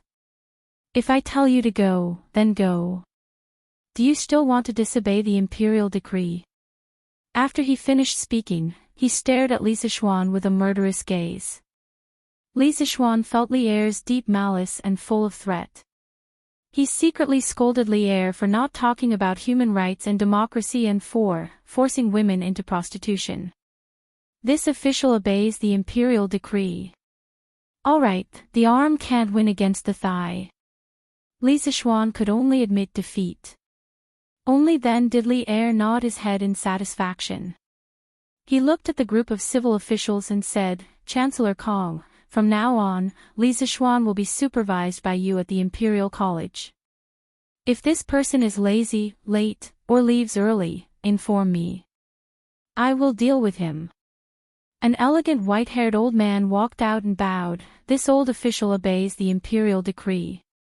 Li Sichuan secretly wiped the cold sweat from his forehead. Not only did old Li give him work, he even sent an old man to be his supervisor. The imperial court's schemes are deep. I have to go back to the countryside. I can't live like this anymore. Chapter 148. Imperial Palace, Taiji Palace. Li Zixuan, who felt that there was no more joy in life, wanted to return to his original position but was interrupted by a cold snort from Li Er. He obediently walked to the position that Li Er pointed to, which was the 6th row of the civil officials. In front of him stood Chancellor Kong, who had previously stepped forward to answer. Li Zixuan guessed that this Chancellor Kong should be Kong Yingda. This little old man was quite famous in the Tang dynasty. Li Zixuan had heard of him in the future. The morning court session was still going on. Li Zixuan stood there listlessly with his head drooped as he listened to the various big shots tear each other apart. Although the battle was intense, he was not interested in it at all. This kind of scheming imperial court really did not suit him. There was no table in front of him to lie down on and no pillar behind him to lean on. Standing in this awkward position, Li Zixuan could not fall asleep even if he wanted to. After waiting in a daze for nearly 2 hours, the morning court session finally ended. Li Zixuan could not help but want to look up to the sky and howl. It finally ended. After moving his sore thighs and rubbing his hungry stomach, Li Zixuan followed the civil and military officials out of the main hall and prepared to go home to eat. He saw that the person walking in front of him was Kong Yingda. He thought that in the future, he would be going to the Imperial College to teach. This old man was equivalent to the principal of the Imperial College. In order to ensure that he would not be bullied in the future, he had to pay his respects and build a good relationship with the leader. Chancellor Kong, please wait. When Kong Yingda heard someone calling him, he slowed down his footsteps. Li Zixuan quickly walked forward and cupped his hands. This little one greets Mr. Kong. Mr. Kong has abandoned the regional prejudice of the southern and northern schools. Mr. Kong is a famous scholar of the present age.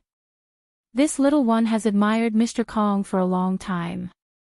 This little one feels extremely honored to be able to work under Mr. Kong in the future. As the saying goes, flattery never fails. Li Zixuan came up and started to flatter Kong Yingda. However, Kong Yingda had experienced the vicissitudes of life and was indifferent to fame and fortune. Li Zixuan's flattery had no effect on him. He looked at Li Zixuan with his wise eyes and said with a smile that was not a smile. If this old man remembers correctly, Lan Tingjue should belong to the Daoist lineage, right? Why would he admire our Confucian culture? Li Zixuan almost choked to death in an instant. He secretly thought that this old man was not an easy character to get along with. He laughed dryly and said, "Master, I'm afraid that you are mistaken. So what if it's Confucianism or Taoism?" Back then, Kong Shi eliminated the views of the Confucian school of scripture and the Daoist school of thought and selected the best school of thought from the various schools of thought. Thus, he brought an end to the various disputes that had existed since the Western Han dynasty. Later on, he abandoned the prejudice of the northern and southern schools of thought and embraced the various schools of thought. He merged the northern and southern schools of thought together and preserved the results of the Western Han dynasty. This way, the teachings of the predecessors would not disappear and the scholars of the future generations would be able to look up to him. Since Kong Shi was able to embrace different schools of thought within the Confucian school, why couldn't he jump out of the Confucian school and look at the other schools of thought with a tolerant attitude? Since ancient times, the existence of the two schools of thought is reasonable. Confucianism and Taoism have existed for thousands of years, and there are many similarities between the two schools of thought. Why can't they learn from each other's strengths and make up for their weaknesses? Li Zixuan was just speaking casually. However, as he spoke, he couldn't help but reveal some of his understanding of Confucianism and Taoism from the depths of his mind. In the memories that he inherited, he had an extremely deep impression of the Daoist school of thought. Kong Yingda had previously seen Li Zixuan flattering Li Erda without a shred of integrity in the imperial court, so he had some contempt for Li Zixuan. Hearing Li Zixuan's words now, he couldn't help but praise in his heart that this kid really had some real talent. He couldn't help but clap his hands and laugh. What a good existence is reasonable, what a good learn from each other's strengths to make up for their weaknesses. Your understanding of the Confucian and Taoist schools of thought is truly insightful. Not bad, not bad.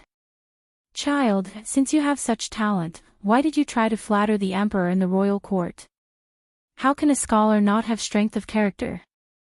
Seeing that Li Zixuan was a talent that could be molded, Kong Yingda couldn't help but offer a few more words of advice, hoping that Li Zixuan would realize his mistake and mend his ways.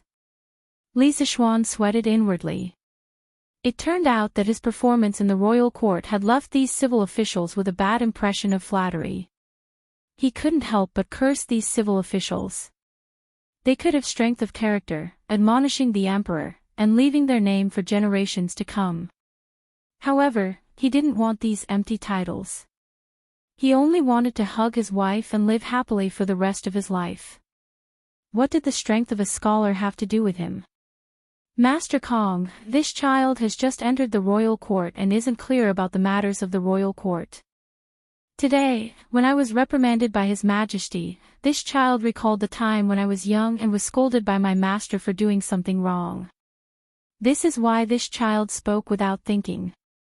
Master Kong, please don't take offense.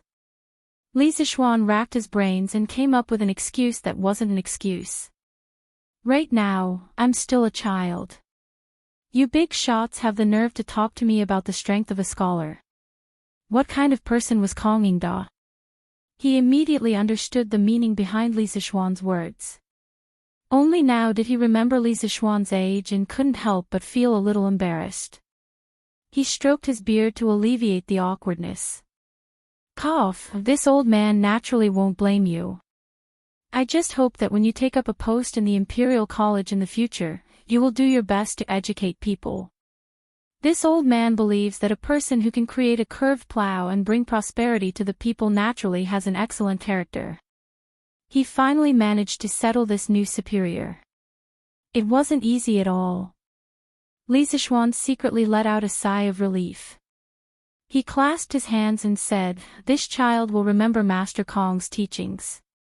Kong Yingda smiled and waved his hand, saying, "All right then. This old man will wait for Lan Tianju to take up his post at the Imperial College tomorrow." The two of them chatted for a while before parting ways. Li Zixuan wanted to chase after Qin Qiong and the others. Han Yushi was going to visit Madame Qin in the morning, so he could bring Han Yushi home while he was at it.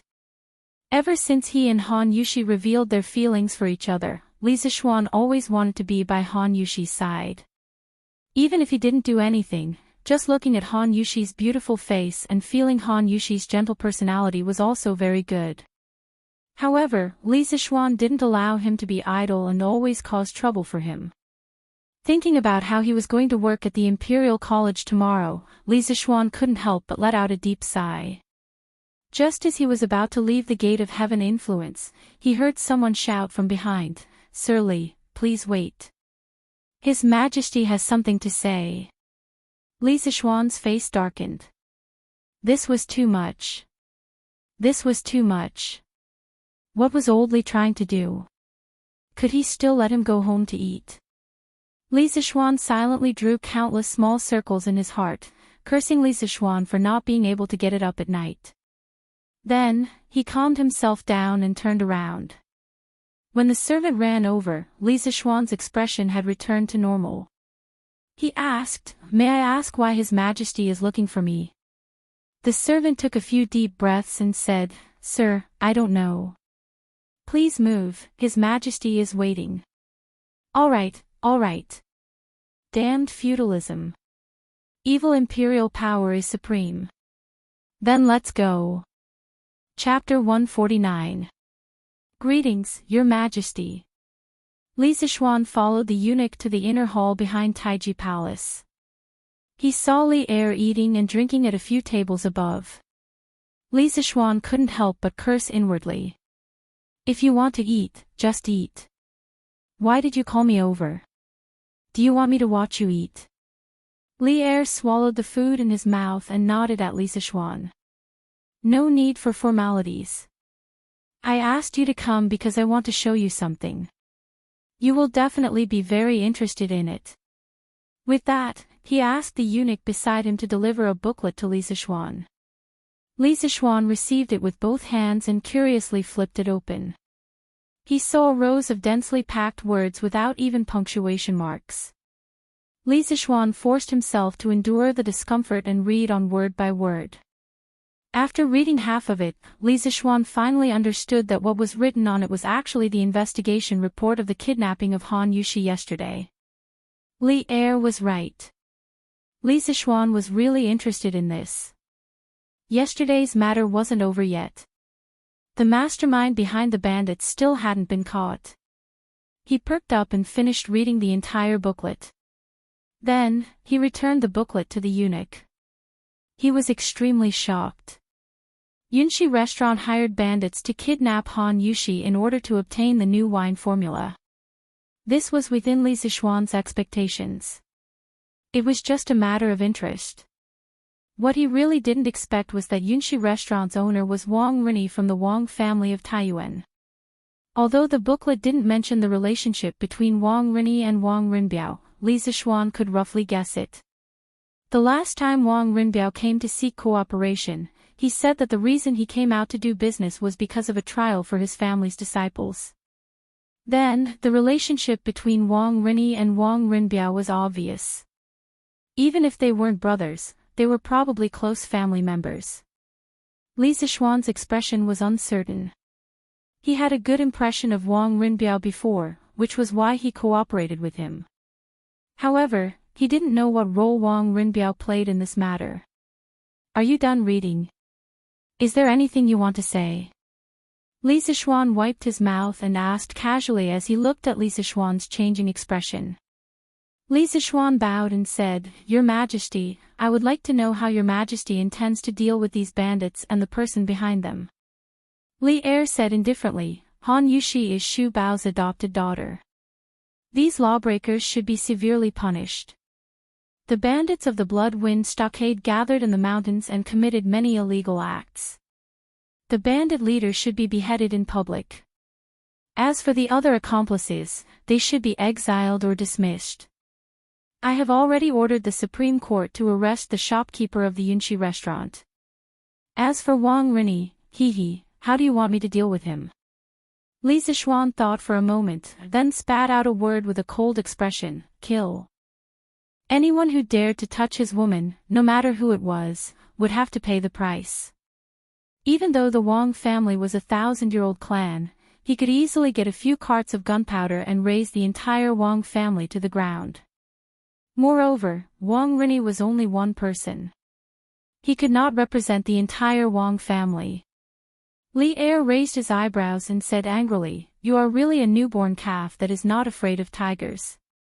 The Wang family is a rich and powerful clan. Wang Rinni's birth mother is from the Cui family in Qinghe. If I kill Wang Rinni because of this, won't the Wang family and the Cui family fall out with me? Won't all the noble families in the world be in danger because of this? Li Sichuan was not convinced and said, Your Majesty, you are the ruler of a country. Our Tang Empire has many fierce generals. How can we be afraid of these aristocratic families? Li Er stared and said, How dare you? The affairs of aristocratic families are not as simple as you think. How much do you know? Don't use these words to provoke me. Wang Rinni's birth father, Wang Yu, married my imperial aunt. I must give him some face. Wang Rinni cannot be killed. At most, I will make sure he never appears in Chang'an. Wang Yu will come to Chang'an soon. He will talk to you about this. Li Sichuan did not give up and said, Your Majesty, you really can't kill him.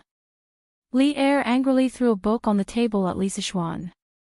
However, Li Sichuan, cleverly, dodged it.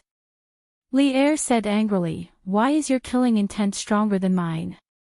You are from the Taoist school. But then again, Han Yushi did not suffer any harm in this matter. She is not anxious. Why are you so anxious? Li Zishuan said, Your Majesty, Han Yushi is already my fiancé. Of course I am anxious. Hee hee. I see. No wonder you are jumping around like someone stepped on your tail. Alright, let's end this matter here. Don't think about killing people in private to vent your anger. Unless you don't want to be a baron anymore and want to take your family and flee for the rest of your life. Li Er made the final decision and drew an imperfect end to this matter. Li Zishuan was helpless. He really wanted to wait for Wang Rini to leave Chang and to kill him. He did not expect to be blocked by Li Er's last sentence, which was slightly threatening. Your Majesty, if Wang Rini threatens my family again in the future, even if your Majesty does not kill him, I will definitely do it. Even if the Wang family and the Cui family join forces to seek revenge, I am willing to bear it alone. At most, I will perish together with tens of thousands of people from the two families. I definitely have the ability to do so. Since he could not kill him this time, he had to be prepared. If Wang Rini did not give up and continued to court death, then he, Li Zishuan, would not be polite. Li Er narrowed his eyes and said with a smile that was not a smile, Heh, you brat, talk big. But don't worry, after Wang Rini returns to the Wang family, he definitely won't have the ability to stand out again, let alone have the ability to deal with you. Oh, by the way, I have seen the trial of the Supreme Judiciary and found that the bandits of Xifeng Stockade Village also did a case 2 months ago. You were there at that time, right? It is said that you were sneakily attacked and fell off the cliff. Li Er paused for a moment and then continued. But his eyes were full of gossip and ridicule. Li Zishuan was speechless. Li Er was so shameless and always exposed people's shortcomings.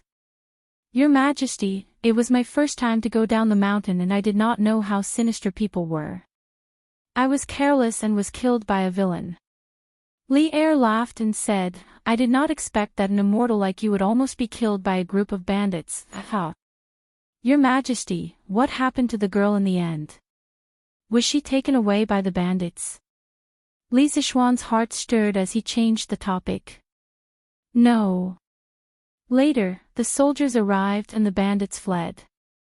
The soldiers took advantage of the chaos and caught the second and third leaders of Xifeng Stockade Village.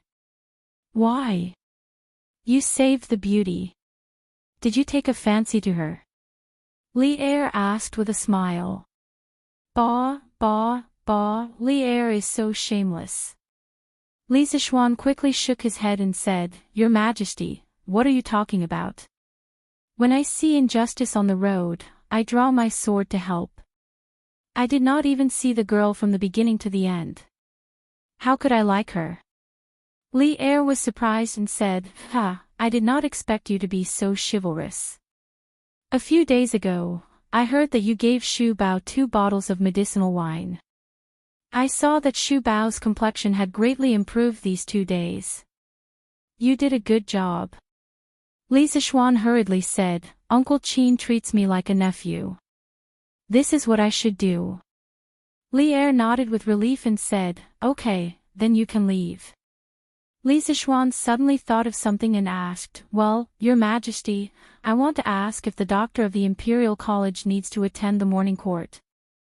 Li Er thought that this kid was good, but now he almost spat out blood when he heard this. He really wanted to take him out and chop him up to feed the dogs.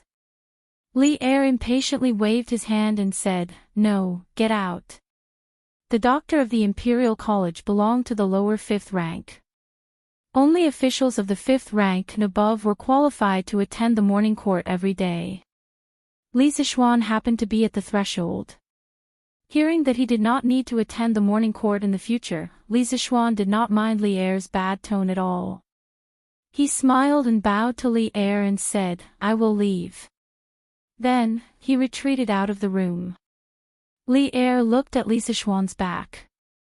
After a long time, he suddenly felt funny and shook his head and murmured, This kid, I have nothing to do. Why should I bother with him? Chapter 150. In the back hall of Taiji Palace.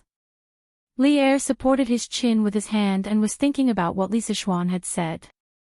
The foundation of the 5 surnames and 7 hopes was too huge, and they had a high reputation everywhere. It was easier said than done to weaken the aristocratic families. The eunuch in the hall picked up the memorial that Li Er had used to hit Li Sichuan and carefully placed it beside Li Er's hand. Then, he quietly retreated to the side. Li Er's eyes inadvertently swept over and realized that the memorial was the secret memorial that Qin Qiong had presented to him yesterday. It was over. He was so angry that he forgot about the important matter. Men, quickly summon Li Sichuan back. Li Er hurriedly ordered. Yes. Although the eunuch was puzzled, he did not dare to ask. He quickly retreated and chased after Li Sichuan. Waves, waves, waves. I don't need to go to court and don't wake up early. I'll sleep until daybreak tomorrow. Li Sichuan happily walked on the palace road. Although he was unable to kill the mastermind behind the scenes, Li Er had promised him that Wang Rinni would not come to provoke him in the future. More importantly, he would no longer have to attend this damned morning court. Guessing that Han Yushi should have come out of Qin Manor by now, Li Sichuan planned to go home and eat. He only had a bowl of porridge in the morning and did not even eat a steamed bun. Now, he was so hungry that his chest was sticking to his back. He almost forgot that the steamed buns of the Tang dynasty were too disgusting. They were sour and had a strange taste. He once vomited after eating a mouthful. Lordly, wait, His Majesty summoned you back. It was the same voice, the same place. Li Sichuan really wanted to jump into the pond and drown. Greetings, Your Majesty. Li Sichuan bowed weakly. You dare not to come back when old Li asked you to. You could say that he was a coward, but if you transmigrated, why don't you try being a coward? Don't make trouble. I just forgot something. I'll let you go after this.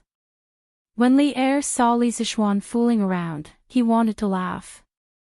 He shook his head and said, This is the secret memorial that Xu Bao presented yesterday. Take a look. A servant passed the secret memorial to Li Sichuan. Li Sichuan took it and flipped it open. It was a prophecy about the locust plague. It seemed that Qin Qiong could not wait any longer. Li Sichuan skimmed through it and was stunned when he saw the last few lines. This old subject believes that the prophecy of the plague of locusts is 80% true. I hope that Your Majesty will make early preparations to prevent the plague of locusts from coming.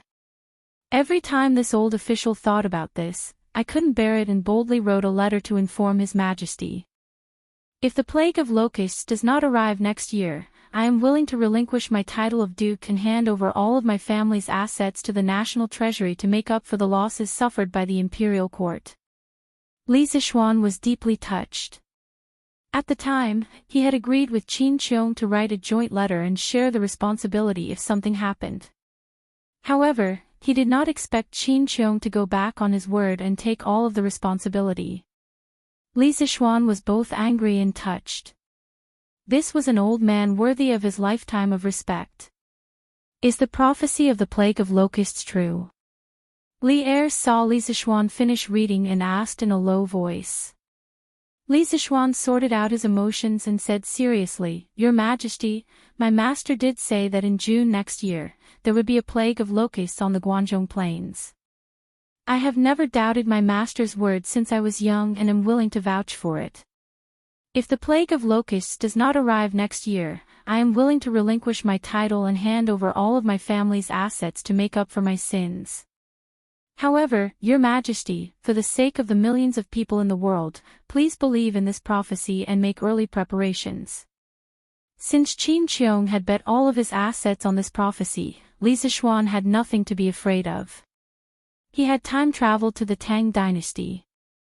Although he had invented some new things, they were not enough to change the course of history, let alone the timing of a natural disaster like the plague of locusts.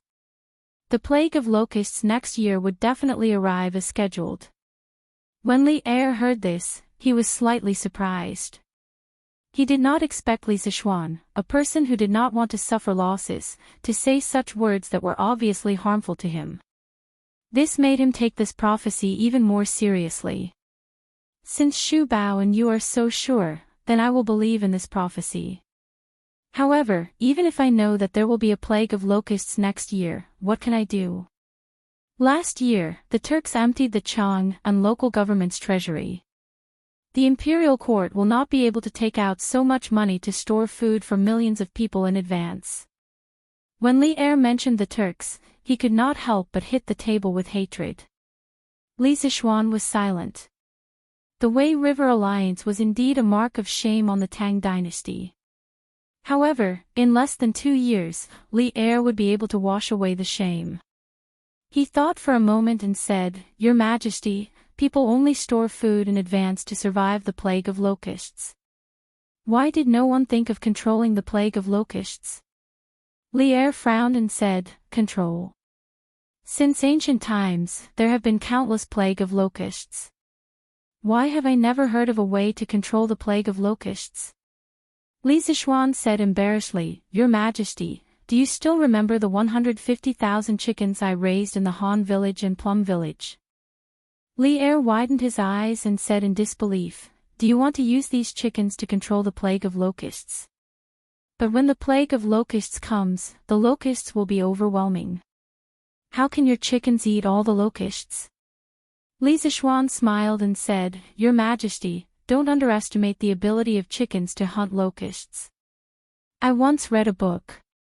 It said that an adult chicken can eat up to 300 locusts a day. At that time, I estimate that 20 to 30 chickens can almost guarantee that there will be no locusts in 1 acre of land. Since you don't believe me, then let's use data. Anyway, I have said the same thing more than once. Li Er was also a well-read and cultured person. He frowned and said in disbelief, Would there be a book that recorded such a boring thing? Why haven't I seen it before? Li Sichuan choked and said awkwardly, This is the only book left behind by my master. It is long gone. But what I said is true.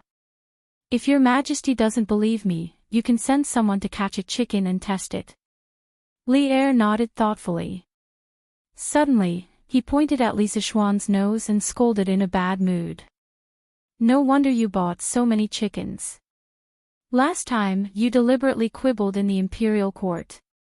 You said that you bought the chickens for the farmers and for the chicken feast next year. You are deceiving the emperor. Tell me, what do you think you should be punished for? Old Li was really unkind. He actually killed the donkey after it had outlived its usefulness. Li Sichuan was speechless. He cried out in grievance, Your Majesty, the 2 reasons I mentioned are indeed true. As for the locust plague prophecy, this is a matter of great importance. This humble subject would not dare to speak nonsense. Your Majesty, the Empress said that it is time for lunch. At this time, a delicate palace maid came in and said to Li Er. Li Er nodded. He stood up and said to Li Sichuan, You are a slippery fellow. Later, write a detailed plan of your plan and present it to me. Li Sichuan suddenly felt tired. He said listlessly, As you wish. Li Er was angry when he saw him like this. He resisted the urge to slap Li Sichuan on the back of his head. Li Er flicked his sleeves and said, Okay, then you can go back first. Li Sichuan cupped his hands and left. He complained to Li Er in his heart. He kept me here for half a day and didn't even eat. How stingy. However, it was better that he didn't stay for lunch. There were so many rules in the palace. If he made Old Li unhappy, wouldn't he be looking for trouble? Li Sichuan walked out of the palace quickly. He was afraid that Li Er would send someone to call him back again. He came to the palace gate and found his horse. Li Sichuan tidied his clothes and mounted the horse. He rushed towards Yongla Lane. In the palace, Li Er was on the way to Xianyi court. He said to the servant beside him, Go and summon Fang Xianling, Du Ruhui, and Zhang Sun Wuji to the palace for a meeting in the afternoon. Yes, Your Majesty. Chapter 151. Yongla Lane, Li Residence. Young Master, you're back. San Bao, who was guarding the door, quickly ran over to take the reins from Li Zixuan's hands. Li Zixuan nodded and walked in. When he came to the front hall, he saw Han Yushi at first glance. She had indeed returned. Other than Han Yushi, Lon, Iron Egg, and his parents, Li Zixuan actually noticed that Han Lijing was also here today. Oh, Uncle Han, you're here today. Li Zixuan greeted him warmly. Han Lijing stood up and cupped his hands to Li Zixuan. Young Master, you're back. I went to Plum Village yesterday and heard that Yushi was kidnapped by bandits when I came back. I was very anxious, but the city gate was already closed at that time. This morning, I rushed over to inquire about the news. I didn't expect that young master had already rescued my daughter. Young master's kindness to my family is as heavy as a mountain. Li Zixuan waved his hand and smiled. Uncle Han, you don't have to be so polite. Wasn't this nonsense? Han Yushi was not only Han Lijing's daughter, but also his own wife. Wasn't it natural for him to save his own wife? Everyone exchanged greetings for a while before Madame Li asked the servant to serve the dishes. During the meal, Li Zixuan told the two elders about what happened in the morning court. Li Jingma was immediately overjoyed. This Imperial College's doctor was a glorious position. Father Li was excited. He ordered the servants to inform the kitchen to add more dishes and called Han Lijing to drink and eat. For a moment, the meal was very lively. Li Zixuan was speechless. Not only did his parents not sympathize with him, but they were also excited as if they had picked up money. It was really unreasonable. After the meal, other than Li Zixuan who was eating gloomily, everyone else ate happily and were satisfied. After dinner, Li Zixuan accompanied his parents and Han Lijing to talk for a while. Then, he went to Mingyue Xian to look for Han Yushi. Han Lijing came here today, so Han Yushi would probably go back with him in the afternoon. He had to cherish this last good time. When he arrived at Mingyue Xian, he found Han Yushi, Iron Egg, and Lon, sitting in the pavilion in the middle of the pond, chatting and laughing. Sister Yushi, quickly tell me, how did my brother defeat that bandit leader? How would I know? I was tied up in a room far away. I couldn't see anything. Oh. Sister, are you hurt? Iron Egg, don't worry. I'm fine. Li Zixuan heard their conversation from afar and thought to himself, are these two brats done yet? According to their questions, I won't have a chance to be alone with Han Yushi today. He had to think of a way to send them away. Young Master. Master. Brother. When the three of them saw Li Zixuan coming over, they all stood up and greeted him. Li Zixuan nodded and asked casually, well, Iron Egg, Lon, have you memorized the previous multiplication table? Master, we have memorized it. Well, have you done the exercises after class? Li Zixuan put his hands behind his back and looked like a strict teacher teaching his disciples. Master, not yet, Iron Egg scratched his head and said embarrassedly. Then go and do the exercises after class for the first chapter. I will check it tonight. Tomorrow, Iron Egg, you will go to the Imperial College with me after you finish practicing. Li Zixuan silently gave himself 32 likes for his wit. Since he was going to teach a group of brats, it wouldn't be illegal to bring his disciples along, right? Yes, Master. Iron Egg was a little reluctant. He hadn't seen his sister for a long time. In the morning, he was practicing and listening to classes. In the afternoon, he finally had time to talk for a while, but he couldn't ignore his master's words. He could only go back unhappily. Humph. Smelly brother, Lon wants to go tomorrow too. Li Sichuan thought for a while and said, "Okay, as long as Lan can do 90% of the exercises correctly, I will let you go." "Okay. It's a deal." Lan smiled slyly and followed Iron Egg to do the exercises. Li Sichuan saw that they had gone far away and laughed. He sat down on the bench next to Han Yushi. Han Yushi was shocked and quickly moved to the side. Li Sichuan touched his nose and said gloomily, "Why are you moving so far away? Am I that scary?" When Han Yushi heard this, her ears were dyed red.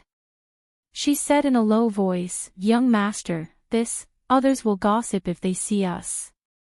Li Sichuan glanced around and said with a smile, "Hee, don't be afraid. There's no one in this courtyard. Didn't I just send Lan, Iron Egg, and the others away? Yushi, did you miss me today? I haven't seen you all morning." Han Yushi was stunned. She didn't expect Li Sichuan to be secretly scheming when he pretended to be a strict teacher lecturing his disciples. Then, she was embarrassed again and said in a mosquito-like voice, "Young master, how can you say such shameful things?" Li Sichuan saw that Han Yushi's cheeks were red and she was about to bury her head in her chest. Only then did he realize that he had indeed been a little complacent. This was ancient times.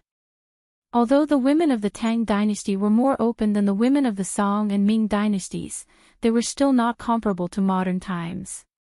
However, it was not good for this girl to be too shy. He had to train her slowly when he married her in the future.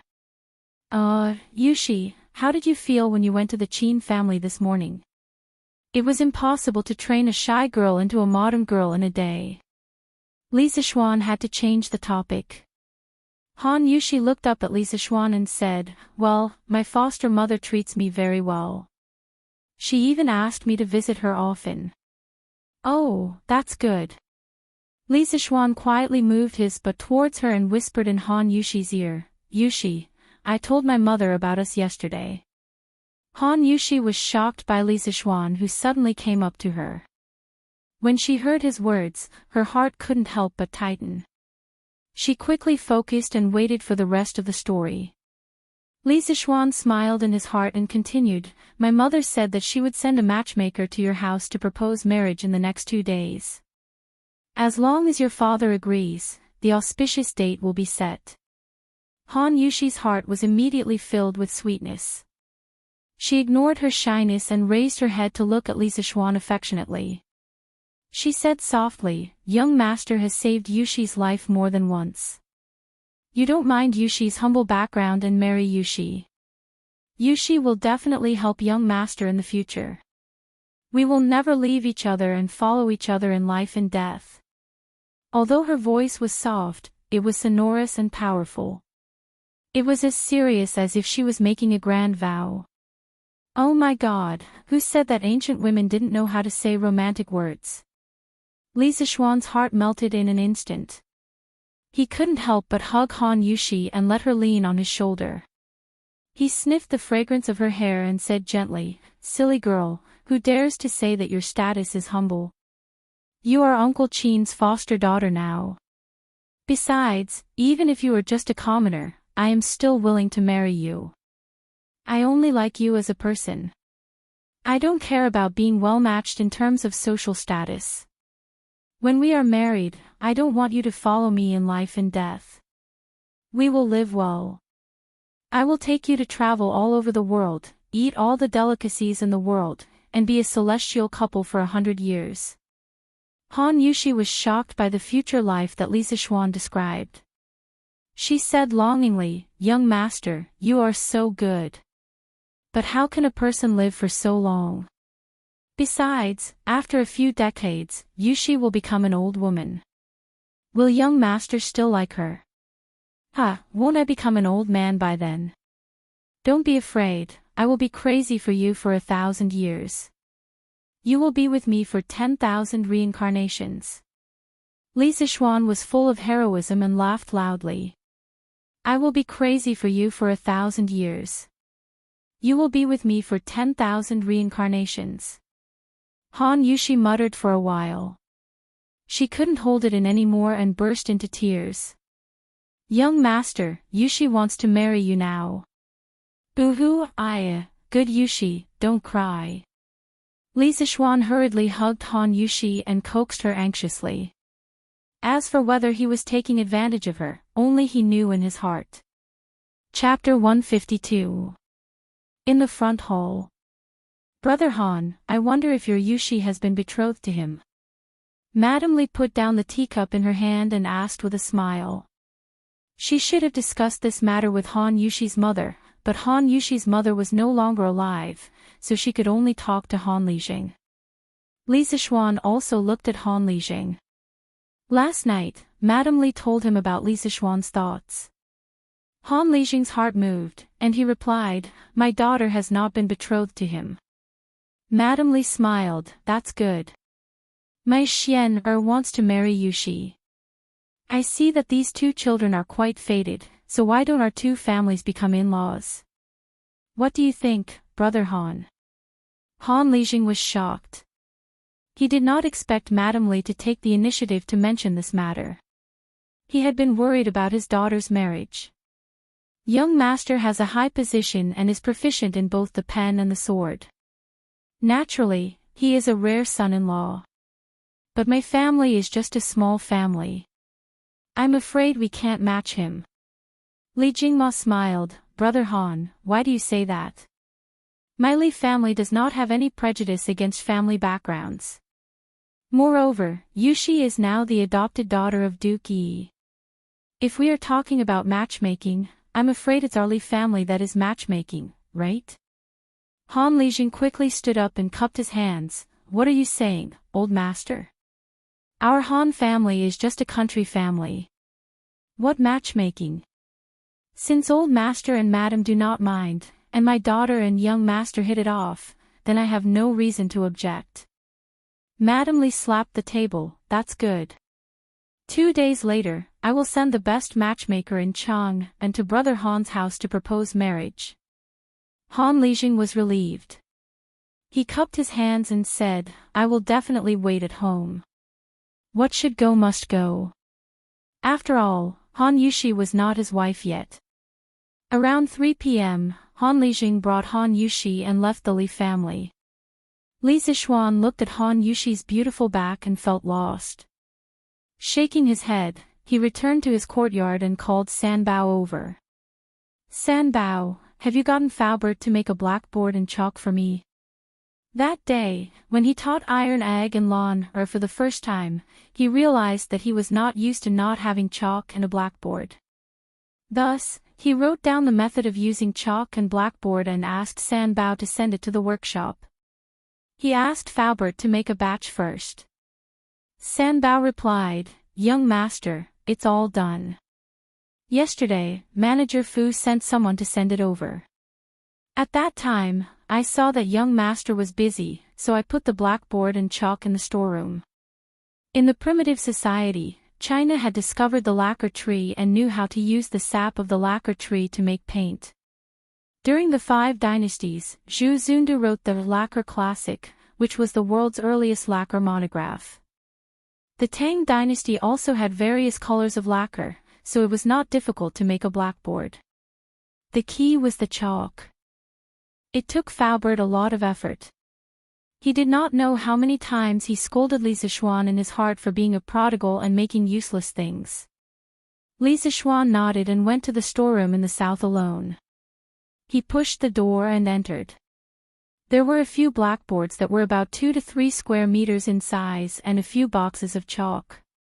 There were hundreds of boxes in each box. Other than white, there were also red, yellow, and blue chalk. Li Zixuan stepped forward and took out a piece of chalk. He casually drew a few strokes on the blackboard in front of him and couldn't help but nod in satisfaction.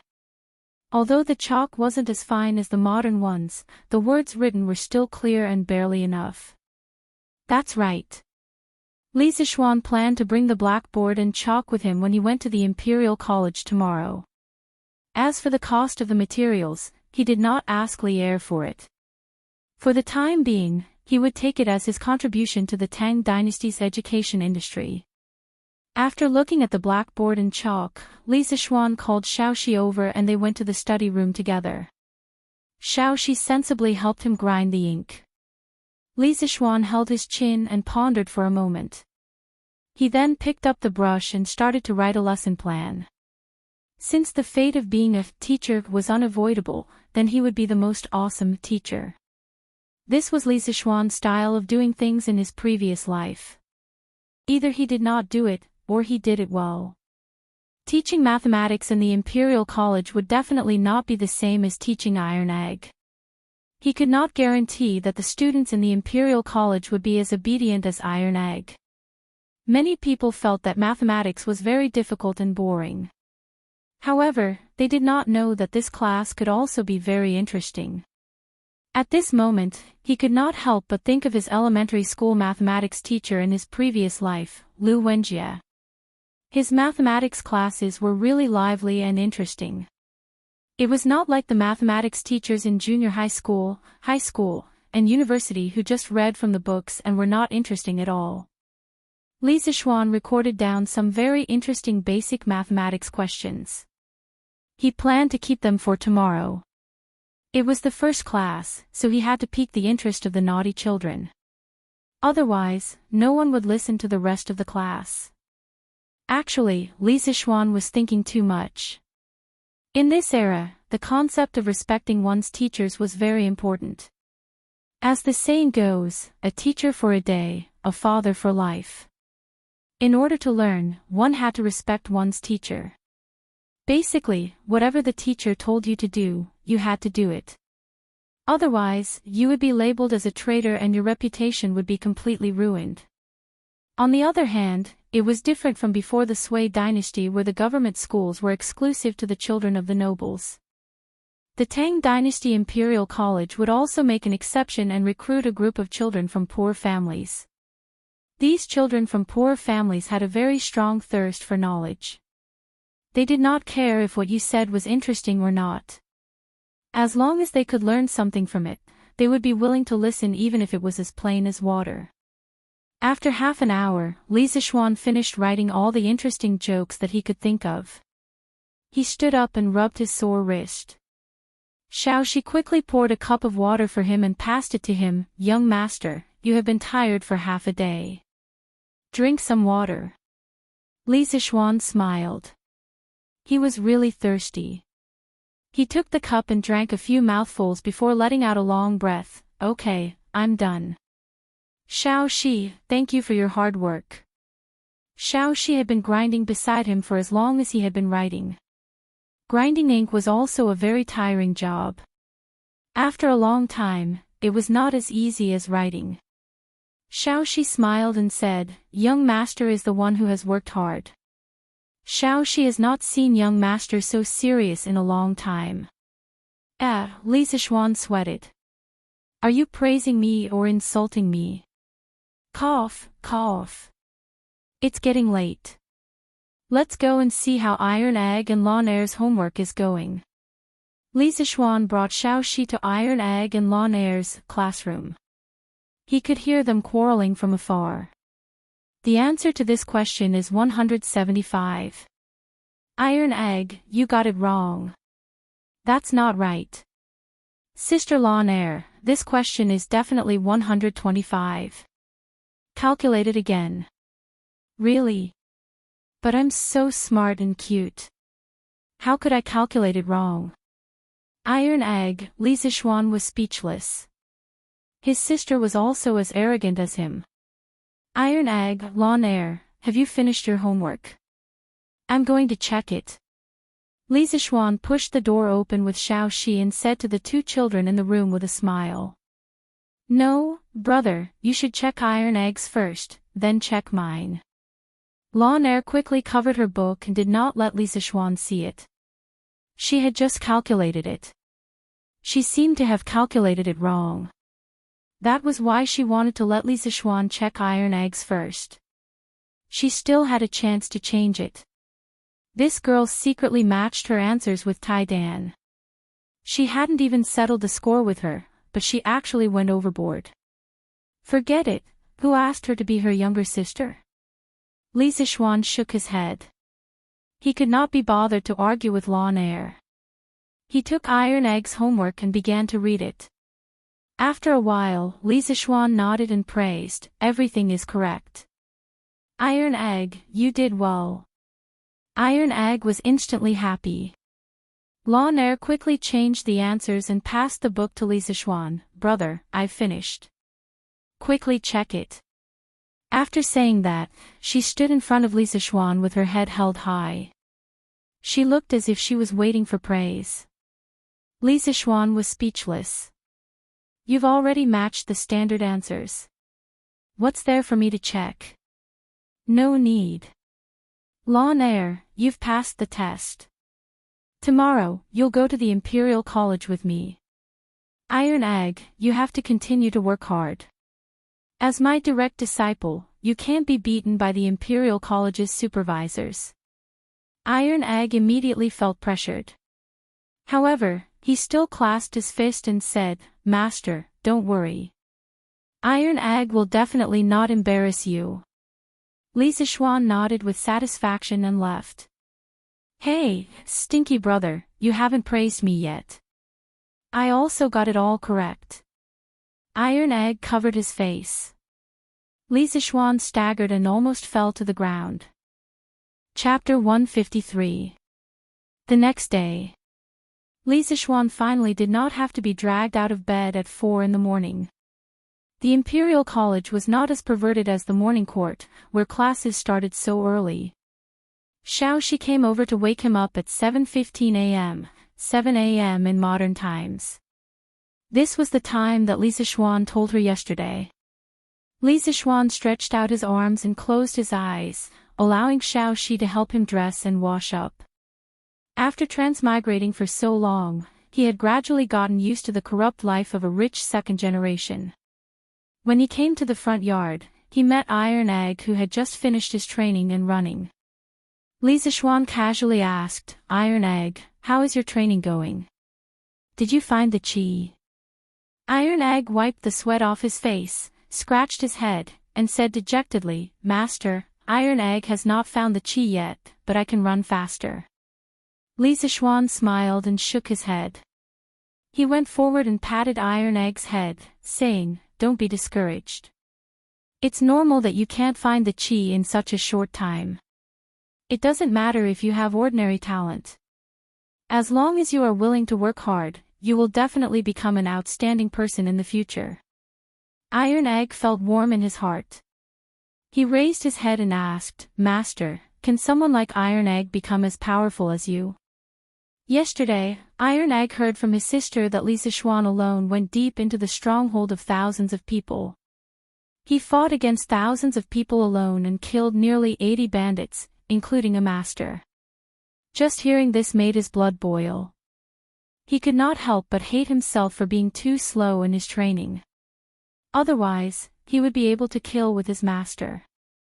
Li Zixuan nodded affirmatively and said, As long as you work hard, of course you can.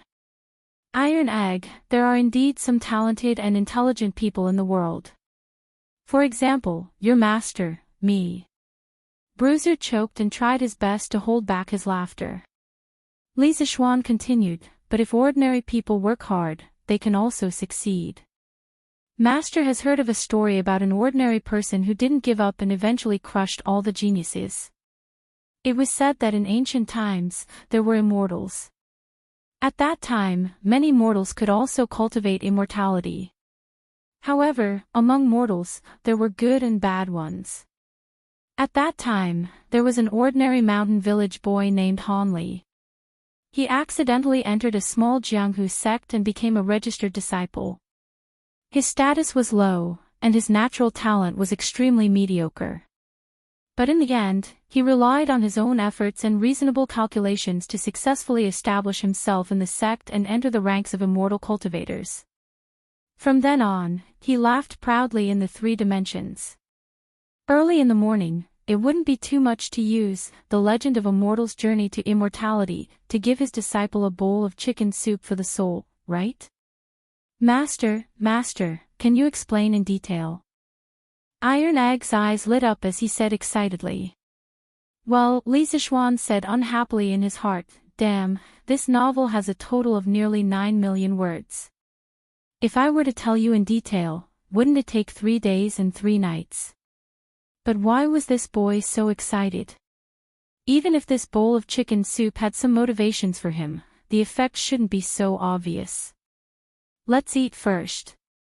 This story is quite long, and we have to go to the Imperial College later. But Iron Egg, why are you so excited? Iron Egg said embarrassedly, well, Master, Iron Egg's real name is Hanli, Iron Egg is just my nickname. Damn, Li Zixuan almost knelt down in front of his cheap disciple. What a coincidence, you are going to heaven. He didn't expect that a random bowl of chicken soup would cause a collision and cause a car accident. He had suspected that the name Iron Egg was just a nickname. After all, this name was too vulgar. He had never thought that Bruiser would have such an ordinary-looking name, but in fact, it was amazing. Li Zixuan wiped the cold sweat on his forehead and sighed, well, Iron Egg, I still think Iron Egg is a good name. Let's go, let's eat. If he was really called Iron Egg Hanli, he would probably be out of character and wonder if he had walked into the wrong scene. After breakfast, Li Zixuan took Iron Egg, and a few servants who were carrying chalk on the blackboard to the Imperial College. The Imperial College of the Tang Dynasty was built next to the Imperial City, not far from Yongla Lane. That was why Li Zixuan dared to sleep until 1:15 in the morning. Half an hour later, the group arrived at the entrance of the Imperial College. After making their identities known, Li Zixuan led the group through the gate under the strange gaze of the gatekeeper. The Imperial College was called the Imperial College during the Wuda era, and it was called the Imperial College during the Sui dynasty. It was only this year that Li Er officially named the Imperial College as the Imperial College. There were more than 10 houses of various sizes and dozens of unknown towering trees outside the houses. The environment was very beautiful. Occasionally, they could see a few supervisors hurrying to the houses. They were probably late because they had overslept in the morning. Mr. Li, you're here. Kong Yingda walked out from an exquisite room and greeted Li Zixuan. Yes, Mr. Kong, I'm not late, right? Kong Yingda looked at the sundial in the courtyard and pointed at Li Zixuan. He said in a good mood, you're just in time. You really know how to rush. Li Zixuan thought to himself, it's good enough that I'm here on time, yet you're still being so picky. But why did you bring these people here? Kong Yingda looked at the strange group behind Li Zixuan and couldn't help but be confused. What's the use of that black wooden board? Also, why did you ask them to carry that big box? Are you here to teach or to move? Li Zixuan smiled proudly and said, Mr. Kong, this is a good thing. It can allow students to learn more efficiently. In China's academies, most of the time, students learn from books. If they had any questions, they would ask the teacher and the teacher would give them a face-to-face lecture and answer. Sometimes, when a famous teacher came, the teacher would hold several lectures. The students would sit below and listen to the lecture and take notes. There was no blackboard to help with the teaching. However, research showed that people always received information through their various senses. However, the proportion of information received through each of the senses was different. Among them, vision accounted for 83%, hearing accounted for 11%, smell accounted for 3.5%, touch accounted for 1.5%, and taste accounted for 1%. If you knew the proportion, you would understand that the greatest effect of the blackboard was to provide visual information to the students. Originally, only about 11% of the content explained by the teacher could be heard by the students. However, with the blackboard, the students had an additional visual channel to look at the content written on the blackboard. In theory, at least 94% of the information could be perceived by the students. From the perspective of information acquisition, the blackboard was an extremely important event in the history of education. It greatly increased the efficiency of teaching and at the same time, laid the foundation for the classroom teaching system. In his previous life, no matter how the curriculum was reformed, even when multimedia teaching replaced the blackboard, the visual method of information acquisition never changed. Kang In-da had been teaching and educating his whole life, but he had never heard of anything that could increase the efficiency of learning. After hearing Li Zixuan's words, his curiosity was immediately piqued. Oh!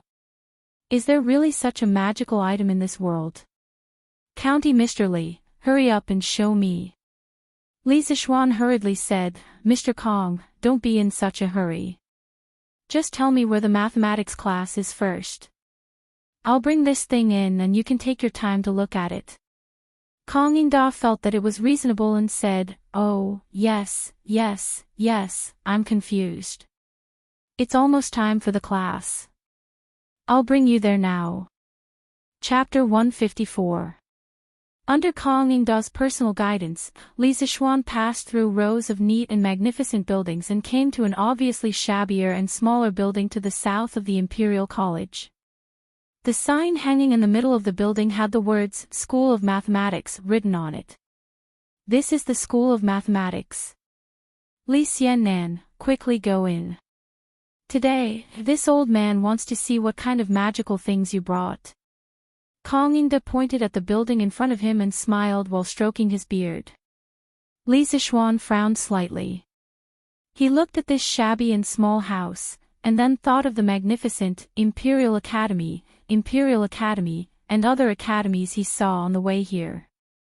He couldn't help but feel a little unhappy. He wasn't the kind of person who couldn't bear hardships, but there would be no harm if there was no comparison. Why was the Imperial College's building grand while his was short and shabby? Kang In-da waited for a long time but didn't hear Li Zixuan speak. He looked back curiously and saw that Li Zixuan's expression was somewhat ugly. He thought for a moment and understood. Li Xiannan, please don't blame me.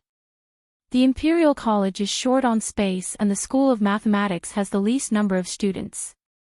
Therefore, in order to save resources, the School of Mathematics was allocated here. Although the building is a bit shabby, I believe Li Xiannan won't mind. How can scholars like us be affected by external conditions? Li Zixuan was speechless. What was this? Just because there were few students, the conditions were bad.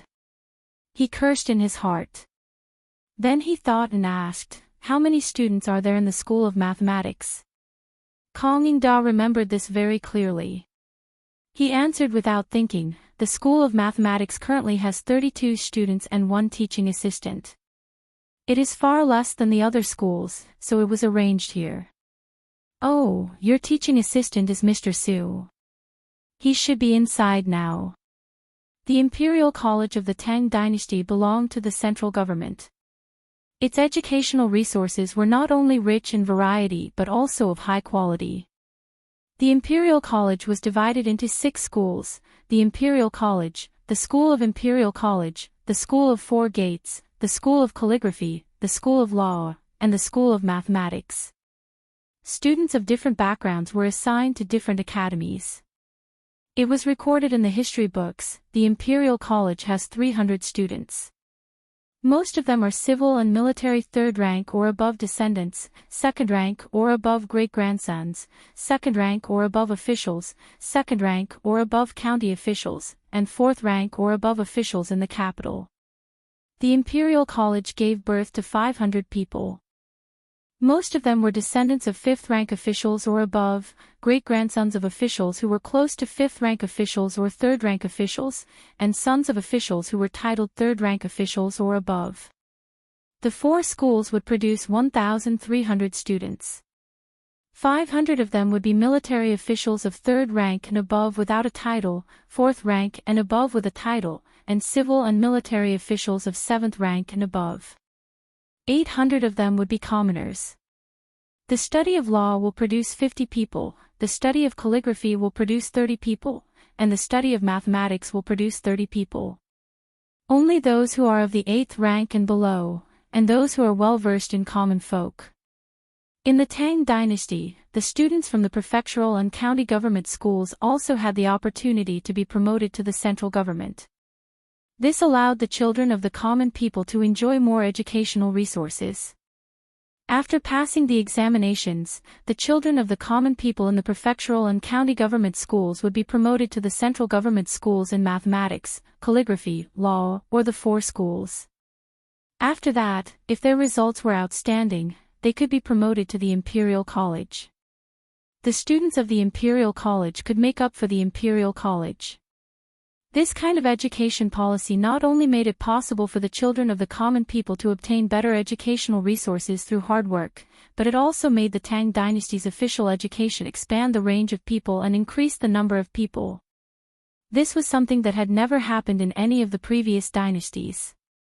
At this moment, a person walked out of the room. It was Su Hongji, whom Li Zixuan had seen 2 months ago at the ready-made clothing store. Su Hongji went forward and cupped his hands with a smile. "Chancellor Kong, Professor Li." Kong Yingde nodded his head. Li Zixuan hurriedly said, "Mr. Su, you are my father's best friend. You can just call me Little Xian." Although he had been tricked into teaching at the Imperial College by Su Hongji and Li Er, Su Hongji was still someone of the same generation as his father. He still had to give him the respect he deserved. Su Hongji chuckled and said, "Professor Li, your ability in mathematics is above mine. Furthermore, His Majesty has personally conferred you the title of Professor of Mathematics. As the saying goes, those who are accomplished are the teachers. It has nothing to do with age. What's wrong with me calling you Professor Li?" Kong Yingde also agreed, "Hongji is right. That's how it should be. Mr. Li, quickly go in and teach." Li Zixuan was helpless. He looked at Tai Dan and Lan then said to Kong Yingde, "Mr. Kong, one of these two children is my disciple, and the other is my younger sister. I usually teach them mathematics at home. Now that I'm teaching at the Imperial College, I brought them here to listen to my classes." Kong Yingde frowned and said hesitantly, "But there has never been a precedent for a woman entering the Imperial College in our dynasty."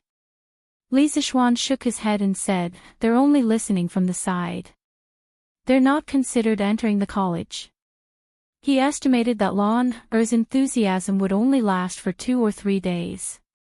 Li Zixuan did not expect her to be knowledgeable and become a world-shaking genius. Kong Yingde nodded and said, That's fine." Li Zixuan instructed a few servants to carry the blackboard and chalk inside and hang the blackboard properly. The students inside had already heard that there would be a new professor today.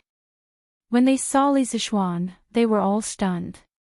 They did not expect the newly appointed professor of mathematics to be so young. Many of them were probably older than Li Zixuan. Was this new teacher reliable? All the students were deeply suspicious of Li Zixuan's ability. When Li Zixuan saw that the blackboard was hung, he turned around and looked at the students. They were all children in their teens. Of course, there were also many who were 14 or 15 years old. All the students hurriedly stood up and greeted him in unison, "Hello, sir." Even though they had thousands of suspicions, the deep-rooted concept of respecting their teachers made them have no choice but to put on a respectful attitude on the surface. Su Hongji, who was standing below Li Zixuan, also saw the deep distrust in the students' eyes. He frowned and was about to scold them when Li Zixuan hurriedly waved his hand to stop him. He looked at the 30 students and smiled. "Hello. Today is my first class for all of you. My name is Li Zixuan. I'm also a professor of mathematics appointed by His Majesty himself. I know that many of you think that I'm not qualified to teach you mathematics because I'm young. In the next half an hour, I will give you all the opportunity to ask questions. If your questions about mathematics stumped me, then I will immediately ask His Majesty to resign. If you can't stumble me, then you will have to listen obediently in class. Alright, if you have any questions, then ask." When Li Zixuan finished speaking, the entire classroom was silent. Everyone, including Kong Yingde, looked at him in disbelief. It must be known that in this era, teachers were greater than heaven. Whatever the teacher taught, the students would learn. How could a teacher be willing to say such things to students? After a while, the students reacted. Some of them couldn't help but whisper to each other. There were also a dozen or so students who were dressed more plainly. They stood up together and respectfully cupped their hands to Lisa Schwan. Students are afraid. Students have absolutely no intention of doubting, sir. Please take back your order. The voices of these dozen or so students immediately drowned out the noise in the classroom. The rest of the students, regardless of whether they had doubts about Lisa Schwan or not, hurriedly stood up together and said, "Students are afraid. Student is terrified. Teacher, please retract your order." Su Hongji hurriedly gave Lisa Schwan a look, indicating that he didn't need to do so. Seeing this, Lisa Schwan smiled. All of you sit down. I don't care if you have that intention or not, but I will never take back what I have said. Since I am going to be your teacher, of course, I will be more capable than you. You can set your questions without any worries. If anyone can give me a problem in mathematics today, not only will I resign from my position as a mathematics doctor, I will also recommend him to His Majesty as the new mathematics doctor. Haha. Lisa Schwan's last sentence was like poking a hornet's nest.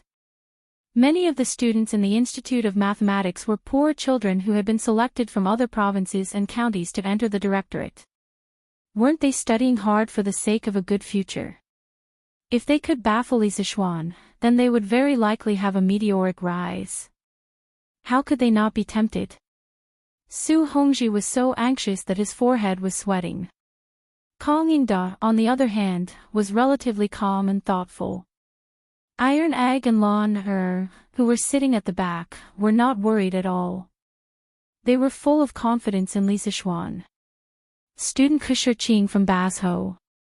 May I be so bold as to ask for your guidance?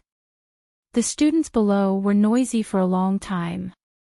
Finally, one of them could not help but stand up and cup his hands to challenge Lisa Schwan. It's Kushirqing. He has the best grades in our school. That's right, Dr. Liu even praised him for his outstanding talent before. I'm afraid this new teacher is going to fail. Lisa Schwan heard the discussion below and nodded with satisfaction. Kushirqing came at the right time. If he wanted to come, he would send the best. This would save him a lot of time. Good. Kushirqing, right? Whether you can baffle me today or not, your courage is worthy of praise. Give me your question. Lisa Schwan said with a smile. Chapter 155. Imperial College, School of Mathematics. Everyone's attention was on Kushirqing, waiting for him to give the question. I would like to ask you to solve a question in 15 minutes. The question is 1352 multiplied by 2781. What is the result? Kushirqing thought for a moment and gave a multiplication question with a huge number. Wow, such a huge number. It would take a whole day to solve it, right? That's right. Kushirqing's question is too ruthless. As early as the pre-Qin dynasty, people learned to count and multiply with arithmetic.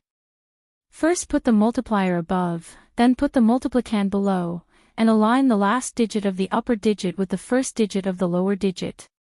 From left to right, use the first digit of the upper digit to multiply the lower digit, put the product in the middle of the two numbers, then remove the first digit of the upper digit, move the lower digit one to the right, multiply the second digit of the lower digit, add the product in the middle, and remove the second digit of the upper digit. Until the upper digit is used up, the middle digit is the result. If Kushirqing's question were to be solved with arithmetic, it might take a whole day. Kang Yingda and Su Hongji listened to the question with a dignified face and frowned. Lisa Schwan smiled casually and said, Haha, it's not difficult. Kushirqing, you don't need me to solve this question. My eldest disciple can do it for you. Iron Egg, come up and solve this question on the blackboard. This was the multiplication of two 4-digit numbers. With Li Zixuan's strong spiritual power, he didn't need to do it at all. He could directly deduce the answer in his mind. It was not challenging at all. It was better to let Iron Egg practice. Yes, master. Iron Egg walked from his seat to the blackboard, picked up a piece of chalk, and began to calculate with the elementary math knowledge Li Zixuan taught him. He and Lan have found the chalk on the blackboard last night. He had been scribbling on it for a long time, so it was not difficult for him to write on the blackboard now. Wow, did I hear it wrong? Teacher said this question is easy. Can his disciple really do it? Too arrogant. Kushirqing also frowned and secretly thought that this new mister was really arrogant. At that moment, he stopped talking and focused on the iron egg to solve the problem. However, he was dumbfounded by what he saw. What is this black wooden board?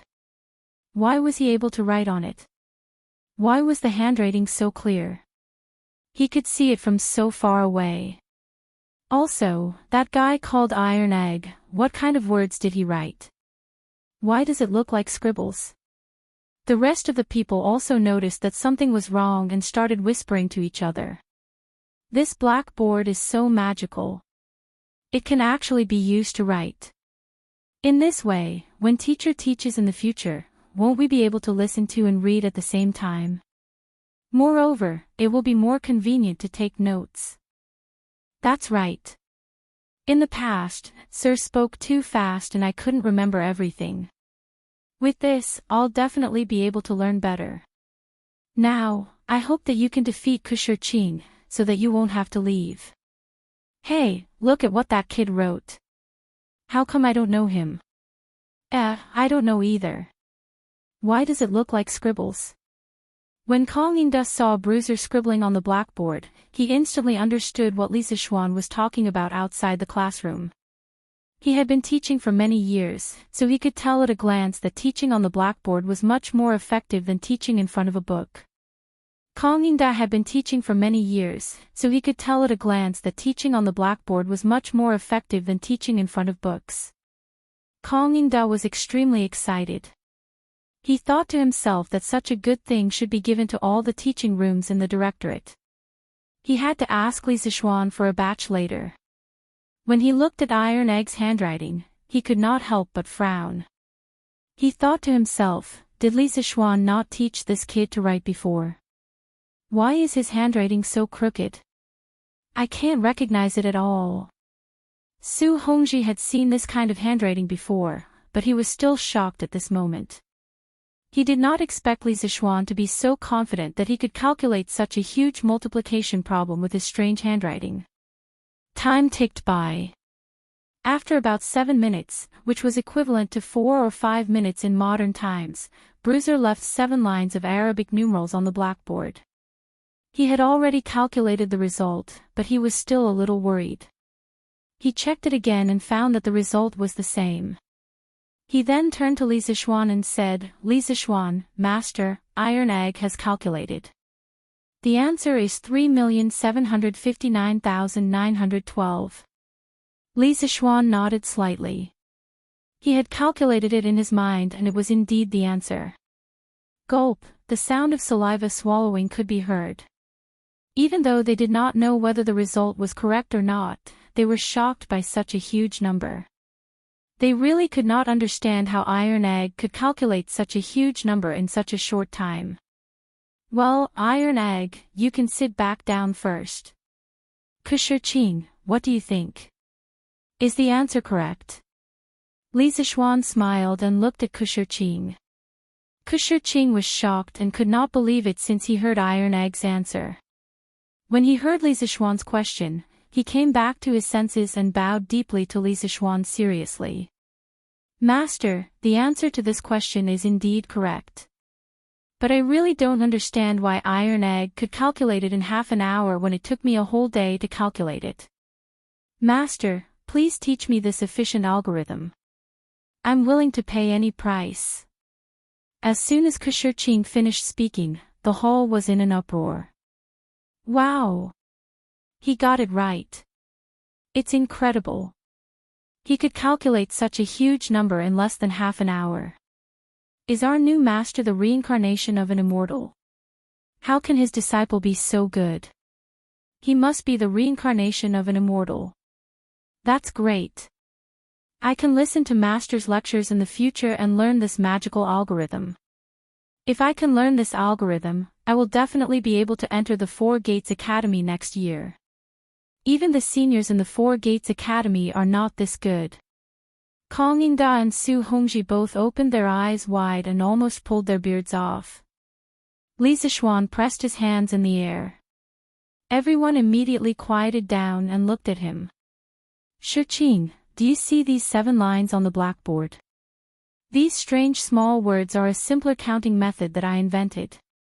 As for the calculation process, it is also very simple. I will explain it to you in the future.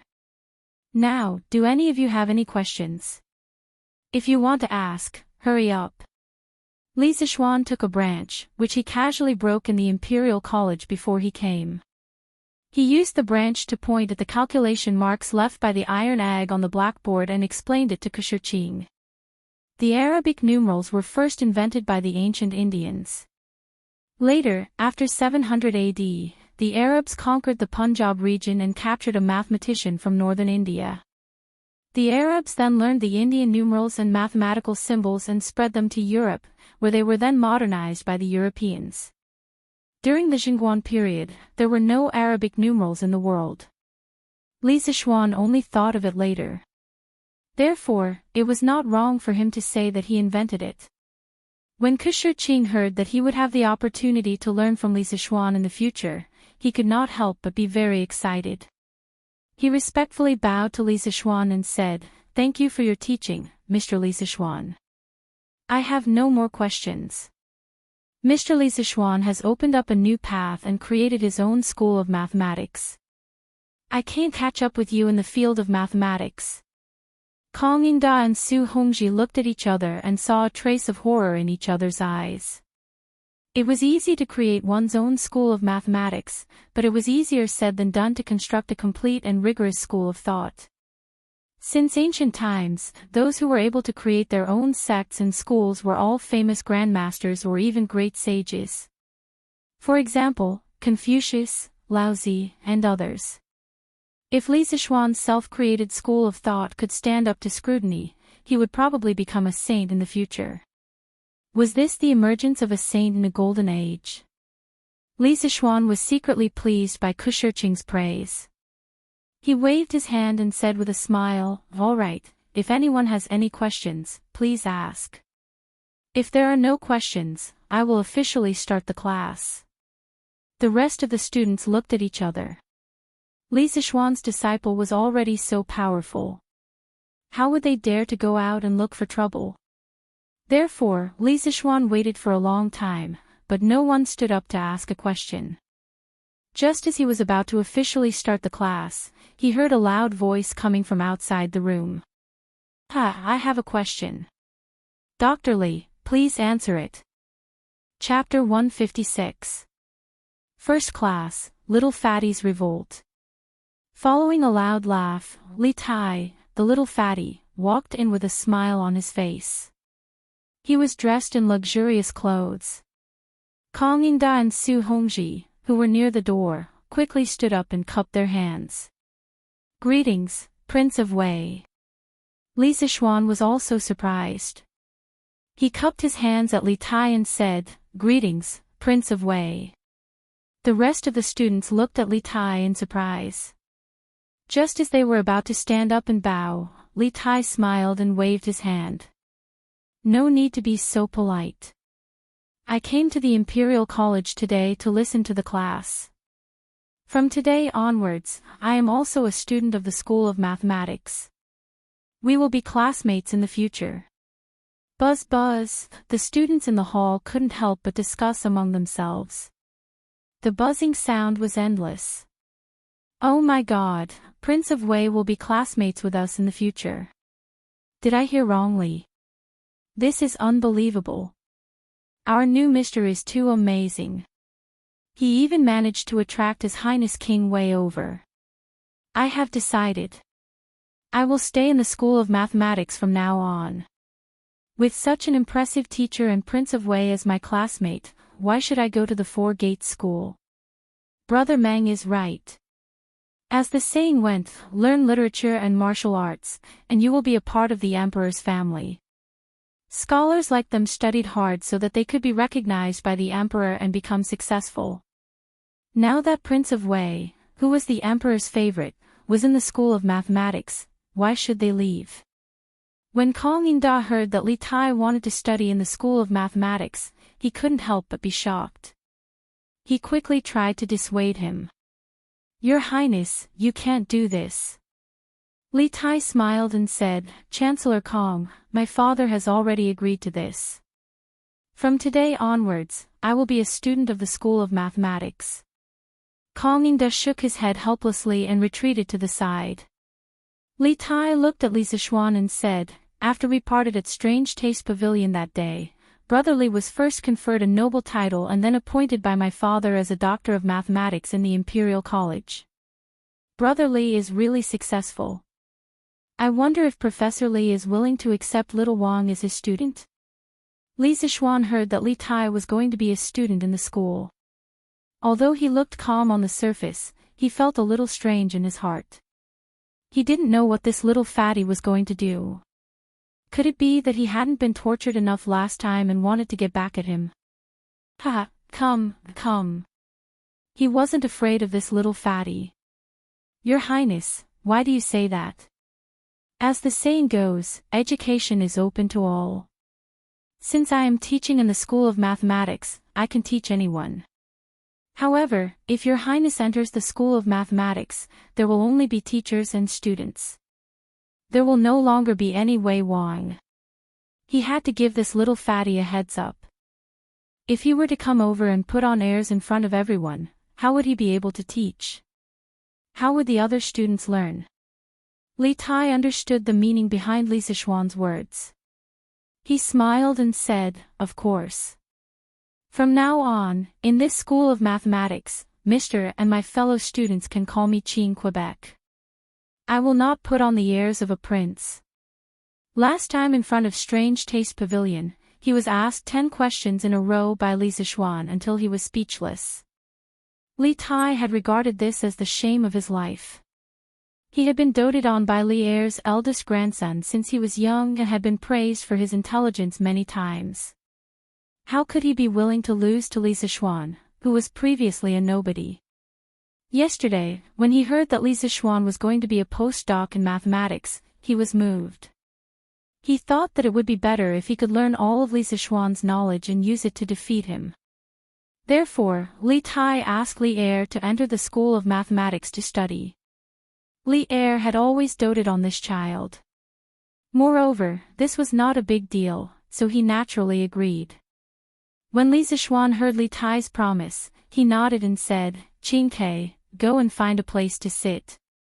Li Tai looked around and finally sat between Iron Egg and Lon, under the disappointed gazes of some students. Kong Yingda and Su Hongji, who were next to him, widened their eyes in disbelief.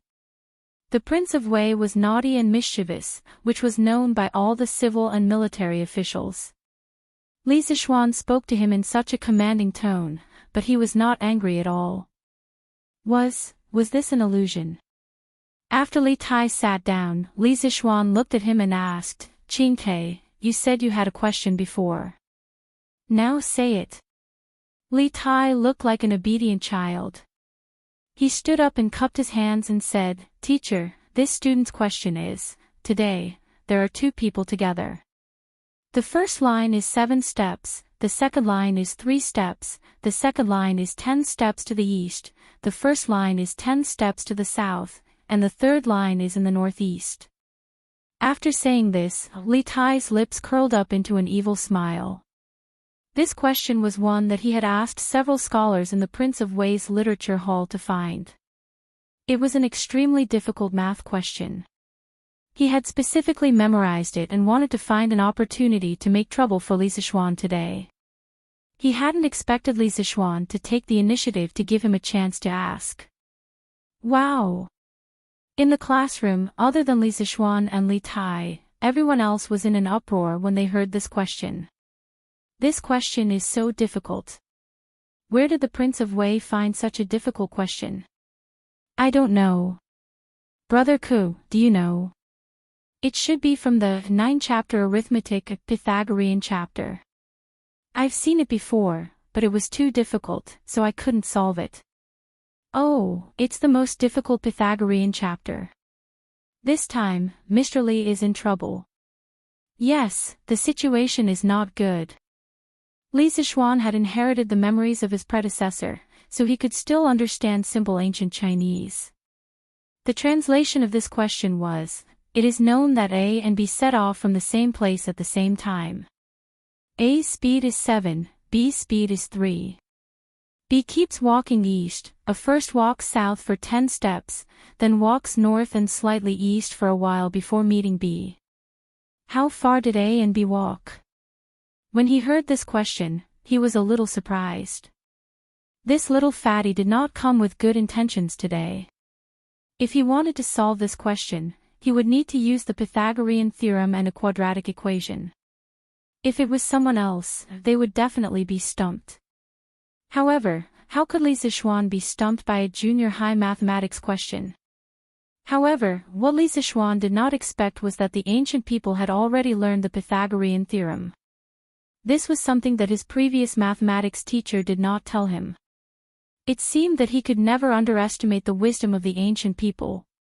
In fact, the Pythagorean theorem was recorded in detail in the 9-chapter arithmetic, but it was mainly used in astronomy. The Pythagorean chapter of the 9 chapters of arithmetic begins with the introduction of the Pythagorean theorem and its variations. The Pythagorean theorem states, the Pythagorean and the Pythagorean are multiplied by each other, and the Pythagorean and the Pythagorean are multiplied by each other, and the Pythagorean and the Pythagorean are multiplied by each other, and the Pythagorean and the Pythagorean are multiplied by the Pythagorean and the Pythagorean.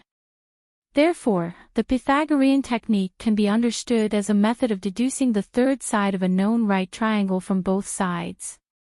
Li Zixuan quickly listed the equations in his mind and solved them. In a few breaths, he got the answer. This was the benefit of having a strong spiritual power. It allowed his brain to react as fast as a computer. Qingke, this question is very good. Some of you may think that this question is very difficult, but in fact, as long as you learn my new mathematics, this question can be solved in less than 10 minutes. After Li Zixuan finished speaking, the rest of the students widened their eyes in disbelief and whispered to each other. Li Tai looked at him indifferently. In fact, he thought that Li Zixuan must be bragging. Li Zixuan smiled and said, the answer to this question is that A took 10.5 steps, and B took 24.5 steps. Am I right, Qingke? Li Tai could no longer stay calm. He opened his mouth and said, how is this possible? It took the Grand Secretary of the Prince's mansion 2 days to calculate. When the rest of the students heard this, they knew that Li Zixuan had answered correctly again. They could not help but cheer. That's great, Mr. Li answered correctly. He doesn't have to leave the school anymore. That's amazing, Mr. Li is really amazing. It's great that we can learn such amazing mathematics in the future, haha. Li Tai was stunned for a long time and finally came to his senses. He cupped his hands and said to Li Zixuan, Mr. Li is very talented and knowledgeable. I am sincerely convinced. Seeing this, Lan smiled with her small eyes. She was very proud to have such an amazing brother. Bruiser also had a proud look on his face. Kong Yingda and Su Hongji were both shocked and speechless. They thought to themselves, it seems that a great person has come to the Imperial College. Well, half an hour is up. Since you didn't stump me, I will be your teacher from now on. From today onwards, I will lead you to the real door of mathematics. At that time, you will find that you have come to a new world. Li Zixuan looked at the time and said to the group of children in a clear voice. Chapter 157. Inside the School of Mathematics. The student sat up straight and listened attentively to Li Zixuan's speech. A capable person would be respected wherever he went. Li Zixuan had already won everyone's respect with his powerful arithmetic ability. Students, in my class, if you have any questions, you can raise your hand to interrupt me at any time. If you have any questions, we can discuss them together. Don't bury your doubts in your heart because of embarrassment. That will only accumulate more and more questions. Li Zixuan saw that they all looked serious and sat up straight. He couldn't help but say a few words to make them relax.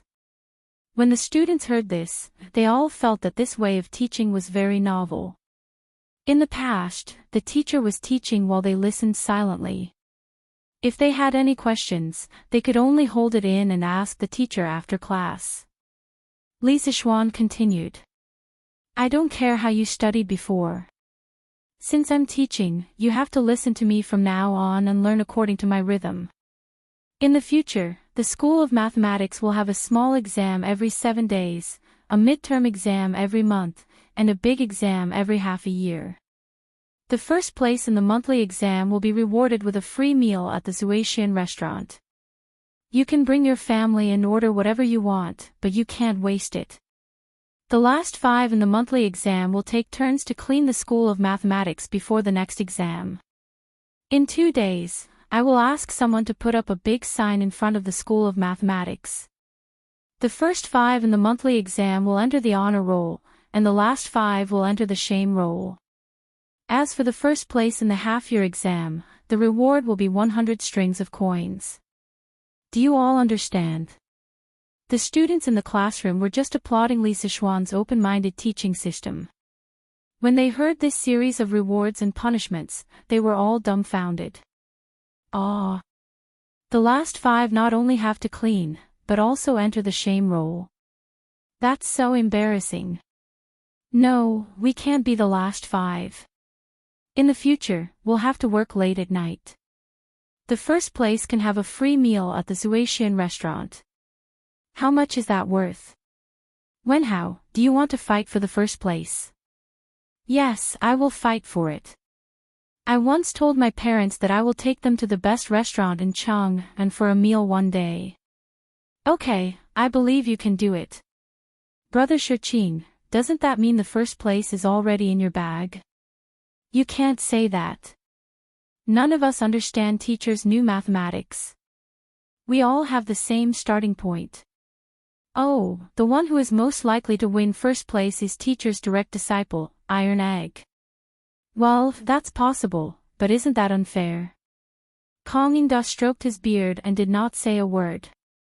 In fact, he was thinking to himself, this reward and punishment system is quite novel. I'll see how effective it is later. If it can promote students' learning, then I'll promote it to the other academies of the Imperial College. These students' reactions were all within Li Zixuan's expectations. After all, no one wanted to lose face.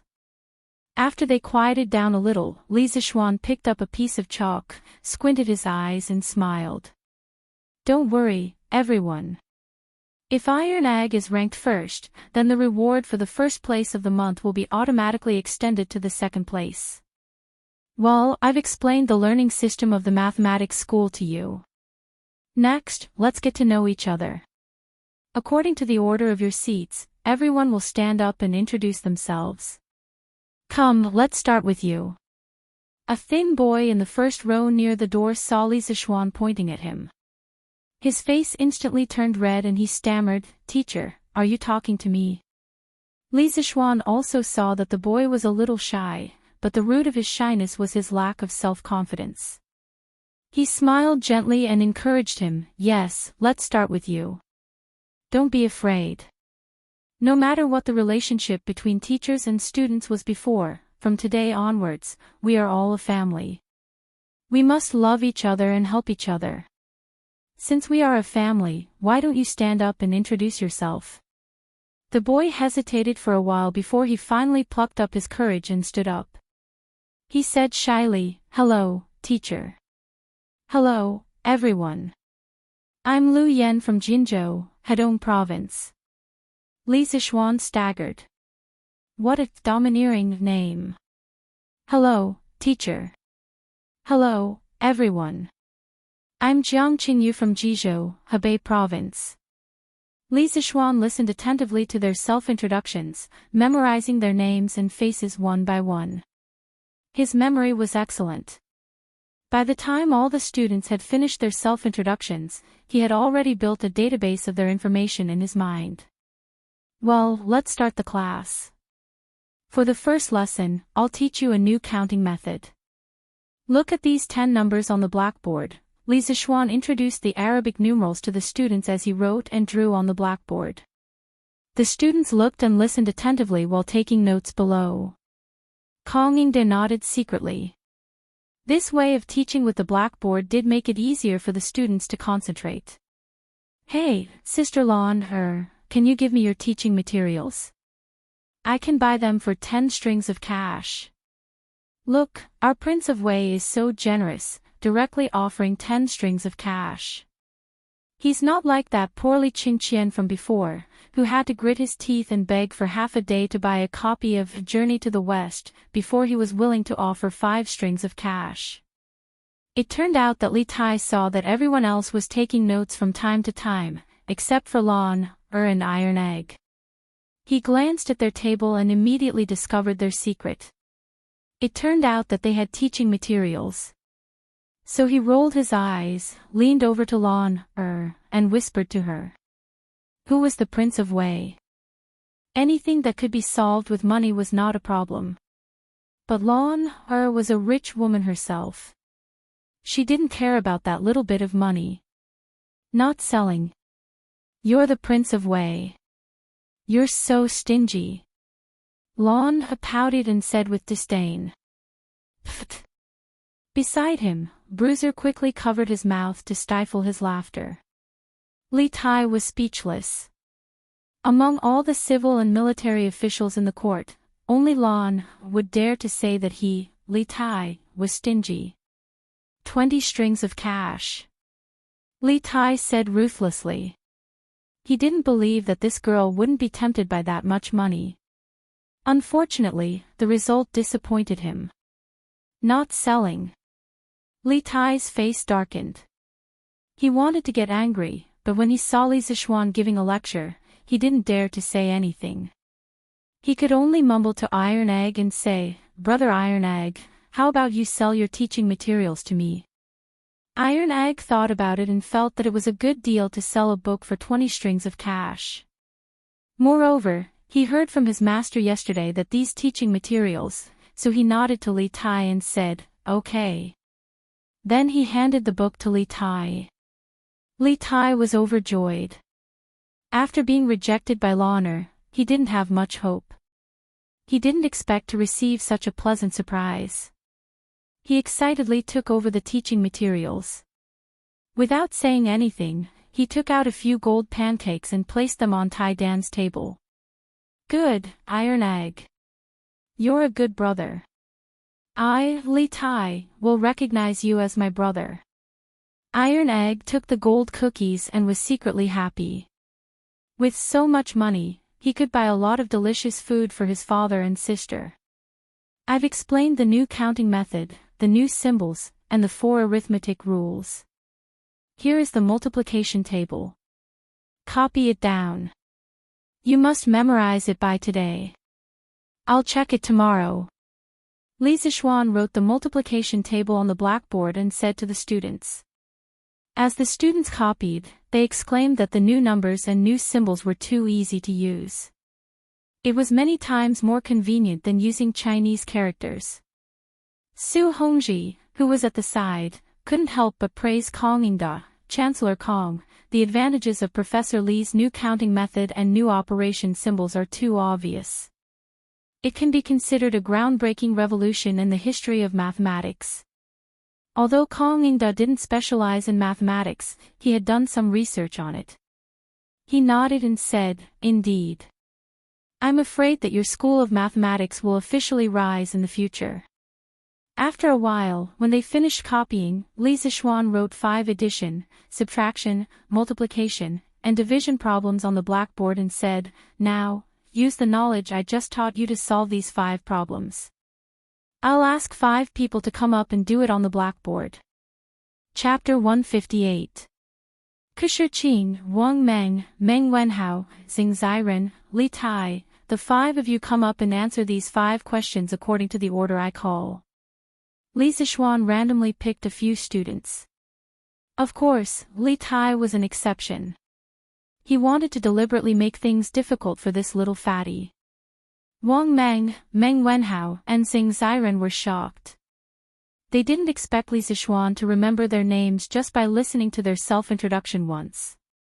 They couldn't help but be more convinced by this new teacher. The 5 of them obediently came to the blackboard, took out chalk, and imitated Li Zishuan's writing on the blackboard, and prepared to answer the questions. Who knew? Clack.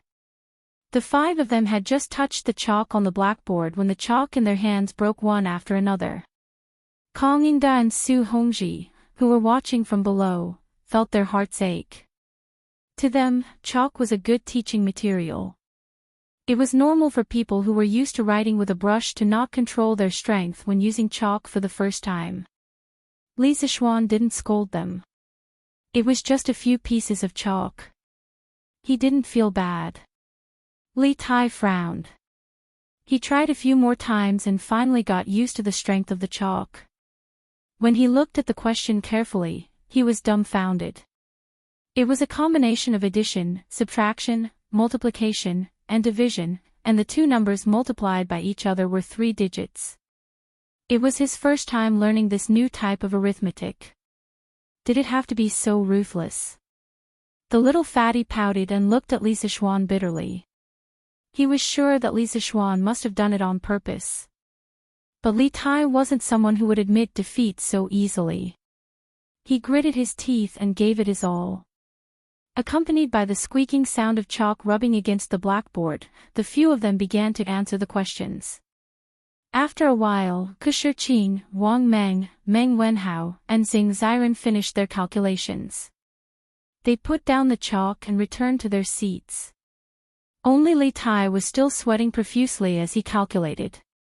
Li Zishuan smiled and didn't provoke him. He looked at the answers of the other 4 students first. Slowly, his smile froze on his face. Wang Meng, stand up. Sir.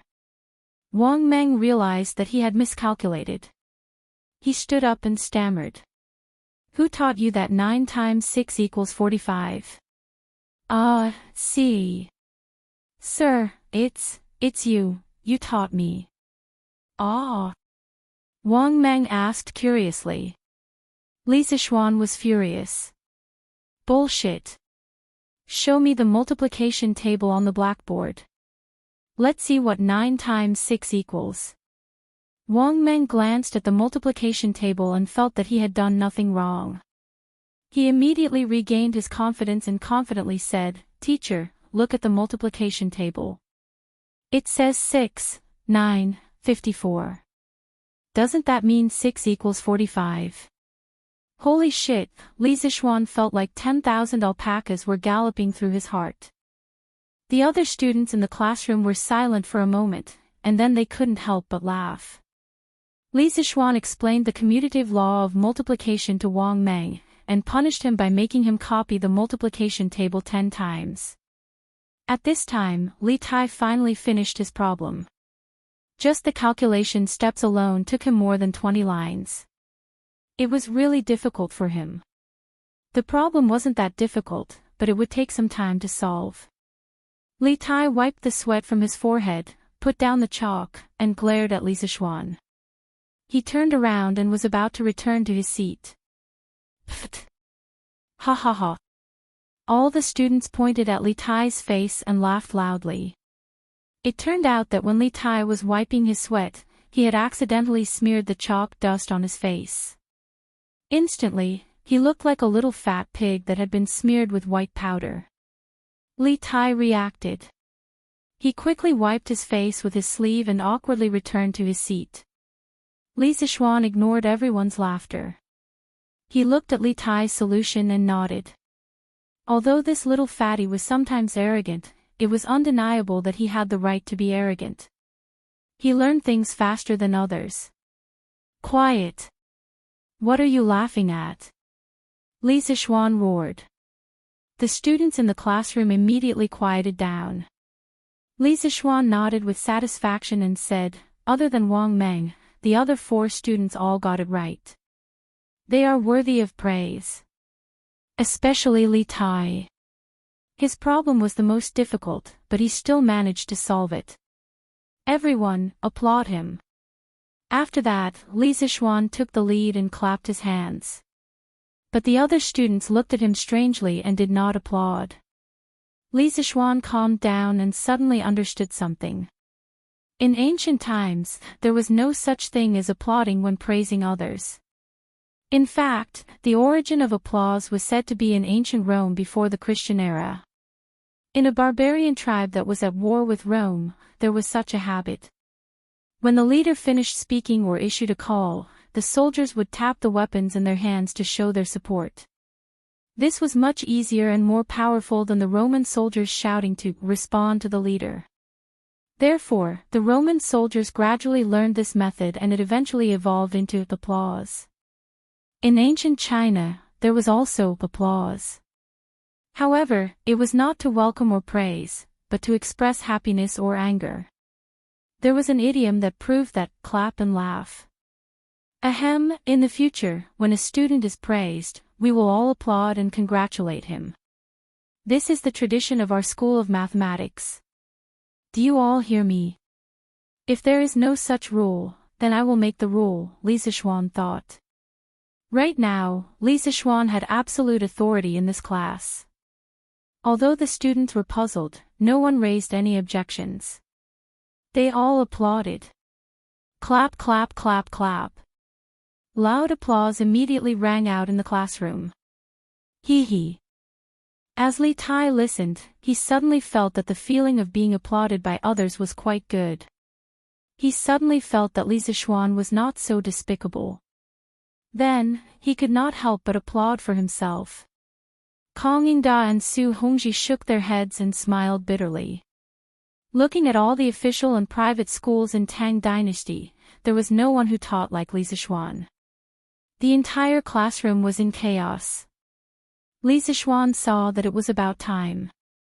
He still had to meet Qin Yaojin, Qin Qiong, and the others for lunch at Zuaxian restaurant. He said, all right, this morning's class is over. In the afternoon, you all can study by yourselves. As for your teaching materials, I will personally pay for them. In the next 2 days, I will arrange for craftsmen to print them out for you.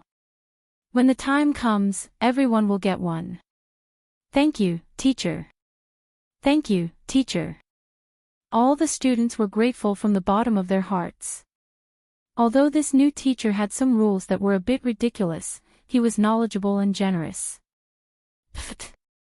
However, there was one person who did not think so. That person was Li Tai. When he heard Li Zixuan's words, he almost vomited blood. He had spent 20 strings of coins to buy this teaching material. How could someone give it out for free without spending money? Well, Brother Qin Ke, do you want me to refund the money to you? Iron Egg saw Li Tai's gloomy face and could not help but ask tentatively. Li Tai waved his hand and said gloomily, no need. Li Tai did not have the face to ask for the money that he had given out. Li Zixuan thought for a while and said, oh, right, there is one more question. The question is about the height of the ginkgo tree to the west of the entrance of the Imperial College. You can give me the answer after you have measured it, or you can write down your measurement method and give it to me. No matter what, you must hand it in the next class. The one who did the best homework this time will get 2 extra points for this month's exam. Tomorrow is the 7th day of the new year, so we will not have classes. In the future, on the 7th, 8th, 14th, 15th, 21st, 22nd, 28th, and 29th of every month, the school will have a break. Okay, class dismissed. After saying that, he was about to leave. Li Tai, Lawner, Iron Egg, Kong Yingda, and Su Hongji hurriedly followed him out. The rest of the students in the classroom were in an uproar. Ah! The ginkgo tree in front of the Imperial College must be more than 10 feet tall, right? How can we measure it? Yes, even the longest ruler is not that long, right? Even if it is that long, we can't go up. According to what the teacher just said, we can have 8 days off every month. Isn't this a little too much? What will the students in the other schools think if they know? During the Tang Dynasty, the officials had a break every 5 days.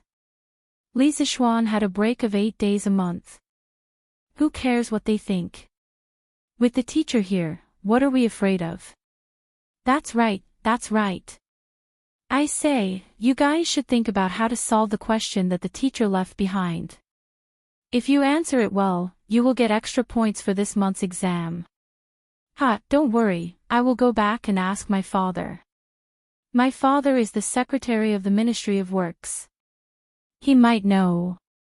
Wang Meng, you are shameless. Chapter 159. Professor Li, why aren't you taking a break according to the regulations of the directorate? Kong Yingda chased after Li Zixuan and asked. From his point of view, Li Zixuan was completely messing around. It was very likely that he was intentionally slacking off. Chancellor Kong, mathematics is a very taxing subject and one must strike a balance between work and rest in order to ensure high efficiency. In the future, other than having 2 days off every 5 days, I plan to let the students go to class for 45 minutes and rest for 15 minutes every day. My master said that a person's attention can only last for about 5 to 6 minutes at most.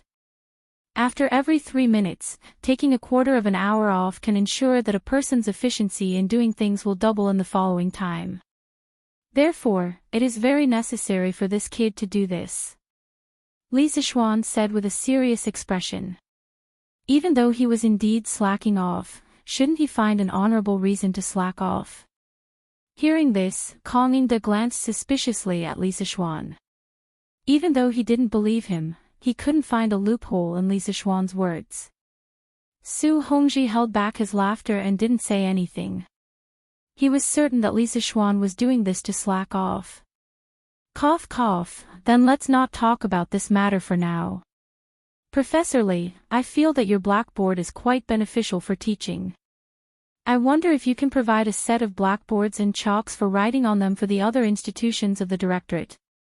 Kong Yingda thought about it and didn't plan to pursue Li Zixuan's mistake of using the excuse of taking a break to slack off. After all, he had something to ask of Li Zixuan today. Mr. Kong, it's not easy to make these blackboards and chalks. The cost is rather high. If you want me to provide blackboards and chalks for all the institutions of the directorate and the directorate doesn't pay anything in return, I'm afraid it's a bit unreasonable, right? Li Zixuan said with a smile. Even though his family had a lot of money, it didn't come from nowhere. Kong Yingda's words were clearly trying to gain something without risking anything. How could this work? Kong Yingda understood the meaning behind Li Zixuan's words. He sighed in his heart, but said awkwardly, haha, of course I won't let Professor Li pay for it himself. I will apply to His Majesty for the court to allocate funds to purchase blackboards and chalk for the 120 classrooms of the Imperial College. I just hope that Professor Li won't ask for too high a price when the time comes. The court's finances aren't rich this year either. Li Zixuan pondered for a moment and nodded. Sir, be at ease. This little one is not the sort of person who only cares about benefits and forgets favors. A country is a country, and only when one has a country can one have a home. This little one will not neglect the country's crisis for the sake of my family. When the time comes, this little one will sell the materials to the Imperial College at cost price. I only hope that the students can study hard and make my great Tang even more prosperous. Kong Yingda cupped his hands in gratitude. Li Xian is a righteous man. Li Zixuan smiled. Righteous. If this were the modern world, many keyboard warriors would call him a fool for not making money. After saying goodbye to Kong Yingda and Su Hongji, the group walked out of the Imperial College. At this time, Li Tai came up and shouted, "Li Zixuan, wait." After leaving the classroom, Li Tai felt that his identity as a prince had returned to him. He began to be unrestrained again. He even dared to directly call Li Zixuan by his name. Li Zixuan stopped and glanced at Li Tai with a faint smile. Alas, the great prince of Wei doesn't know how to respect his teacher and directly calls him by his name. If His Majesty and the civil and military officials knew about this, what would they think? Li Tai's fat face paled. Although he was doted on by Li Er, he was also afraid of those censors who only cared about their reputation and not their lives. Thus, he somewhat sullenly called out, "Sir Li." Li Zixuan was secretly pleased. With his hands behind his back, he pretended to be pretentious and said, "Qin Ke, why are you looking for me?" Little Fatty's mouth twitched, but he was also somewhat helpless. He could only say, "Sir, a few months ago, you said that you wanted to print and sell Journey to the West. I don't know why there is still no news after so long." Li Zixuan touched his nose and said awkwardly, "Cough, so it's about this matter. Qin Ke, you may not know, but there are many plots in Journey to the West that involve the struggle between Buddhism and Taoism. It's really not suitable to publicize it." This was something that Li Jingma had mentioned to him one day when he was talking to him. At that time, he was so shocked that he broke out in a cold sweat. Journey to the West overall emphasized Buddhism and suppressed Taoism, but Li Er strongly advocated Taoism. If he took this book out to sell, wouldn't he be courting death? After listening to this, Li Tai suddenly understood and nodded. He said regretfully, "Sir's worries are somewhat reasonable. It's just that Journey to the West is such a wonderful novel. It's really a pity that we can't share it with everyone." Li Zixuan said with a smile, I've been thinking for a long time recently and have decided to publish another novel called A Legend of a Mortal's Journey to Immortality. It will be narrated by me and written by Iron Egg. After it's finished, I will hand it over to the workshop for printing. Qin Ke, if you are interested, you can go and buy it. I guarantee that it will be longer and more wonderful than Journey to the West. Li Tai's eyes suddenly lit up. A Legend of a Mortal's Journey to Immortality. Just the name alone sounded amazing, so he said excitedly, "Sir, how about I write it? My calligraphy has already reached the primary level. Even my father, the emperor, and scholar you have praised it. It will definitely not be a disgrace to Sir's wonderful story." Iron Egg couldn't help but feel anxious when his job was snatched away. However, he also knew his own limitations. He knew that his doggy paddle calligraphy was indeed not as good as Li Tai's, a prince. Li Zixuan found it funny. There was actually someone who was willing to fight for such a difficult job. If Qin Ke is willing, you can come to my house every day during your rest days. You can write it. When you're not around, Iron Egg will write it. Iron Egg felt relieved. It seemed that his master was still thinking about him. Li Tai said happily, "Thank you very much, sir.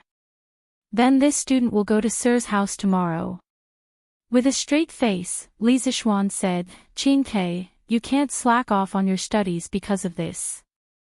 Mathematics is the foundation of all learning other than Confucianism. You should first solve the problem that I left behind for you."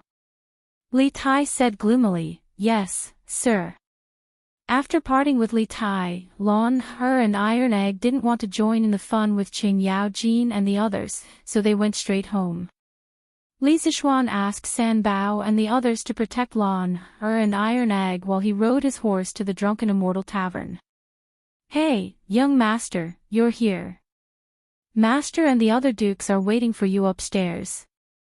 When he arrived at the Drunken Immortal Tavern, shopkeeper Lu welcomed him with a smile. Li Zixuan nodded. Today's banquet was mainly to thank Qin Yao Jin, Qin Qiong, Yuqi Jingda, and Yo Jinda for their kindness in leading the family to the rescue that day. As the father, Li Jingma naturally had to personally accompany them to drink. Otherwise, wouldn't that be too disrespectful to the dukes?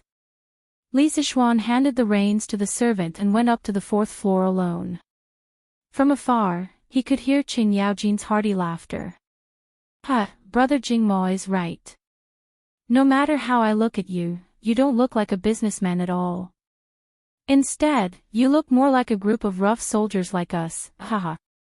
Chapter 160. Li Jingma had traveled extensively in the business world for more than 20 years. He had long since mastered the ability to talk to people and ghosts. Therefore, as long as he was willing, he could chat with anyone. Li Jingma knew that it was impossible to chat and drink with military heroes like Qing Yaojin and Qin Qiong. He had to be forthright. Back then, General Qing was invincible on the battlefield, causing the enemy to tremble in fear. At that time, I was just a small peddler, but I could often hear stories about General Qing in the marketplace. Li Jingma gave Qing Yaojin a little flattery. Old Hei Yuqi, how is it? I, old Qing, have a greater reputation among the people than you. Qing Yaojin laughed proudly. Everyone in the room was speechless at this shameless old man. Uncle Qing, Uncle Qin, Uncle Yuqi, Uncle Nyo, I was delayed by some matters at the Imperial College. I'm really sorry to have made you all wait for so long. Li Zixuan pushed open the door and cupped his hands apologetically. School was already a little late today, and after school, he spent half a day chatting with Kong Yingda and the others at the entrance of the Imperial College. As a result, he was a little late when he arrived at the Drunken Immortal restaurant. But he couldn't be blamed. The Imperial College didn't have an alarm or something. No one knew when school was over. It seemed that he would have to assign someone to ring the bell in the Institute of Mathematics. Qing Yaojin pointed at Li Zixuan and said angrily, you really have guts. You actually made us elders wait for you. You're really something. You'll punish yourself with 3 cups later. Nyo Jinda also echoed, yes, you should punish yourself with 3 cups. Li Jingma looked at his son with some worry. After spending so much time together, he knew that his son wasn't good at drinking. But at this time, he obviously couldn't refute. Li Jingma could only suppress his worry and wait for the changes. Li Zixuan's face did not have the slightest trace of fear. He ordered the waiter to serve the dishes while personally pouring a cup of tea for Qing Yaojin and the other 3. Uncle Qing, you're right. I should be punished for making you wait for so long. Today, I've prepared a special pot of immortal drunken wine for you. It's stronger than the one on the market. Because this wine is rare, I won't fight with you for it later. I'll punish myself by drinking 3 cups of immortal drunken wine as an apology. Qing Yaojin looked at Li Zixuan meaningfully, then laughed and said, That's right. That's right. Little Xian, you can go and drink the sweet home. You can leave that special immortal drunken wine to me, old Qing. Nyo Jinda and Qin Qiong pointed at Qing Yaojin and scolded him for being shameless. Li Jingma heaved a sigh of relief in his heart. He was happy that his son had cleverly resolved the awkward situation. When the dishes were served, everyone sat around the table, drinking and chatting merrily. They toasted each other and toasted each other. It was very lively. Little Xian, today seems to be your first day on duty at the Imperial College. How was it? Did that group of scholars make things difficult for you? Qing Yaojin asked as he drank. Li Zixuan could hear the concern in Qing Yaojin's words and felt warm in his heart. Although old Qing was a boorish person, he treated his own people well. Li Jingma also looked at Li Zixuan with an inquiring gaze. Thank you for your concern, Uncle Qing. Chancellor Kong has taken good care of me. The teaching assistant of the School of Mathematics is an old friend of my father. Moreover, the Imperial College speaks with one's strength. My attainments in mathematics can be said to have reached a higher level. Therefore, I'm quite successful today. Li Zishuan replied smugly. Qing Yaojin laughed. You're really shameless. However, little Xian, you're also a capable person. You're proficient in literature and martial arts. Unlike my family's Chou Nyo, who only knows my 3 axes. Qin Qiong interjected and asked, Little Xian, did spiritual master Ling Su teach you the art of mathematics? Uncle Qin, the art of mathematics is only the foundation of my master's lifetime of knowledge. He said that only by mastering mathematics can one create sturdier cities, more powerful weapons, faster vehicles, and more efficient farming tools. The curved plow from before also contained the knowledge of mathematics. Qin Qiong asked curiously, Your master also knows the art of refining weapons? Oh, I almost forgot. In ancient times, people called this skill of Taoism the art of refining weapons. I've been blindly comparing so much just now. Fortunately, Qin Qiong and the others didn't see through it. Li Zishuan felt a little awkward in his heart, but he continued without changing his expression. My master is indeed proficient in the art of refining weapons. In the early years, my master traveled to various countries and collected the best of each country's craftsmanship. He once created a strange object that could allow people to fly. Once, my master was in a small country in Nanyang and was surrounded by tens of thousands of local aborigines. He relied on this object to float away without a single injury. Bragging wasn't against the law. Li Zishuan described his master to his heart's content. In any case, he had learned a little through various means in the past few months. Spiritual Master Ling Su was indeed an otherworldly expert. The number of people in the world who had truly seen him could be counted on one hand. There probably wasn't a single person who was truly familiar with him. Thus, no matter how he bragged, he wouldn't be exposed. Hiss, the few old people in the room widened their eyes in shock. Yuchi Jingde couldn't help but mutter, there are really people in this world who can fly. Isn't this the means of immortals? Li Zishuan shook his head and said, Uncle Yuchi, this is just borrowing the help of external objects. There are no immortals in this world. In fact, when the technology in the world is developed to the extreme, it isn't impossible for mortals to fly in the sky. Qing Yaojin's eyes turned and he chuckled, Little Xian, does your school of mathematics still lack students? What do you think of my family's Chonyo? As a brother, you have to give him a hand. Li Zishuan was stunned. He hesitated for a while before stammering, Uncle Qing, it's not that I'm unwilling to accept, but I'm afraid that Brother Chonyo won't be able to learn this. Qing Yaojin glared and said, He dares. See if I don't break his legs. My Tang Empire's internal affairs have basically been stabilized. Those clowns outside will also vanish in a puff of smoke in less than 5 years. How can this Chonyo not learn some other skills? Don't worry and teach him. If he doesn't listen, just tell me and I'll take care of him. Alright, Li Zishuan could only mourn for Qing Chumo in his heart. Madman Qing, your Chonyo's brain is like yours. Even if you give him an immortal secret manual, he won't be able to understand it. Little Xian, why don't you let my Baolin learn from you? Although this child isn't particularly intelligent, he's willing to work hard to improve himself. Yuchi Jingde couldn't help but make sarcastic remarks. Qing Yaojin was furious. Old Hey Yuchi, how good can your son be? You still have the face to talk about me. The two quarreled, and there seemed to be signs of a big battle. Qin Qiong, Niu Jinda, and Li Jingmo hurriedly tried to stop the fight. In the end, Li Zishuan's mathematics class had 3 more children from the military, Qing Chumo, Qin Huayu, and Yuchi Baolin. Niu Jinda's son had been recuperating at home, so he didn't make any similar requests. However, the happiest people were probably the students of the School of Mathematics.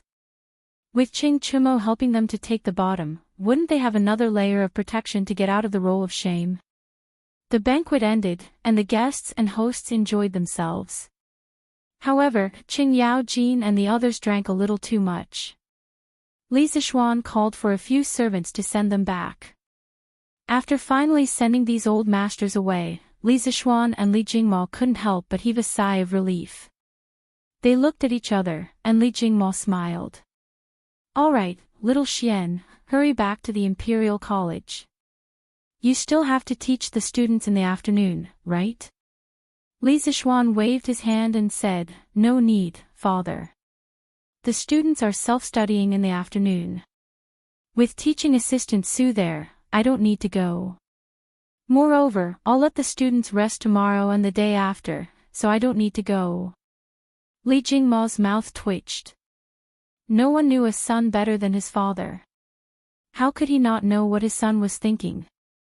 He paused, and finally said helplessly, "Then let's go home."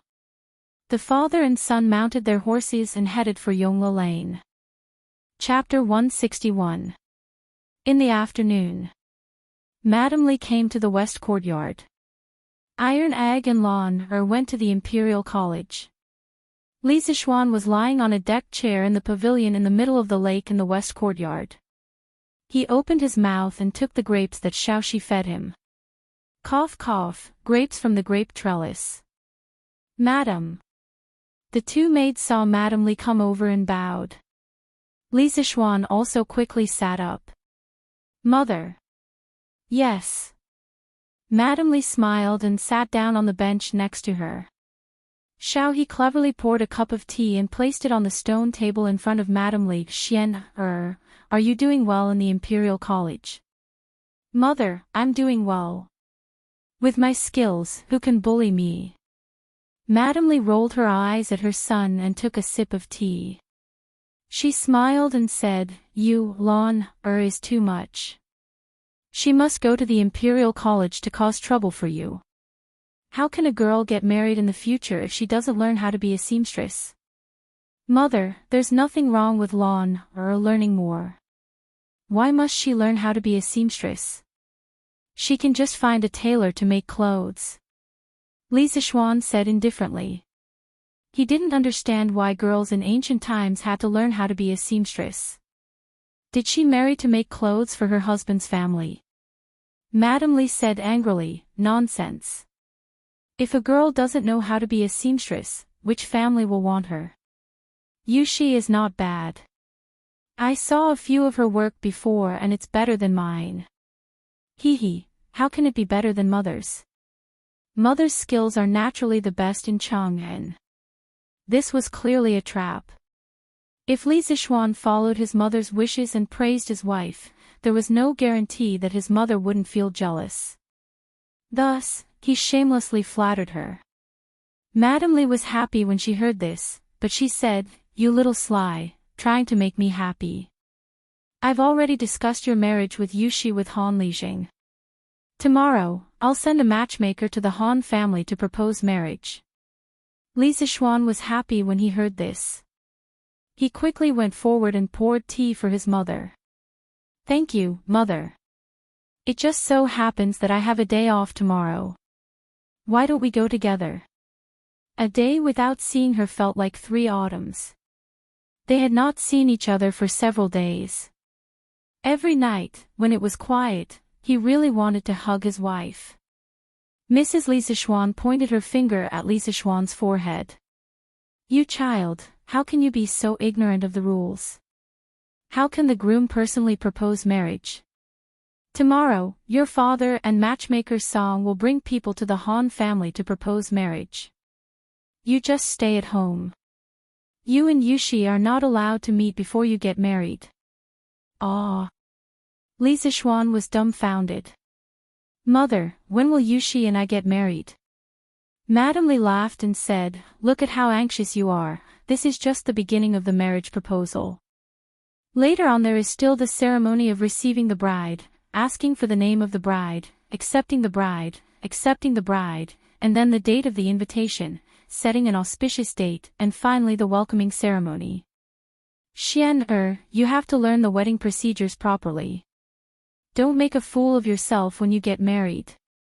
Lisa Schwan almost fainted as he listened. Did it have to be so troublesome? Couldn't they just have a flash marriage? Mother, then you should set the wedding date earlier. Otherwise, it won't be good if your daughter-in-law runs away. Lisa Schwan wiped the sweat off his forehead and hurriedly ran away after saying that. Madame Li looked at Lisa Schwan's back as he ran away. She shook her head and smiled dotingly. This child. Xiao He and Xiao Shi, who were at the side, couldn't help but cover their mouths and chuckle. Lisa Schwan went out of the mansion and went to the workshop to find Lu Yidao, Lu Dingyi. Ever since Lisa Schwan bought the original Heavenly Craft Pavilion and poached him, this old man had been idling in the Strange Interest Pavilion. After Yan Xiaoning gave his workshop to Lisa Schwan also transferred Lu Yidao to the workshop. This old man usually helped Faubert carve some ornaments on the skateboard in the workshop, so he was free and relaxed. Master Lu, you used to carve all kinds of strange objects. Do you know how to carve words? Lisa Schwan motioned Lu Yidao to sit down first and then asked. Lu Yidao smiled and said, "Young master, carving words is much easier than carving wood." Of course, I know how to do it. What kind of words do you want to carve? Lisa Schwan took out the mathematics book and said, I want to print about 30 copies of this book. I want to trouble you to carve a set of templates. Lu Yidao hesitated and said, Young master, if you want to carve a block plate, it will take a lot of time and effort. It's better to ask a group of poor scholars to copy it. Lisa Schwan heard and suddenly understood. There was no movable type printing in the Tang dynasty. Master Lu, I don't want you to carve a block plate for each page. You can use the clay to make blanks of the same size. Carve a single word in reverse at one end. The height of the word protrusion is like the thickness of the edge of a copper coin. Burn it hard with fire and make it into a single movable type of clay. Then, print it according to the content of each page. Good, young master's method is good. In this way, all the books can be printed on a large scale in our workshop and passed down to the future generations. It's really a great merit. Faubert just walked in and heard Lisa Schwan's new printing method. He couldn't help but applaud loudly. Manager Fu. Lu Yidao stood up and greeted him. Faubert, you came at the right time. I plan to set up a printing department in the workshop. You can transfer some people to Master Lu. In the future, there will be a lot of books for the workshop to print. Lisa Schwan said to Faubert. Faubert sat down and said, Yes, young master. Lisa Schwan nodded and said to Lu Yidao, Master Lu, set up the printing department as soon as possible. Help me print this book in 2 days. I need it urgently. Lu Yidao took the book from Lisa Schwan's hand and replied, Yes, young master. Young master, what are these curved words on the book? And these circles and dots, what do they mean? Why haven't I seen them before? Lu Yidao opened it and was dumbfounded. These are my new arithmetic numbers, arithmetic symbols, and some punctuation marks. Master Lu, you can print according to them. Lisa Schwan explained. Oh. Lu Yidao scratched his head. Although he didn't understand, he still agreed. He didn't care what it meant. He just needed to print according to it. Faubert, how's my carriage? Lisa Schwan asked Faubert after Lu Yidao went out. Faubert wiped the sweat on his forehead and said, Young master, it's not done yet. This carriage is far more difficult than I thought. I think it will take a few more days. Lisa Schwan nodded and took out a drawing. He said with a smile, Faubert, help me make something else. Faubert was a little dizzy when he saw Lisa Schwan take out the drawing. He didn't know what his young master was going to do. He took a look and couldn't help but be puzzled. Young master, what are you going to do with this thing? Faubert, this is a custom-made shoe for horses. When the horse wears it, its hooves will never be injured again. the life of the horse will also be greatly increased. Li Zishuan went to see the injury of the white horse at home yesterday. Looking at its hooves that were wrapped in a circle, Li Zishuan suddenly realized that there were no horseshoes in the Tang dynasty. Looking at the white horse's pitiful eyes, Li Zishuan asked someone to measure the size of the horse's hooves. He planned to make a pair of shoes for it. After listening to Li Zishuan's explanation, Faubert suddenly felt a little doubtful. His young master was already so prodigal that it made people's hair stand on end. It wasn't enough for him to make something for himself, but he also wanted to make shoes for the horse. No matter how he heard it, it felt like a fantasy story. Young master, will this really work? Li Zishuan smiled and said confidently, Faubert, just do it. It will definitely work. Faubert felt helpless and could only agree. Chapter 162. As night fell, the pedestrians on the road went home one after another. After a few minutes, the sky was completely dark. Thousands of lights lit up one after another. In the northeast of Chang'an City, many squares were close to the imperial palace, so most of them were the residences of high-ranking officials and nobles. In the northwest of Chang'an City, because it was close to the West Market, a large number of rich merchants, Persians, and other non-civilized people gathered here. Therefore, the market structure of Chang'an City had always been rich in the west, rich in the east, and noble in the east. Gi Square, southwest of Chang'an City. This place was far away from the bustling area, and most of it was a gathering place for poor people. In a dilapidated courtyard, a few lights were lit up.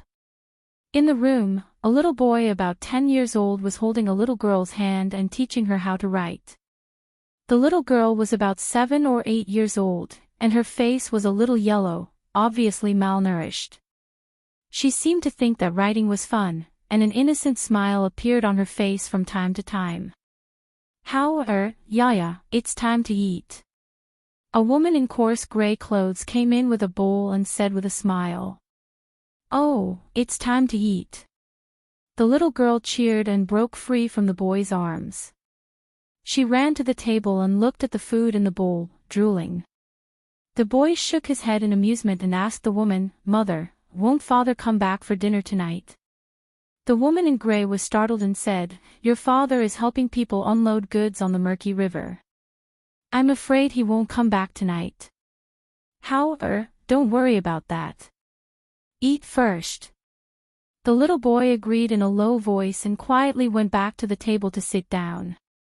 Come, eat an egg. Today, when I was working at Minister Hu's house, his wife gave it to me. Eat it to nourish your brain. Maybe you can be the top scorer in the exam next year. The woman carefully peeled an egg and put it in the little boy's bowl, and said lovingly. The little boy looked at the egg in the bowl and then looked at Yaya, who was drooling. He put the egg in Yaya's bowl with chopsticks and said, Mother, I have eggs for lunch at the Imperial College. Give this egg to little sister. He thought to himself, I must get first place in this monthly test. That way, I can bring my parents and little sister to the Drunken Immortal restaurant to have a big meal. I heard that the wine in the Drunken Immortal restaurant is called the best wine in the world. My father used to love wine a long time ago, but in order to support my studies, he didn't drink anymore. I must bring my father to taste it. It's been a long time since I've eaten meat. I'm sure you'll like the chicken, meatballs, and braised pork from the Drunken Immortal restaurant. The Dompa pork and twice-cooked pork from the Drunken Immortal restaurant would definitely like to eat them. The gray-clothed woman originally wanted to stop him, but after hearing her son's words, she could only give up. She sighed and said, I heard from you yesterday that a new teacher will be coming to your academy today. What do you think? Did Mr. Xing teach well? This little boy was Meng Wenhao from the School of Mathematics. Today in class, Li Zishuan had called his name to do some questions on the blackboard. Meng Wenhao smiled and said, Mother, you must know our new teacher. He's the man from Lontian County who presented the Tsuyuan plow to the imperial court a while ago. His mathematical ability is unique. He's the most knowledgeable person I've ever met. The gray-clothed woman was obviously taken aback. She said in astonishment, so it's Li Xiannan. This person is the great benefactor of our poor family. How, you have to learn well from Li Xiannan and live up to his teachings. Meng Wenhao's mouth twitched. He thought to himself, what would Mr. Xan think if he knew that someone called him Mr. Xan? The next day, the wind was gentle and the sun was bright. Mother, I'm going to the Imperial College. Meng Wenhao finished his breakfast and shouted to his mother who was cleaning up the dishes in the kitchen. The woman walked out and asked, how, didn't you say yesterday that you had a day off today? Why do you still want to go? Meng Wenhao turned around and said, Mother, Mr. Xan left a question yesterday. I'm going to the Imperial College to solve it today. After saying that, he turned around and ran away. The woman was puzzled. She wanted to ask, but her son had already gone far. At the Imperial College. Under the ginkgo tree next to the gate stood a young man in blue. The young man did not move. He raised his head and stared at the top of the ginkgo tree without blinking. Among the students of the Imperial College, the young man was like a lone wolf with his head held high. He stood alone between heaven and earth, looking very different. The passing crowd quickly noticed him. Hey, look, there's a fool over there. He's standing there motionless. Ha, it's true. Why is there a fool in our Imperial College? He's not a fool. I know this person. He's Meng Wenhao from the School of Mathematics. His results have always been among the best in the school. Ah. Isn't the School of Mathematics closed today? Why is he here? Who knows? Instead of sleeping at home early in the morning, he's here in a daze. He must be crazy. It's said that the School of Mathematics has 8 days off every month. They're so lucky. Yeah, why can they have 8 days off every month? I'm going to protest to the teacher of our school. We have to take 8 days off every month too. Yes, we're going to protest. Why aren't you leaving? You're going to be late. If you're late, the teacher might slap you. Ah. Let's go.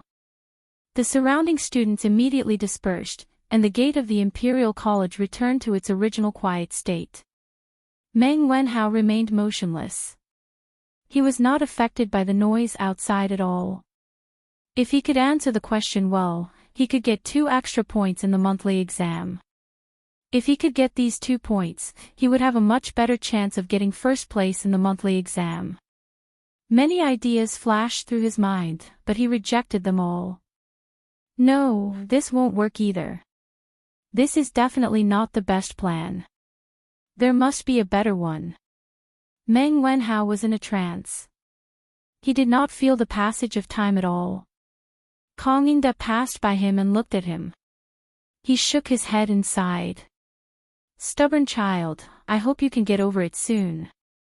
After saying that, he didn't bother Meng Wenhao and walked away. Time passed. It was noon in the blink of an eye. Wow, why is Meng Wenhao still standing here? Yeah, he didn't even move his feet. Don't make a mistake while standing. I think there's something wrong with his brain. Let's go. Let's not care about him. Let's eat. Yes, yes, yes. Let's eat. The surroundings fell into silence again. Meng Wenhao's lips were dry and cracked. His body was a little shaky, but he had no intention of moving. He was still in deep thought. Since the morning, he had thought of hundreds of methods in his mind, such as building a ladder, measuring the trunk section by section, tying a rope to the top of the tree, measuring the length of the rope, etc. However, he rejected them all. His intuition told him that these were not the best methods. There must be a simpler way. There must be. I can think of something. Meng Wenhao thought firmly. Chapter 163. Yongla Lane. At the Li residence, the marriage proposal team was assembled early in the morning. The leader was a middle-aged woman in her 30s or 40s. She had heavy makeup on and her laughter was mesmerizing. Li Zishuan's eyes were red and he hurriedly returned to the west courtyard. Xiaoxi, you're going too? Li Zishuan asked curiously when he bumped into Xiaoxi, who was in a hurry. Yes, young master. Madam asked Xiaoxi to deliver something to young mistress. Xiaoxi replied with a smile. Li Zishuan laughed and joked, Haha, little girl, you're calling her young mistress so soon. Xiaoxi, wait a moment. Help me deliver something to Yuxi too. Yes, young master.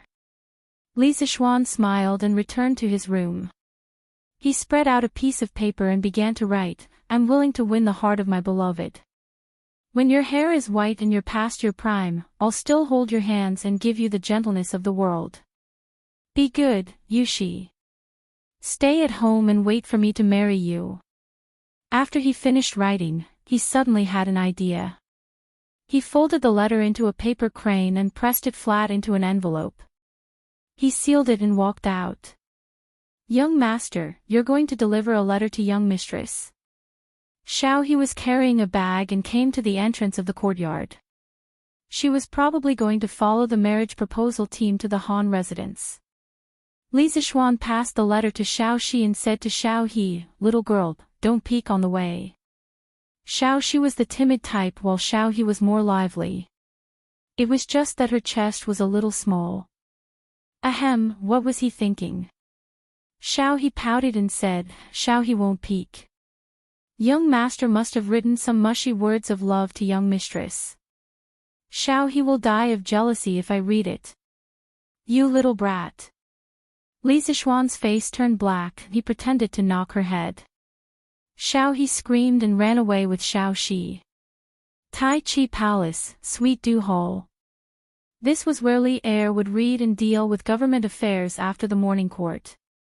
At this moment, Li Zishuan was sitting at the top with a book in his hand. He frowned as he read, Zhao Song, is this Li Zishuan's new mathematics? Why have I never seen these strange words before? Zhao Song stepped forward cautiously and said, Your Majesty, this is indeed a new type of mathematics that Li Xiannan invented. It is said that this book was compiled by him personally. As for the strange words in the book, I don't understand them either. However, I'm sure that Your Highness, Prince of Wei, will be able to understand them. After Prince of Wei finished listening to the lecture yesterday, he even solved a very difficult question that Li Xiannan set. Li Er smiled happily. Great. Mei Qingke is indeed talented and learns everything quickly. Ha! Zhao Song smiled and said, It's all thanks to His Majesty's teachings. Li Er laughed heartily, accepting the flattery. Your Majesty, the male student from Li County left a question after class yesterday. He said that he wanted the students to figure out a way to measure the height of the 1,000-year-old ginkgo tree in front of the Imperial College.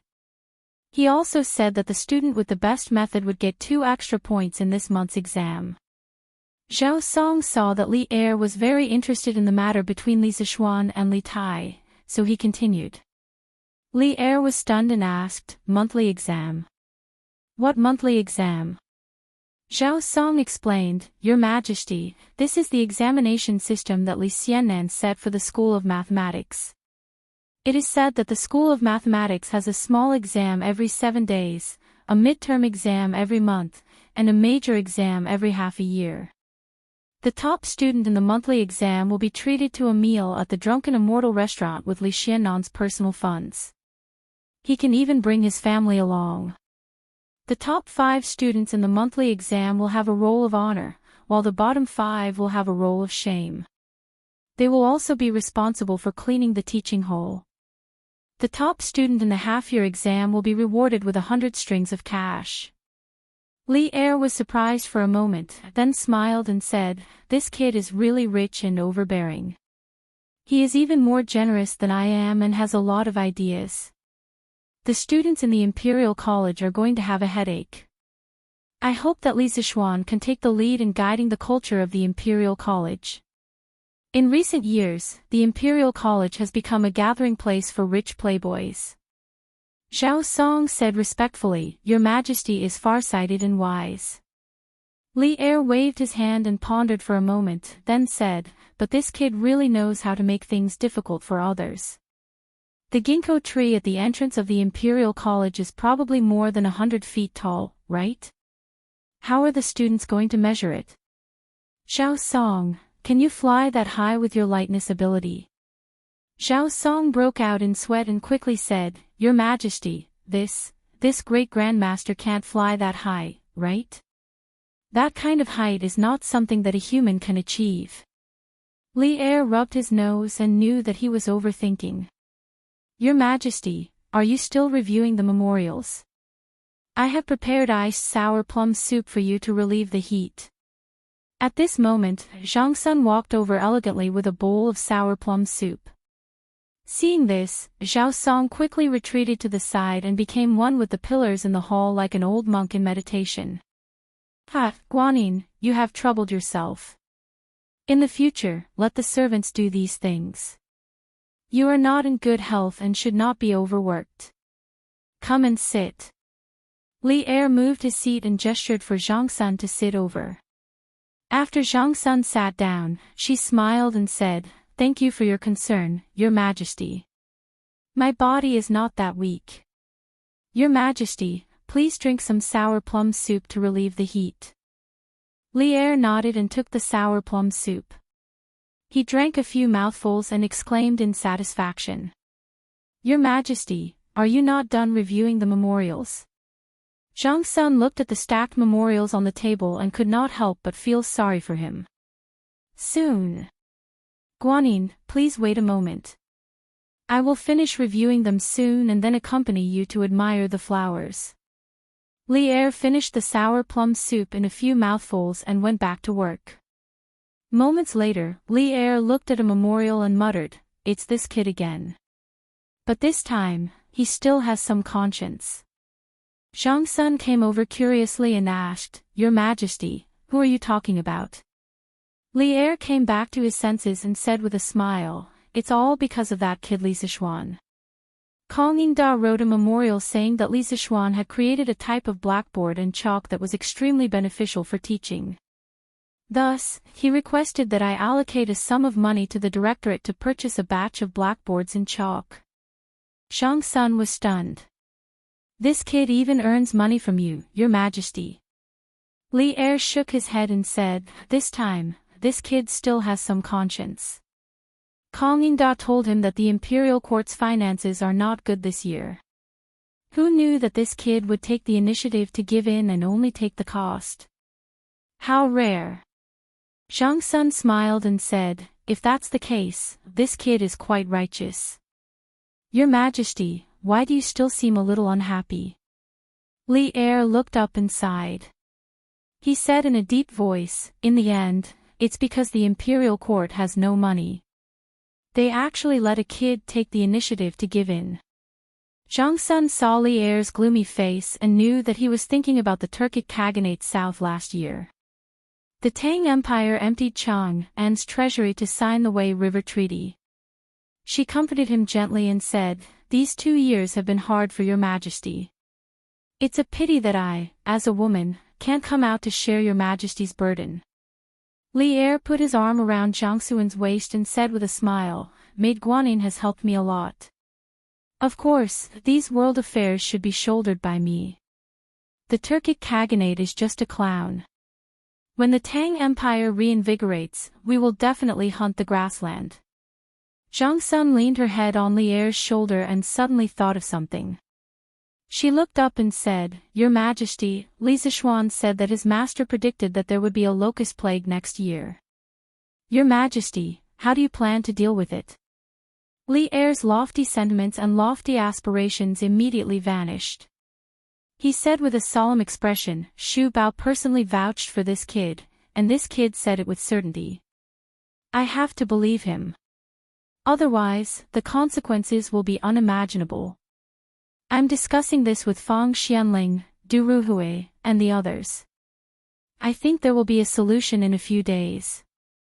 Zhang Sun wondered, Your Majesty, why don't you directly adopt the kid strategy of raising chickens? Li Er stroked Zhang Suan's long hair and sighed, that kid's method may only be able to take care of his family's farmers. What I want to take care of is the people in the world. The imperial court doesn't have the money to raise so many chickens. For this matter, there must be a detailed plan for the specific areas. Zhang Sun nodded thoughtfully. Chapter 164. Afternoon. I, who can't hold on to love, always watch it slip away. There are so many happy people in the world, why can't you count me in? Love must be courageous with every setback. Love must be firm and persistent. Every single person has to see through it. If you want to love, don't be afraid of pain. Find someone you love the most, someone you love deeply, someone you want to love, to say goodbye to being single. Someone who is passionate, infatuated, heartless, and ruthless. To scar me, he was afraid that he wouldn't be able to see his wife for the next 2 months. Most importantly, his 2 personal maidservants had left today. He didn't even have a girl to flirt with. Li Zixuan was lying alone on a decked chair in the pavilion of the West Courtyard, singing the single love song, in solitude to comfort himself, a pitiful single dog. As he sang, Li Zixuan felt like he was letting go of himself. His singing became louder and louder. The servants watched from afar as their young master went crazy. They were hesitating whether or not they should tell the madam. F***ck, stop, stop, stop. Stop singing. Suddenly, he heard an angry roar. Li Zixuan subconsciously stopped singing. He opened his eyes and looked to the side. It was Li Tai. The little fatty covered his ears and looked at him with a strange expression. Li Zixuan was speechless. His singing wasn't bad, okay. Why did this fatty look so disgusted? Moreover, this is my house. It's bad enough that you didn't greet me when you came in, but you still have the cheek to look down on me. What? Could it be that Qing K's ears have become pregnant after hearing your master singing? Li Zixuan asked with a smile. After dealing with Li Tai so many times, Li Zixuan knew that he couldn't be polite with this little fatty. Otherwise, he would definitely take advantage of him. Li Tai spat and said, You're the one who got pregnant after hearing it. It's so unpleasant to hear. It's simply obscene. The person who wrote it is really vulgar. It's a disgrace to the refined. Li Zixuan was so angry that he casually threw a grape from the stone table and scolded, This brat actually called such a classic song of the later generations obscene and cliched. You brat, you're the one who's insulting the educated. Is this how you talk to your teacher? Fatty's mind went blank.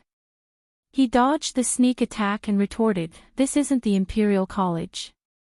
Don't put on airs. You say that I don't respect my teachers, but what proof do you have? This damn fatty actually acted shamelessly. Li Zixuan didn't know what to do with him. Who asked him to have such a good father? Li Zixuan thought viciously. I'll remember this and see how I'll deal with you the day after tomorrow.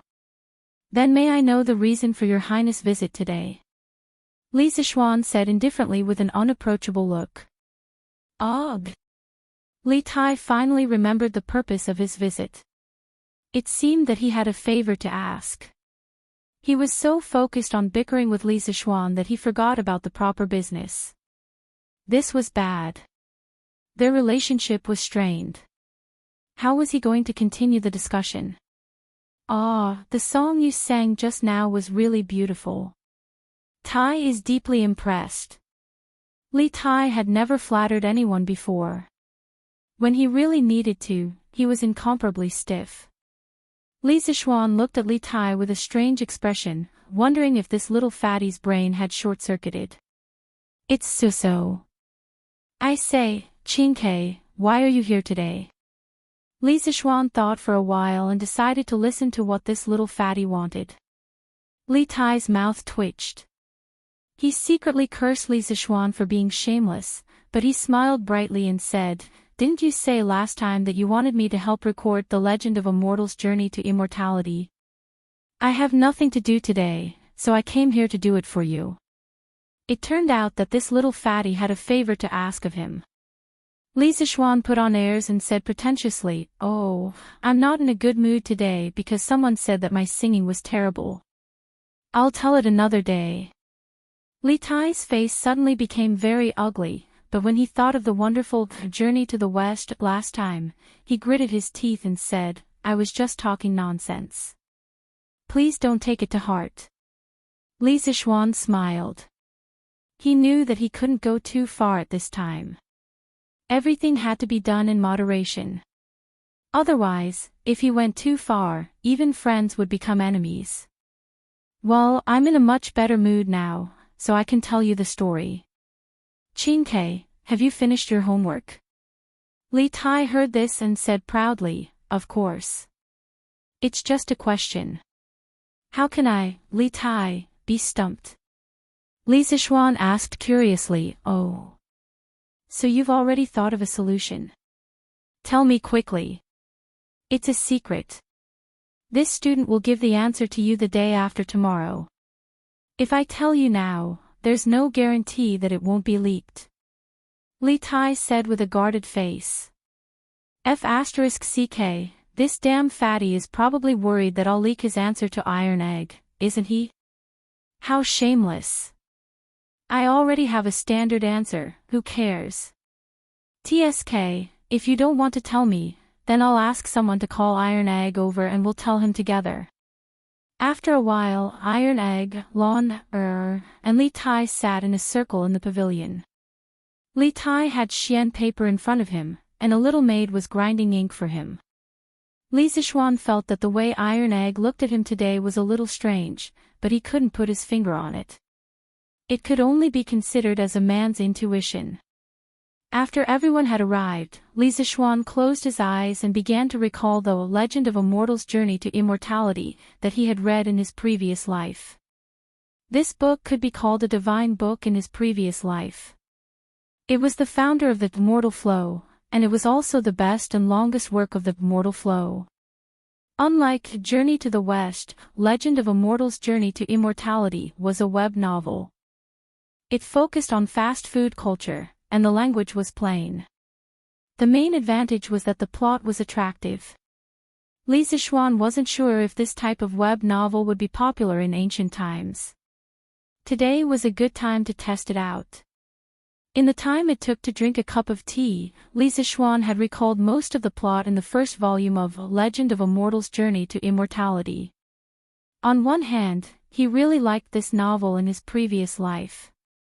On the other hand, his current mental strength was incomparable to that of ordinary people. The benefits of having a strong mental strength were not only reflected in mental calculation, but also in memory. "Green Sparrow, are you ready?" Li Zixuan looked at Li Tai and asked. Li Tai squeezed the brush in his hand and said excitedly, I'm ready, I'm ready." Li Zixuan nodded and began to narrate, "The first time we returned to the village at the edge of the mountain. Dumbo's eyes widened as it stared straight at the black roof made of straw and mud. The old quilt covering its body was now a dark yellow, and its original appearance was unrecognizable, with a faint moldy smell wafting from it.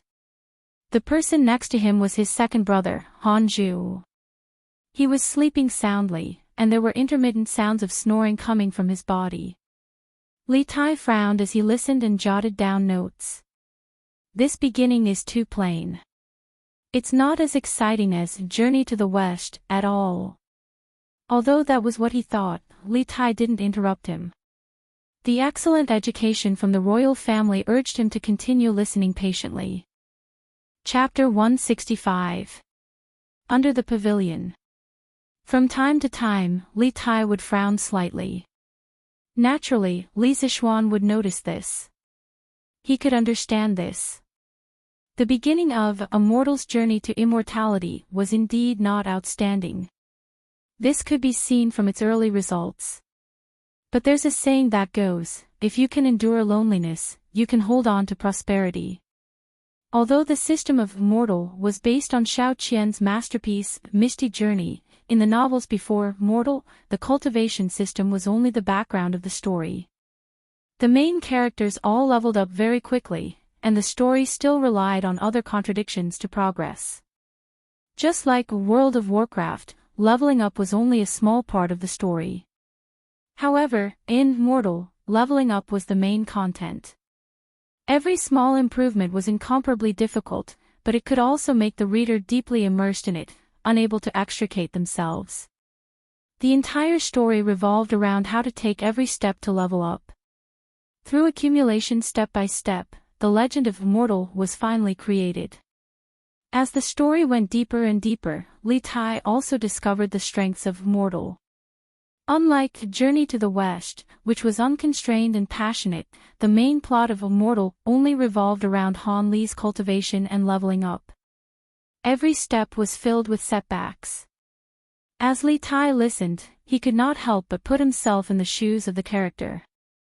The Seven Mysteries sect, the eternal spring arts that seemed ordinary on the surface, but contained profound mysteries, and the small mysterious bottle that Li Zixuan had accidentally picked up.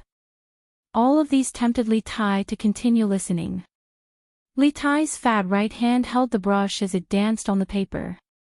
He didn't feel the slightest bit tired. His heart was completely immersed in another world as he listened to Li Zixuan. Even Li Tai was like this, not to mention Iron Egg. The main character of Mortal had the same name as him. Moreover, their family circumstances were very similar. Thus, after listening to the story twice, Iron Egg was already completely immersed. It was as if he was Han Li in the novel, following the ups and downs of the plot, with twists and turns. Lon on the other hand, had no interest in this story. After listening to it for a while, she felt that Han Li wasn't as interesting as Sun Wukong. After bidding farewell to Li Zixuan, she returned to the backyard. Li Zixuan also breathed a sigh of relief. Previously, he had only asked Iron Egg to come over. He did not expect Lon to come over as well. Many of the later parts of the novel were not suitable for her to read. It was good that the little girl had left. Han Li dripped a drop of green liquid on a green three-crow grass, turning it into a yellow three-crow grass with a 100-year medicinal effect. A few days later, he dripped another drop of green liquid on it, and it actually became another 100 years old. Seeing that this method was indeed effective, Han Li repeated the same method for the next 2 months. Every time a new green liquid was produced from the small bottle, he would drip it on the three-crow grass. And the three-crow grass lived up to his expectations. Its leaves gradually turned from yellow to yellow-black, and then from yellow-black to black. Finally, when its leaves were completely black and shiny, it became a rare 1,000-year-old three-crow grass in the world. Li Tai's eyes widened, and he was shocked in his heart. So this mysterious bottle can infinitely accelerate the maturity of spiritual herbs. This is really amazing. Han Li will definitely be able to completely turn the tables this time. Iron Egg's breathing quickened as he listened. He was as excited as he was when he obtained the mysterious bottle. Okay, that's all for today. Li Zixuan clapped his hands and did not want to continue. He had been talking for almost an entire afternoon, and his throat was smoking. Ah. You're done so soon. Li Tai was dumbfounded. He had just gotten into the role, and now it was over. What was this? Iron Egg's face was also full of regret, but he did not raise any objections. Li Zixuan said angrily, "It's already so late. What are you still talking about? Qin Ke, go back quickly. Be careful, the market will be closed soon." Li Tai waved his hand indifferently and said, "It doesn't matter. If worse comes to worst, I'll just stay at Mr. Li's house tonight." "Sir, please tell me 2 more times, or I won't be able to sleep tonight." A large part of the reason why he chose to go to Lisa Schwann's class in the School of Mathematics was that it was convenient for him to listen to Lisa Schwann's story. After reading Journey to the West, he had been out of books for a long time. Today, he had finally fulfilled his wish. He had just satisfied his craving, but now it was abruptly stopped. How could he stand it? At this time, not to mention that the market was closed, even if it was raining blades, he would not be willing to leave. Lisa Schwann's face darkened when he heard this. He roared in his heart, "What the F***ck, if worst comes to worst, you'll just stay at my house tonight.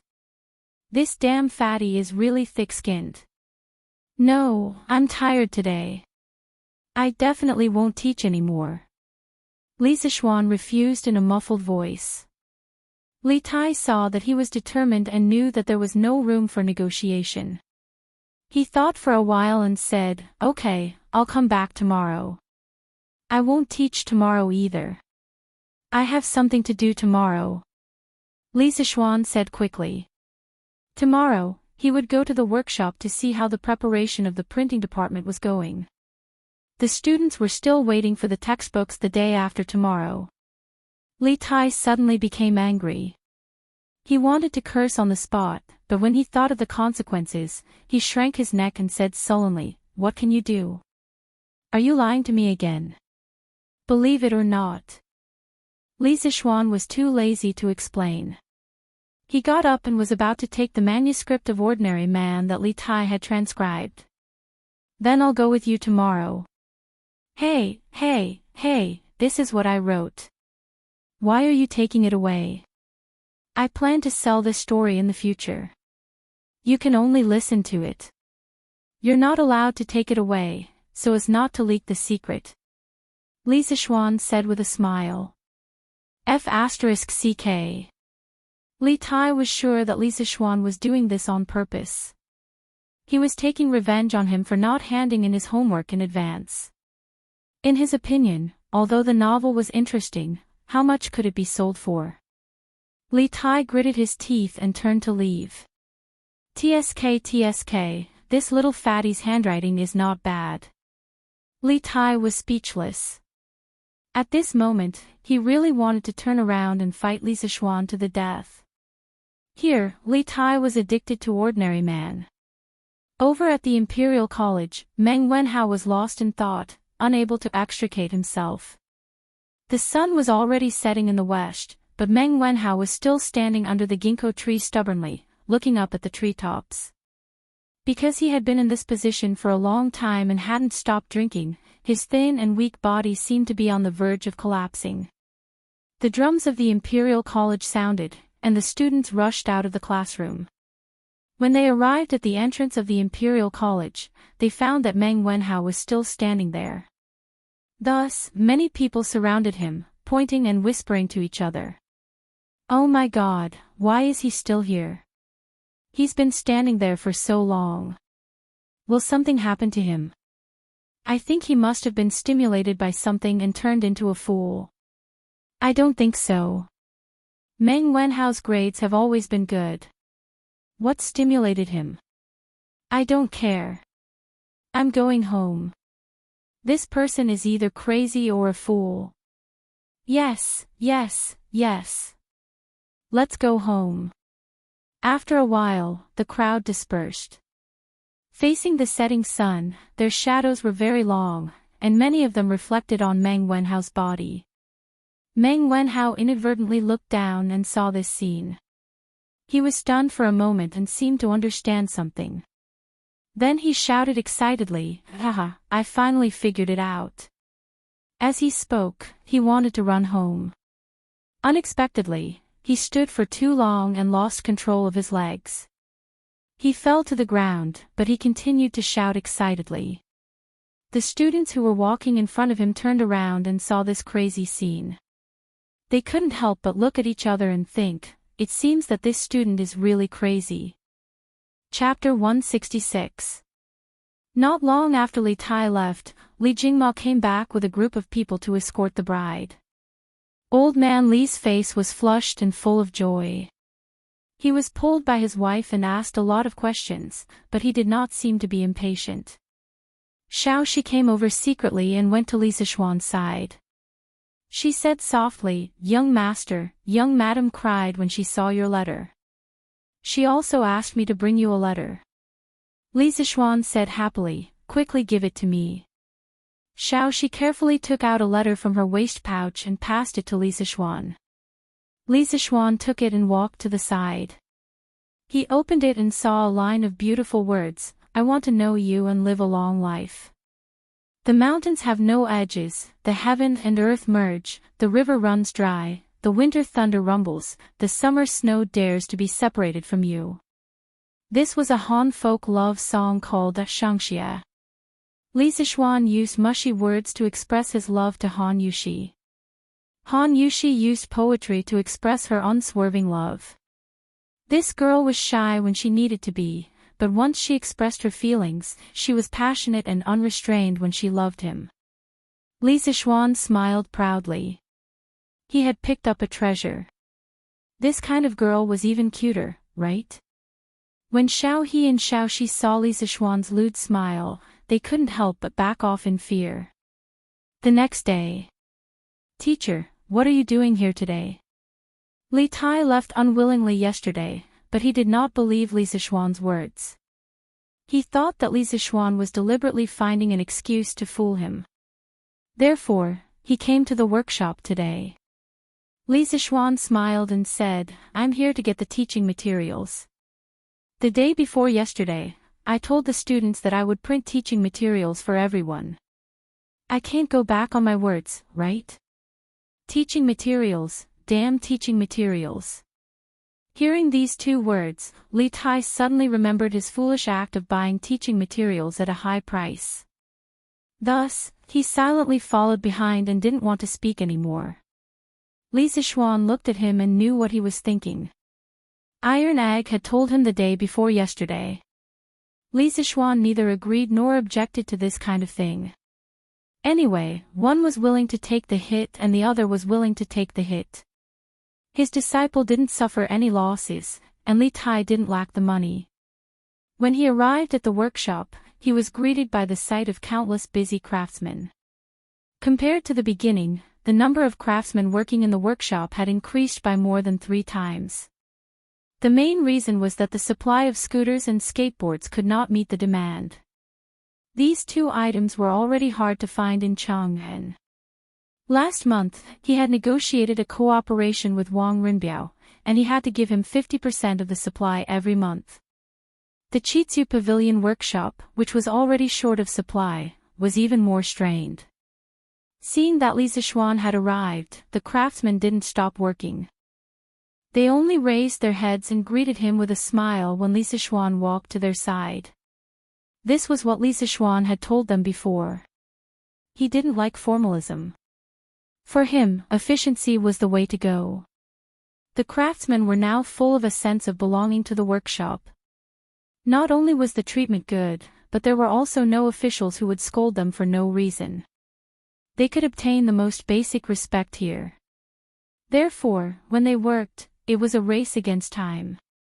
When Li Tai saw that Li Zixuan had arrived and that the craftsmen were still at their original positions, each carrying out their duties, he couldn't help but click his tongue in wonder.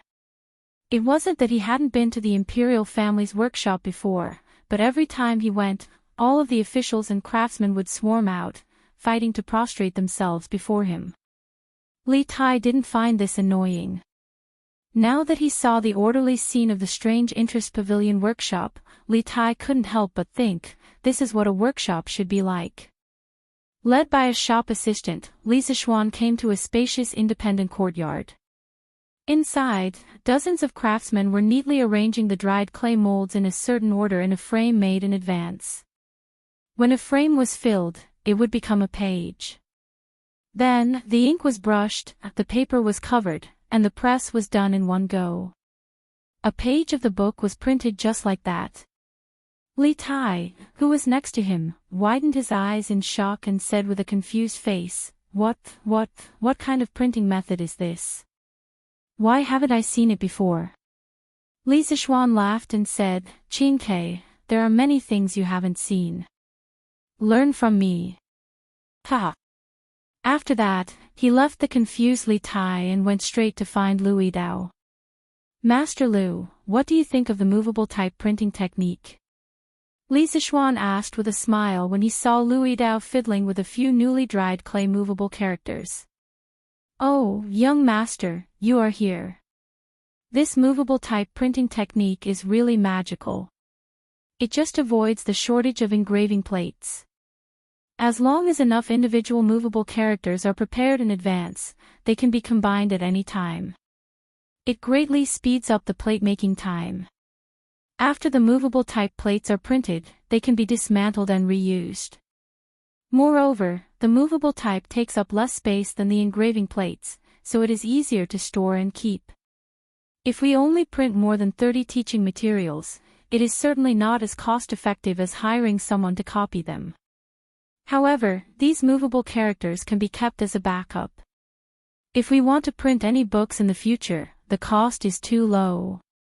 Lu Yidao saw Li Zixuan come in and quickly stood up and said excitedly.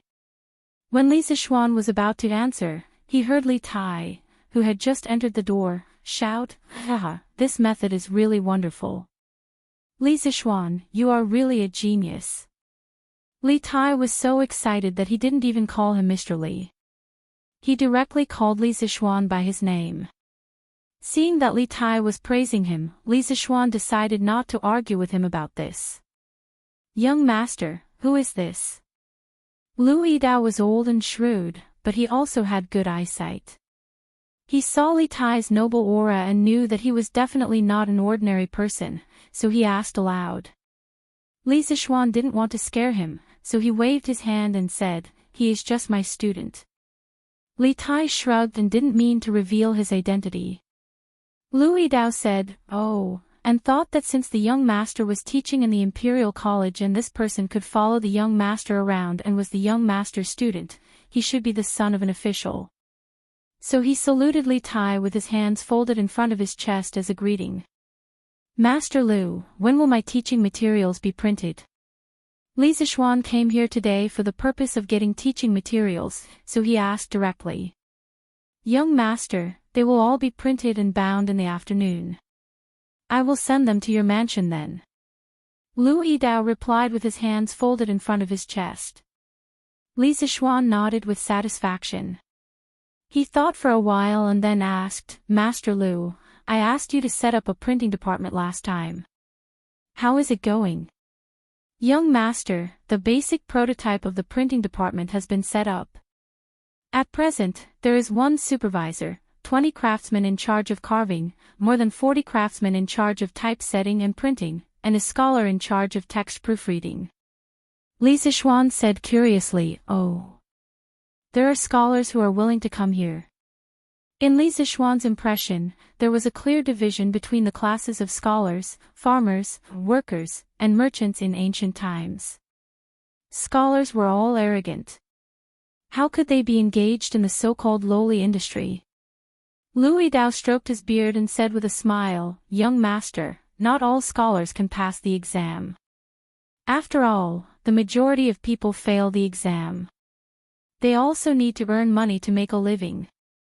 Chapter 167. In the workshop of Strange Interest Pavilion. Master Lu, where is the scholar now? Take me to see him. Li Zixuan was suddenly very interested in this down-and-out scholar. How miserable was this person? He actually came to work in the workshop. Li Tai curled his lips and secretly thought that Li Zixuan was really inexperienced. Li Tai had seen this kind of thing many times. Thinking about it, Li Tai could not help but feel a sense of superiority in his heart. Cough, cough. Young master, this person is probably reading in the back hall. He is a scholar after all. How can I let him mingle with us bumpkins? Thus, I arranged a separate place for him to work. Lu Yidao wiped the sweat on his forehead and said with a little guilty conscience. After all, he had made a decision on this matter. If Li Zixuan blamed him, he had nothing to say. Li Zixuan smiled and said, Master Lu, take me to see him. Li Zixuan did not blame Lu Yidao for making a decision on his own. In fact, if this person was really capable, it was okay to give him some preferential treatment. After all, if there was no scholar in the printing department, it was obviously impossible. But if this person was just a good-for-nothing who used the name of a scholar to cheat for food and drink, Li Zixuan would let him go back to where he came from. Young master, here it is. Following Lu Yidao to the back hall in the southernmost part of the workshop, Li Zixuan looked around. The environment was quiet, birds were singing, and flowers were fragrant. It was really a good place to read. Okay. Li Zixuan nodded. Lu Yidao quickly stepped forward and led Li Zixuan and Li Tai into the door. Oh, Steward Lu, you are here. In the room, a middle-aged man with unkempt hair and a dirty face greeted Lu Yidao enthusiastically after seeing him come in. Li Zixuan frowned. No matter how he looked at this person, he looked like a beggar. He didn't look like a scholar at all. Could it be that he really came to the workshop to cheat food and drinks? Mr. Ma, this is our boss. Lu Yidao hurriedly stepped aside and told the middle-aged man who was the master. The sloppy middle-aged scholar was obviously stunned. After a moment, he cupped his hands and said to Li Zixuan in a serious manner, I am Ma Zhou from Faping County in Buzhou. Nice to meet you, Mr. Li. Li Zixuan, who had originally wanted to test this person's talent, suddenly widened his eyes in shock when he heard the person's self-introduction. In his heart, he roared 3 times, F***CK. This person was actually the future Prime Minister of the Great Tang, and this formidable individual was actually working for him. Li Zixuan felt a little dizzy. The world was changing too fast. A man from Li County. A man from Li County. Ma Zhou saw that Li Zixuan was standing there in shock and didn't speak for a long time. He was a little worried and called him twice. He was worried in his heart. Could it be that the fact that he was a teaching assistant in Buzhou, drank all day and was scolded by the provincial governor for not doing any work had already reached the ears of this man from Li County? Ma Zhou lost his parents when he was young and had no one to rely on. Fortunately, he was diligent and didn't give up on himself. However, the years of poverty made him somewhat angry. His behavior was undisciplined and he drank wantonly. He was often drunk. During the reign of Wuda, the provincial governor of Buzhou, De Shishu, heard that Ma Zhou was proficient in classics and history. He was knowledgeable and talented, so he hired him to be a teaching assistant in Buzhou. However, this fellow's work ethic was obviously problematic. He drank all day and didn't take teaching as his job. He was paid but didn't do any work. He only knew how to drink and looked drunk all day. De Shishu reprimanded him a few times, but Ma Zhou didn't change. He still did things his own way. Finally, one day, Ma Zhou drank and messed things up again. De Shishu couldn't take it anymore and heavily reprimanded him. This time, the reprimand was very heavy. Ma Zhou lost face on the spot. Thus, in a fit of anger, he took off his official robe and handed it to his student. He asked him to return the provincial governor's robe. Then, he laughed to the sky and left Buzhou. When this fellow left Buzhou, he was very confident. However, when he left Buzhou, he was dumbfounded. He didn't have any money for travel. Fortunately, he met a few important people on the way. After a few turns, he arrived at the capital, Chang'an. However, his money for travel had already been used up. However, he had to find a job. After finding a few jobs at the academy, he had nothing to do. The money they gave him was too little. It wasn't even enough for him to drink. Thus, this fellow quit his job and continued to look for jobs. As a matter of fact, he happened to come across the workshop of Strange Taste Pavilion. The pay was very generous. Thus, he didn't care about being reserved as a scholar and eagerly ran over. Oh, Mr. Ma, right? How did Mr. Ma recognize me? Li Zixuan reacted and casually asked.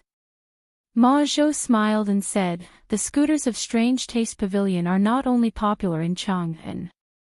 They are also gradually becoming popular in other provinces and counties. The divine plow of curved yuan also originated from Strange Taste Pavilion. It was greatly promoted by the current emperor. Countless people in the world have benefited from it. Nowadays, who doesn't know the name of Strange Taste Pavilion? Who doesn't know the owner of Strange Taste Pavilion? Just now, when Steward Liu called you owner, I guessed that you were the man from Lantian County. Li Zixuan had only asked casually. He didn't expect Ma Zhou to beat around the bush with so many twists and turns. He thought to himself that when this person was smart, he really wasn't vague at all. Mr. Ma is smart. I wonder if Mr. Ma is satisfied with this job. Satisfied, satisfied. Ma Zhou nodded repeatedly. However, he heard Li Zixuan's tone. It seemed that he had the intention of raising his pay. Then, he rolled his eyes and added, it's just that there's no wine to drink in this workshop. It's really a fly in the ointment. Li Zixuan rolled his eyes. In his previous life, he had heard that Ma Zhou was addicted to alcohol. Now, it seemed that it was true. As long as Mr. Ma has real talent and can help me with something, I'm willing to give you some good wine. Li Zixuan purposely kept him in suspense. Ma Zhou's eyes lit up. He thought to himself that there was hope. He quickly asked, is owner's words true? Li Zixuan smiled and said, of course it's true. I wonder if Mr. Ma has heard of Drunken Immortal. If Mr. Ma is willing to do his best to help me, I'll give you an extra pot of Drunken Immortal every month in addition to your salary. How about it? A pot of Drunken Immortal. Ma Zhou couldn't help but swallow a few mouthfuls of saliva. Not only had he heard of Drunken Immortal, he had also smelled it. Of course, he couldn't afford to drink it. When he first came to Chang'an, the first thing he did was to find out where the best restaurant in Chang'an was. In the end, when he arrived at Drunken Immortal, he was dumbfounded when he saw the price of the wine and dishes. With the few hundred copper coins in his wallet, he couldn't even afford a plate of chicken, let alone a liter of Drunken Immortal. Therefore, he could only pretend as if nothing had happened and tell the waiter that he had gone to the wrong place. Then, he silently left. When he walked to the door, he suddenly smelled the strong fragrance of wine on the tables of other diners. As a result, this guy couldn't take another step. He stood at the door of Drunken Immortal for the whole day, smelling the Drunken Immortal. At this time, he heard Li Zixuan say that he could provide him with an extra pot of Drunken Immortal every month. His heart trembled a few times.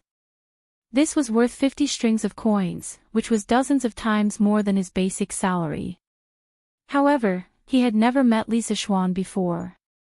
Why would he give him such a generous offer?